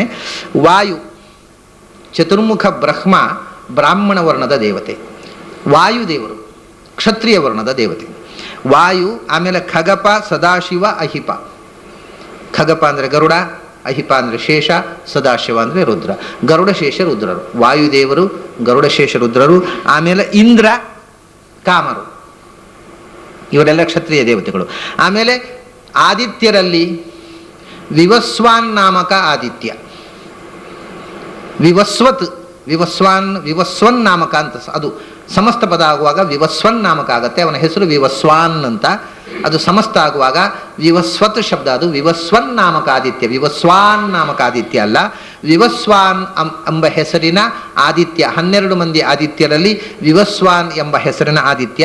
ಮತ್ತು ಯಾಕೆ ವಿವಸ್ವಾನ್ ಎಂಬ ಹೆಸರಿನ ಆದಿತ್ಯ ಅಂತ ಹೇಳಿದ್ರು ಅಂದರೆ ಮತ್ತೊಬ್ಬ ಆದಿತ್ಯನನ್ನು ಹೇಳಿದ್ದಾರಲ್ಲ ಇಂದ್ರನು ಅಂತ. ಇಂದ್ರ ಅನ್ನುವ ಆದಿತ್ಯ, ಅವನು ಒಬ್ಬ ಆದಿತ್ಯ, ಅದಿತಿಯ ಮಗ. 12 ಮಂದಿ ಅದಿತಿಯ ಮಕ್ಕಳಲ್ಲಿ ಇಂದ್ರ ಒಬ್ಬ, ವಿವಸ್ವಾನ್ ಒಬ್ಬ, ಆಮೇಲೆ ಮತ್ತೆ ವರುಣ ಒಬ್ಬ. ಇಷ್ಟು ಮಂದಿ ಇದ್ದಾರೆ ಇದರಲ್ಲಿ. ವರುಣನೂ ಆದಿತ್ಯ, ಅದಿತಿಯ ಮಗ. ವಿವಸ್ವಾನ್ ಅರ್ಯಮಾ ಪೂಷಾ ತ್ವಷ್ಟಾಥ ಸವಿತಾ ಭಗಃ. ಧಾತ ವಿಧಾತ ವರುಣ ಮಿತ್ರ ಶಕ್ರ ಉರುಕ್ರಮ, ಇಷ್ಟು ಜನ ಆದಿತ್ಯ ಮಕ್ಕಳು. ಈ 12 ಮಂದಿ ಆದಿತ್ಯರಲ್ಲಿ 3 ಮಂದಿ ಇಲ್ಲಿದ್ದಾರೆ, ವರುಣ, ಇಂದ್ರ ಮತ್ತು ಸೂರ್ಯ. ಅದೇ ವಿವಸ್ವಾನ್ ನಾಮಕ ಆದಿತ್ಯ ಮತ್ತು ವಿವಸ್ವನ್ ನಾಮಕ ಆದಿತ್ಯನ ಜೊತೆಗೆ ವರುಣ ನಾಮಕ ಆದಿತ್ಯ, ಇಂದ್ರ ನಾಮಕ ಆದಿತ್ಯ, ಇವರು ಆದಿತ್ಯರ ಹೋದು. ಒಂದು ಇಂದ್ರ ನಾಮಕ ಸೂರ್ಯ ಅಲ್ಲ, ವರುಣ ನಾಮಕ ಸೂರ್ಯ ಅಲ್ಲ, ವರುಣ ನಾಮಕ ಆದಿತ್ಯ. ಎಷ್ಟೋ ಕಡೆ ಈ ತಪ್ಪುಗಳು ಕನ್ನಡದಲ್ಲಿ ಸಾಕಷ್ಟು ಬರ್ತಾ ಇದೆ. ಇಂದ್ರ ನಾಮಕ ಸೂರ್ಯ, ವರುಣ ನಾಮಕ ಸೂರ್ಯ, ಮಿತ್ರ ನಾಮಕ ಸೂರ್ಯ, ಹಾಗಿಲ್ಲ. ಸೂರ್ಯ ಒಬ್ಬನೇ, ಆದಿತ್ಯರು 12 ಮಂದಿ. ಆದಿತ್ಯರು ಅಂದರೆ ಸೂರ್ಯರು ಒಂದು ಪರ್ಯಾಯ ಶಬ್ದ, ಆದ್ದರಿಂದ ಸೂರ್ಯರು 12 ಮಂದಿ ಅಂತ ಹೇಳಿಬಿಡ್ತಾರೆ. ಇದು ತೀರಾ ಅಸಂಗತವಾದಂಥ ಅಶಾಸ್ತ್ರೀಯವಾದಂಥ ಮಾತು. ಸದಾಶಿವ ಅಹಿಪ, ಹಾಗಾದ್ರೆ ವಾಯುದೇವರು, ಗರುಡಶೇಷ ರುದ್ರ, ಆಮೇಲೆ ಇಂದ್ರ ಕಾಮ, ಆಮೇಲೆ ವಿವಸ್ವನ್ ನಾಮಕ ಸೂರ್ಯ ಮತ್ತು ಭೇಷ, ಭಾ ಅಂದರೆ ನಕ್ಷತ್ರ, ಭಾ ಈಶ ಅಂದರೆ ನಕ್ಷತ್ರಗಳ ಒಡೆಯ ಅಂದರೆ ಚಂದ್ರ, ಸೂರ್ಯ ಚಂದ್ರರು, ಆಮೇಲೆ ಅಮರಾಸ್ಯ ಅಗ್ನಿ ಮತ್ತೆ ವರುಣ, ಈ ಸುರರು ಕ್ಷತ್ರಿಯರೊಳಿಪ್ಪರು ಅಂತ ಹೇಳಿದರು. ಈಗ ಇದನ್ನು ಆಚಾರ್ಯರು ಕ್ಷತ್ರಿಯ ದೇವತೆಗಳನ್ನು ಯಾರನ್ನು ಹೇಳಿದ್ದಾರೆ ಅಂತ ನೋಡೋಣ. ಅವರು ಕೂಡ ವಾಯು ಸದಾಶಿವ ಅನಂತಃ ಗರುಡ ಶಕ್ರ ಏವಚ ಕಾಮಶ್ಚ ವರುಣಶ್ಚೈವ ಸೋಮಃ ಸೂರ್ಯೋ ಯಮಸ್ತಥಾ ಅಂತ ಹೇಳಿದ್ದಾರೆ. ಇದೇ ಈ ಗ್ರಂಥಕ್ಕೂ ಆಚಾರ್ಯರ ಭಾಷ್ಯಕ್ಕೂ ವ್ಯತ್ಯಾಸ ಇದೆ ಎಂದು ನಾನು ಹೇಳಿದ್ದು. ಅವರು ಏನು ಹೇಳ್ತಾರೆ, ವಾಯು ಸದಾಶಿವ ಅನಂತಃ ಗರುಡ, ಅದು ಸರಿಯಾಯಿತು ಅಲ್ಲಿವರೆಗೆ. ವಾಯುದೇವರು, ಗರುಡಶೇಷ ರುದ್ರರು, ಆಮೇಲೆ ಗರುಡಶೇಷ ರುದ್ರನ ಅನಂತರದ ಕಕ್ಷೆಯಲ್ಲಿ ಬರತಕ್ಕವರು ಇಂದ್ರಕಾಮರು, ಅದನ್ನು ಶಕ್ರ ಏವಚ ಕಾಮಶ್ಚ ಶಕ್ರಕಾಮರು, ಆಮೇಲೆ ಅದರ ಕೆಳಗೆ 12ನೇ ಕಕ್ಷೆಯಲ್ಲಿ ಬರ್ತಕ್ಕಂಥ ಸೋಮ ಸೂರ್ಯರು, ಆಮೇಲೆ 13ನೇ ಕಕ್ಷೆಯಲ್ಲಿ ಬರ್ತಕ್ಕಂಥ ವರುಣ, ಮತ್ತು 12ನೇ ಕಕ್ಷೆಯಲ್ಲಿ ಬರ್ತಕ್ಕಂಥ ಯಮನನ್ನು ಇವರು ಶೂದ್ರ ದೇವತೆ ಅಂತ ಹೇಳಿದ್ದಾರೆ. ಆಚಾರ್ಯರು ಕ್ಷತ್ರಿಯ ದೇವತೆ ಅಂತ ಹೇಳಿದ್ದಾರೆ. ಯಮನನ್ನು ಶೂದ್ರ ದೇವತೆ ಅಲ್ಲ, ಅವನು ಕ್ಷತ್ರಿಯ ದೇವತೆ. ಸೋಮ ಸೂರ್ಯ ಯಮಸ್ತಥ ಅಂತ. ಹಾಗಾಗಿ ಆಚಾರ್ಯರ ವಚನದ ಪ್ರಕಾರ ಯಮ ಕ್ಷತ್ರಿಯ ದೇವತೆ ಹೊರತು ಶೂದ್ರ ದೇವತೆ ಅಲ್ಲ. ಬೇರೆ ಒಂದು ಗ್ರಂಥದಲ್ಲಿ, ಕೆಲವು ಗ್ರಂಥಗಳಲ್ಲಿ ಅದನ್ನು ಶೂದ್ರ ದೇವತೆ ಅಂತ ಬರೆದದ್ದನ್ನು ಅನುಸರಿಸಿ ಇವರು ಶೂದ್ರ ದೇವತೆ ಅಂತ ಹರಿಕತಾಂಸಲ್ಲಿ ಬರೆದಿದ್ದಾರೆ. ಆದರೆ ಆಚಾರ್ಯರ ಸ್ಪಷ್ಟ ವಚನ ಅವನು ಶೂದ್ರ ದೇವತೆ ಅಲ್ಲ, ಅವನು ಸೋಮ ಸೂರ್ಯೋ ಯಮಸ್ತಥ. ಇವರು ಕ್ಷತ್ರಿಯಾಣಾಂ ದೇವತಾ, ಯಮ ಕ್ಷತ್ರಿಯರ ದೇವತೆ ಹೊರತು ಶೂದ್ರ ದೇವತೆ ಅಲ್ಲ. ಮತ್ತೆ ಇನ್ನೊಂದೇನು ಅಂದರೆ, ಇಲ್ಲಿ ಅಮರಾಸ್ಯ ಅಂತ ಹೇಳಿದ್ದಾರೆ, ಅಗ್ನಿಯನ್ನು ಕ್ಷತ್ರಿಯರ ದೇವತೆ ಅಂತ ಹೇಳಿದ್ದಾರೆ. ಯಮನನ್ನು ಬಿಟ್ಟಿದ್ದಾರೆ, ಅಗ್ನಿಯನ್ನು ಸೇರಿಸಿದ್ದಾರೆ. ಯಮ ಕ್ಷತ್ರಿಯರ ದೇವತೆ ಅಂತ ಆಚಾರ್ಯ ಹೇಳಿದ್ದಾರೆ. ಅಗ್ನಿ ಬ್ರಾಹ್ಮಣರ ದೇವತೆ, ಕ್ಷತ್ರಿಯರ ದೇವತೆ ಅಲ್ಲ. ಯಾಕೆಂದರೆ ಬ್ರಹ್ಮ, ಆಚಾರ್ಯರ ವಚನ, ಬ್ರಹ್ಮ ಅಗ್ನಿನಾ ಸಹೈವಾಸ್ತೆ ದೇವೇಶ್ವಥ ಸುರೇಶು ಚ ಬ್ರಾಹ್ಮಣೇನ. ಬ್ರಹ್ಮದೇವರು ಅಗ್ನಿಯ ಜೊತೆಗೆ ಮತ್ತು ಬ್ರಾಹ್ಮಣರ ಜೊತೆಗಿರುವಂಥ ಬ್ರಹ್ಮದೇವರು ಅಗ್ನಿ ಮತ್ತು ಬ್ರಾಹ್ಮಣರು ಸಂಬಂಧ. ಅಂದ ಬ್ರಹ್ಮ, ಅಗ್ನಿ ಮತ್ತು ಮಧ್ಯದಲ್ಲಿರತಕ್ಕಂಥ ಬೃಹಸ್ಪತ್ಯಾಚಾರ್ಯರು, ಭೃಗು, ನಾರದ, ಸಪ್ತರ್ಷಿಗಳು, ವಿಶ್ವಾಮಿತ್ರ, ಇವರೆಲ್ಲ ಬ್ರಾಹ್ಮಣಾಭಿಮಾನಿ ದೇವತೆಗಳು. ಆದರೆ ಮುಖ್ಯವಾಗಿ ಬ್ರಹ್ಮದೇವರು ಮತ್ತು ಅಗ್ನಿ, ಆದ್ದರಿಂದ ಬ್ರಾಹ್ಮಣನ ಎಲ್ಲ ಕರ್ಮಗಳು ಅಗ್ನಿಮುಖದಲ್ಲಿ ನಡೆಯುವುದು. ಬ್ರಹ್ಮದೇವರು ಅಗ್ನಿ ಬ್ರಾಹ್ಮಣ ದೇವತೆ ಅಂತ ಆಚಾರ್ಯರು ಹೇಳಿದ್ದಾರೆ. ಗ್ರಂಥಾಂತರದಲ್ಲಿ ಇದ್ದದ್ದನ್ನು ಇವರು ಕ್ಷತ್ರಿಯ ದೇವತೆ ಅಂತ ಜಗನ್ನಾಥದಾಸರು ಹೇಳ್ತಾ ಇದ್ದಾರೆ. ಆಚಾರ್ಯರ ವಚನ ಅಗ್ನಿ ಬ್ರಾಹ್ಮಣ ದೇವತೆ ಅಂತ. ವಾಯು ಖಗಪ ಸದಾಶಿವ ಅಹಿಪೇಂದ್ರ ಅಹಿಪ ಇಂದ್ರ ವಿವಸ್ವನ್ನಾಮಕ ಆದಿತ್ಯ ಭೇಷ ಕಾಮ ವರುಣ, ಇದಿಷ್ಟರಲ್ಲಿ ವ್ಯತ್ಯಾಸ ಇಲ್ಲ. ಅಮರಾಸ್ಯ ಅನ್ನೋದು ಅಗ್ನಿ ಅಂತ ಅನ್ನೋದಲ್ಲಿ ಇವರು ಬರೆದಿದ್ದಾರೆ. ಅಮರಾಸ್ಯ ಅಗ್ನಿ, ಆದರೆ ಅಗ್ನಿ ಬದಲಿಗೆ ಆಚಾರ್ಯ ಯಮ ಅಂತ ಹೇಳಿದ್ದಾರೆ, ಇವರು ಅಗ್ನಿ ಅಂತ ಹೇಳಿದ್ದಾರೆ. ಅಗ್ನಿ ಆಚಾರ್ಯರ ಪ್ರಕಾರ ಬ್ರಾಹ್ಮಣ ದೇವತೆ ಅಮರಾಸ್ಯ ಮತ್ತು ಯಮ ಕ್ಷತ್ರಿಯ ದೇವತೆ.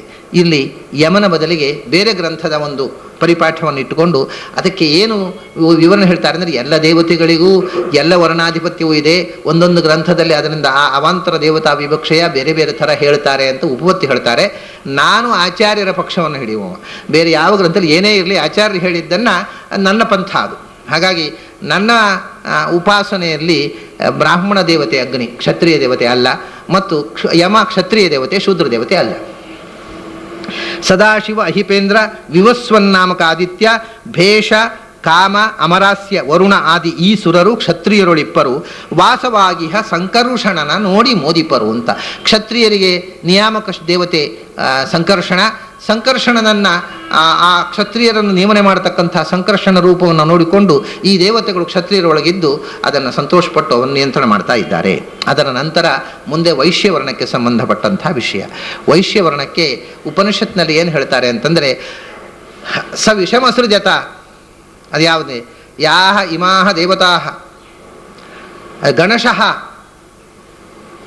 ಶ್ರೂಯಂತೆ, ಯಾವುದೆಲ್ಲ ಅದು ವಸವಃ ರುದ್ರಾಹ ಆದಿತ್ಯಾಹ ವಿಶ್ವೇ ದೇವಾಹ ಮರುತ ಇತಿ, ಗಣದೇವತೆಗಳೆಲ್ಲ ವೈಶ್ಯರು ಅಂತ ಹೇಳಿದರು. ವೈಶ್ಯರು ಗುಂಪಾಗಿ ಜೀವಿಸುವವರು, ಅವರ ನಿಯಾಮಕ ಶಕ್ತಿಗಳು ಗಣದೇವತೆಗಳು ಅಂತ. ಅದು ಯಾವುದೆಲ್ಲ ಅಂದರೆ ಮೀನಕೇತನ ತನಯ ಪ್ರಾಣಾಪಾನ ವ್ಯಾನೋದಾನ ಮುಖ್ಯೈಕೋನ ಪಂಚಾಶನ್ ಮರುದ್ಗಣ ರುದ್ರ ವಸುಗಣರು ಮೇನಕಾತ್ಮಜಗೋರ ವಿಶ್ವಕ್ಸೇನ ಧನಪಾದ್ಯನಿಮಿಷರು ಅನಿಮಿಷರನು ಸದಾನುರಾಗದಿ ಧೇನಿಪುದು ವೈಶ್ಯರೊಳು ಪ್ರದ್ಯುಮ್ನ. ವೈಶ್ಯ ದೇವತೆಗಳು ಅಂತ ಉಪನಿಷತ್ನಲ್ಲಿ ಹೇಳಿದು ಯಾನಿ ಯಾ ದೇವಜಾತಾನಿ ಗಣಶಃ ಆಖ್ಯಾಯಂತೆ ವಸವಃ ರುದ್ರಾಹ ಆದಿತ್ಯಾಹ ವಿಶ್ವೇ ದೇವಾಹ ಮರುತ ಇತಿ. ಆಚಾರ್ಯರು ವೈಶ್ಯ ದೇವತೆಗಳನ್ನು ಹೇಳುವಾಗ ವಿವಸ್ವದಿಂದ್ರ ವರುಣ ವಿಷ್ಣುಭ್ಯೋ ಅನ್ಯೇ ಅದಿತೇ ಸುತಾಹ ರುದ್ರಾದನ್ಯೇ ತಥಾ ರುದ್ರಾಹ ವಾಯೋರನ್ಯೇ ಚ ವಾಯವಃ ಅಗ್ನೇರನ್ಯೇ ಚ ವಸವಃ ವೈಶ್ಯದೇವಾ ಪ್ರಕೀರ್ತಿತಾಹ ಅಂತ ಆಚಾರ್ಯರ ವಚನ. ಅಂದರೆ ಆದಿತ್ಯರು ಈ ವೈಶ್ಯ ದೇವತೆಗಳು ಅಂತ ಹೇಳಿದ್ದಾರೆ ಉಪನಿಷತ್ನಲ್ಲಿ. ಆದಿತ್ಯರಲ್ಲಿ 3 ಜನ ಆದಿತ್ಯರು ಹೇಳಿ ಆಯ್ತು ನಾವೀಗ, ವರುಣ ಮತ್ತು ಇಂದ್ರ ಮತ್ತು ವಿವಸ್ವಾನ್ 3 ಜನ ಆದಿತ್ಯರು ಕ್ಷತ್ರಿಯ ದೇವತೆಗಳು ಅಂತ ಹೇಳಿ ಆಯಿತು. ಹಾಗಾದರೆ ಮತ್ತೊಬ್ಬ ಸ್ವತಃ ವಿಷ್ಣು. ಈ 4 ಜನರನ್ನು ಬಿಟ್ಟು ಉಳಿದ 8 ಮಂದಿ ವೈಶ್ಯ ದೇವತೆಗಳು ಅಂತ ಆಚಾರ್ಯರು ವಿವರಣೆ ಬರೆದರು. ಯಾಕಂದರೆ ಮೊದಲನೇ ಬಂದುಬಿಟ್ರಲ್ಲ, 3 ಜನ ಆದಿತ್ಯರು ಮೊದಲೇ ಬಂದುಬಿಟ್ರು ಕ್ಷತ್ರಿಯ ದೇವತೆಗಳು. ಅದನ್ನ ವಿವಸ್ವತ್ ಇಂದ್ರ ವರುಣ ವಿಷ್ಣುಭ್ಯ ಅನ್ಯೇ ಅದಿತೇಹೆ ಸುತಾಹ, ಈ 4 ಮಂದಿ ಬಿಟ್ಟು ವಿವಸ್ವಾನ್ ಅನ್ನುವ ಆದಿತ್ಯ, ಇಂದ್ರ, ವರುಣ ಮತ್ತು ಸ್ವಯಂ ವಾಮನ ರೂಪಿಯಾಗಿರ್ತಕ್ಕಂಥ ವಿಷ್ಣು, ದ್ವಾದಶಾದಿತ್ಯರಲ್ಲಿ ಈ 4 ಜನರನ್ನು ಬಿಟ್ಟು ಉಳಿದ 8 ಮಂದಿ ಆದಿತ್ಯರು. ಆ 8 ಮಂದಿ ಆದಿತ್ಯರಲ್ಲಿ ಒಂದೇ ಕಕ್ಷೆಯವರಲ್ಲ ಅವರು. ಅದರಲ್ಲಿ ಮಿತ್ರನಾಮಕನಾಗಿರತಕ್ಕಂಥ ಆದಿತ್ಯ ಈ ಉಳಿದ 8 ಮಂದಿಯಲ್ಲಿ ಸ್ವಲ್ಪ ದೊಡ್ಡವ, ಅವನು 17ನೇ ಕಕ್ಷೆಯಲ್ಲಿ ಬರ್ತಾನೆ. ಉಳಿದ 6 ಮಂದಿ 18ನೇ ಕಕ್ಷೆಯಲ್ಲಿ ಬರ್ತಾರೆ. ಪರ್ಜನ್ಯ 20ನೇ ಕಕ್ಷೆಯಲ್ಲಿ ಬರ್ತಾನೆ ಕೊನೆಗೆ. ಇದು ಈಗಿನ 17, 18, 20 ಈ 3 ಕಕ್ಷೆಯಲ್ಲಿ ಸೇರಿಕೊಂಡಿರತಕ್ಕಂಥ 8 ಮಂದಿ ಏನು ಆದಿತ್ಯರಿದ್ದಾರೆ ಅವರು ವೈಶ್ಯ ದೇವತೆಗಳು ಅಂತ ಹೇಳಿದರು. ಆಮೇಲೆ ವಿಷ್ಣು ವಿವಸ್ವತ್ ಇಂದ್ರ ವರುಣ ವಿಷ್ಣುಭ್ಯೋ ಅನ್ಯೇ ಅದಿತೇ ಸುತಾಹ ರುದ್ರಾದನ್ಯೇ ತಥಾ ರುದ್ರಾಹ, ಒಟ್ಟಿಗೆ 11 ಮಂದಿ ರುದ್ರರು, ಏಕಾದಶ ರುದ್ರರು. ಆ 11 ಮಂದಿ ರುದ್ರಲ್ಲಿ ಪ್ರಧಾನ ರುದ್ರದೇವರು ಕ್ಷತ್ರಿಯ ಜಾತಿಯಲ್ಲಿ ಬಂದುಬಿಟ್ರು, ಗರುಡಶೇಷ ರುದ್ರ. ಆದ್ದರಿಂದ ಪ್ರಧಾನ ರುದ್ರದೇವರನ್ನು ಬಿಟ್ಟು 10 ಮಂದಿ ಆ ರುದ್ರ ಅವಾಂತರ ರುದ್ರರು. ಹಾಗೆಯೇ ವಾಯು 50 ಮಂದಿ ವಾಯುಗಳು, ಅದರಲ್ಲಿ ಪ್ರಧಾನ ವಾಯು ಅಲ್ಲಿ ಬಂದುಬಿಟ್ಟಿದ್ದಾರೆ ಕ್ಷತ್ರಿಯರಲ್ಲಿ. ಆದ್ದರಿಂದ ಪ್ರಧಾನ ವಾಯುದೇವರನ್ನು ಬಿಟ್ಟು ಏಕೋನ ಪಂಚಾಶತ್ 49 ಮಂದಿ ಮರುತ್ತುಗಳು. ಆಮೇಲೆ ವಿಶ್ವೇ ದೇವತೆಗಳು 10 ಮಂದಿಯು ವೈಶ್ಯರೇ, ಅದರಲ್ಲಿ ವಿಭಾಗ ಇಲ್ಲ. ವಸುಗಳು 8 ಮಂದಿ ಇದ್ದಾರೆ. ವಸುಗಳು 8 ಮಂದಿಯಲ್ಲಿ ಅಗ್ನಿ ಬಂದುಬಿಟ್ಟಿದ್ದಾನೆ. ಅಗ್ನಿ ಕ್ಷತ್ರಿಯ ದೇವತೆಯಾಗಿ ಬಂದಿದ್ದಾನೆ ಹರಿಕಥಾಮೃತಸಾರದಲ್ಲಿ. ಆಚಾರ್ಯರ ವಚನದಲ್ಲಿ ಬ್ರಾಹ್ಮಣ ದೇವತೆಯಾಗಿ ಬಂದಿದ್ದಾನೆ. ಆದ್ದರಿಂದ ಅಗ್ನೇಹ ಅನ್ಯೇಚ ವಸವ, ಅಗ್ನಿಯನ್ನು ಬಿಟ್ಟು ಉಳಿದ 7 ಮಂದಿ ವಸುಗಳು. ಇವರಿಷ್ಟು ಕ್ಷತ್ರಿಯ ದೇವತೆಗಳು ಅಂತ. ಆದರೆ ಅದರ ಜೊತೆಗೆ ಇನ್ನು ಕೆಲವರನ್ನು ಹೇಳ್ತಾರೆ ದಾಸರು. ಮೀನಕೇತನ ತನಯ, ಕಾಮ ಕ್ಷತ್ರಿಯ ದೇವತೆ ಅಂತ ಹೇಳಿದ್ದಾರೆ, ಕಾಮ ಪುತ್ರನಾಗಿರತಕ್ಕಂಥ ಅನಿರುದ್ಧ ವೈಶ್ಯ ದೇವತೆ ಅಂತ ಹೇಳ್ತಾರೆ. ಮೀನಕೇತನ ತನಯ ಪ್ರಾಣಾಪಾನ ವ್ಯಾನೋದಾನ ಮುಖ್ಯ ಏಕೋನ ಪಂಚಾಶನ್ ಮರುದ್ಗಣ. ಇದು ಒಟ್ಟಿಗೆ ಏಕೋನ ಪಂಚಾಶನ್ ಮರುದ್ಗಣ. ಅದರಲ್ಲಿ ಮುಖ್ಯವಾದ ಪ್ರಾಣಾಪಾನ ವ್ಯಾನೋದಾನ ಸಮಾನ ನಾಗ ಕೂರ್ಮ ಕೃಕಲ ದೇವದತ್ತ ಧನಂಜಯ ದಶಪ್ರಾಣಗಳು ಅಂತ. ಅದು ಬಿಟ್ಟು ಮತ್ತೆ ಉಳಿದವರು ಇದಕ್ಕಿಂತ ಮುಖ್ಯರಿದ್ದಾರೆ. ಅಹಂ ಪ್ರಾಣನೂ ಸೇರಿದ್ದಾನೆ, ಅವನು ವೈಶ್ಯ ದೇವತೆ. ಪ್ರವಹನೂ ವೈಶ್ಯ ದೇವತೆ. ಅದರಿಂದ ಈ 49 ಮಂದಿ ವೈಶ್ಯ ದೇವತೆಗಳು. ಏಕೋನ ಪಂಚಾಶನ್ ಮರುದ್ಗಣ ಉಂಟಲ್ವ, ಈ ಏಕೋನವನ್ನು ಎಲ್ಲ ಕಡೆಗೂ ಅನ್ವಯ ಮಾಡಬೇಕು. ಏಕೋನ ಪಂಚಾಶನ್ ಮರುದ್ಗಣ, ಆಮೇಲೆ ಏಕೋನ ರುದ್ರಗಣ, ಏಕೋನ ವಸುಗಣ. ಆ ಏಕೋನ ಅನ್ನೋದನ್ನು ಮುಂದಕ್ಕೆ ಅನ್ವಯ ಮಾಡಿಕೊಳ್ಬೇಕು. ಏಕೋನ ರುದ್ರಗಣದಲ್ಲಿ 11 ಮಂದಿಯಲ್ಲಿ ಒಬ್ಬನನ್ನು ಬಿಟ್ಟು, ವಸುಗಳಲ್ಲಿ 8 ಮಂದಿಯಲ್ಲಿ ಒಬ್ಬನನ್ನು ಅಗ್ನಿಯನ್ನು ಬಿಟ್ಟು, ಏಕೋನ ಪಂಚಾಶನ ಮರುದ್ಗಣ, ಏಕೋನ ರುದ್ರಗಣ, ಏಕೋನ ವಸುಗಣ, ಅಲ್ಲೆಲ್ಲ ಒಬ್ಬೊಬ್ಬರನ್ನು ಬಿಡಬೇಕು. ಹೀಗೆ 49 ಮರುತ್ತುಗಳು. ಆಮೇಲೆ ರುದ್ರರು 10 ಮಂದಿ ರುದ್ರರು, 7 ಮಂದಿ ವಸುಗಳು. ಮೇನಕಾತ್ಮಜ ಕುವರ ವಿಶ್ವಕ್ಸೇನ ಧನಪಾದಿ ಅನಿಮಿಷರನ್ನು ಸದಾನುರಾಗದಿ ಧೇನಿಪುದು ವೈಶ್ಯರಳು ಪ್ರದ್ಯುಮ್ನ. ಮೇನಕಾತ್ಮಜ ಕುಮಾರ, ಮೇನಕಾತ್ಮಜ ಕುಮಾರ, ಮೇನಕಾತ್ಮಜ ಅಂತಂದರೆ ಮೇನಕಾತ್ಮಜೆ, ಮೇನಕಾತ್ಮಜ ಅಲ್ಲ, ಮೇನಕಾತ್ಮಜೆ ಅವಳ ಕುವರ ಅಂದರೆ ಈ ಗಣಪತಿ. ವಿಶ್ವಕ್ಸೇನ, ಇಲ್ಲಿ ವಿಶ್ವ ಶಾ ಇದೆ, ಶಾ ಆಗಬೇಕು, ನಿಮ್ಮ ಪುಸ್ತಕದಲ್ಲಿ ಸರಿ ಇರಬಹುದು. ಇದರಲ್ಲಿ ತಾಲವ್ಯವಾದ ಶಕಾರ ಇದೆ, ಮೂರ್ಧನ್ಯವಾದ ಶಕಾರ ಆಗಬೇಕು, ವಿಷ್ಣು ಅನ್ನುವಲ್ಲಿ ಬರೆಯುವ ಶಕಾರ ಆಗಬೇಕು. ವಿಶ್ವಕ್ಸೇನ. ಧನಪ ಕುಬೇರ, ವಿಶ್ವಕ್ಸೇನ ಗಣಪತಿ ಕುಬೇರ ಇವರೆಲ್ಲ ಅನಿಮಿಷರನು ಸದಾ ಅನುರಾಗದಿ ಧೇನಿಪುದು ವೈಶ್ಯರಳು ಪ್ರದ್ಯುಮ್ನ. ಇರಲಿ, ಇವರು ಆದಿತ್ಯರನ್ನು ಹೇಳಲಿಲ್ಲ, ಸೇರಿಸ್ಕೊಳ್ಬೇಕು. ಆದಿತ್ಯರನ್ನು ಹೇಳಲಿಲ್ಲ ಇವರು, ಆ 4 ಮಂದಿ ಬಿಟ್ಟು ಉಳಿದ 8 ಮಂದಿ ಆದಿತ್ಯರನ್ನು ಸೇರಿಸಿಕೊಳ್ಬೇಕು. ಹೀಗೆ ಇವರು ವೈಶ್ಯ ದೇವತೆಗಳು, ಗಣದೇವತೆಗಳು. ಮರುತ್ತುಗಳು ವಿಶ್ವೇ ದೇವತೆಗಳನ್ನು ಹೇಳಲಿಲ್ಲ ಇವರು. 10 ಮಂದಿ ವಿಶ್ವೇ ದೇವತೆಗಳು, ಆಮೇಲೆ 8 ಮಂದಿ ಆದಿತ್ಯರು, 49 ಮಂದಿ ಮರುತ್ತುಗಳು, 10 ಮಂದಿ ರುದ್ರರು, 10 ಮಂದಿ ವಿಶ್ವೇ ದೇವತೆಗಳು, 7 ಮಂದಿ ವಸುಗಳು. ಇಷ್ಟು ವಿಶೇಷತಃ. ಅದರ ಜೊತೆಗೆ ಇವರು ವಿಶ್ವಕ್ಸೇನ, ಗಣಪತಿ, ಕುಬೇರ ಮತ್ತು ಅನಿರುದ್ಧನನ್ನು ಸೇರಿಸಿದ್ದಾರೆ. ಇವರು ಎಷ್ಟು ಮಂದಿ ವೈಶ್ಯ ಜಾತಿಯ ನಿಯಾಮಕರಾದ ದೇವತೆಗಳು. ವೈಶ್ಯ ಜಾತಿ ನಿಯಾಮಕನಾಗಿರತಕ್ಕಂಥ ಪ್ರದ್ಯುಮ್ನ ಅವರೊಳಗೆ ನಿಯಾಮಕನಾಗಿರತಕ್ಕಂಥದ್ದು. ಇದನ್ನು ಸದಾನುರಾಗದಿ ಧೇನಿಪುದು, ಹೀಗೆ ಧ್ಯಾನ ಮಾಡಬೇಕು ನಮ್ಮ ಉಪಾಸನೆಯಲ್ಲಿ. ವೈಶ್ಯ ಜಾತಿಯ ನಂತರ ಶೂದ್ರ ಜಾತಿಯನ್ನು ಹೇಳುವಾಗ ಇರುತಿಹರು ನಾ ಸತ್ಯದಸ್ರರು ನಿರಋತಿಯು ಯಮಧರ್ಮ ಯಮಕಿಂಕರರು ಮೇದಿನಿ ಕಾಲ ಮೃತ್ಯು ಶನೈಶ್ಚರಾದಿಗಳು ಕರೆಸಿಕೊಂಬರು ಶೂದ್ರರಿಂದ ಅನವರತ ಶೂದ್ರೊಳಿಪ್ಪರು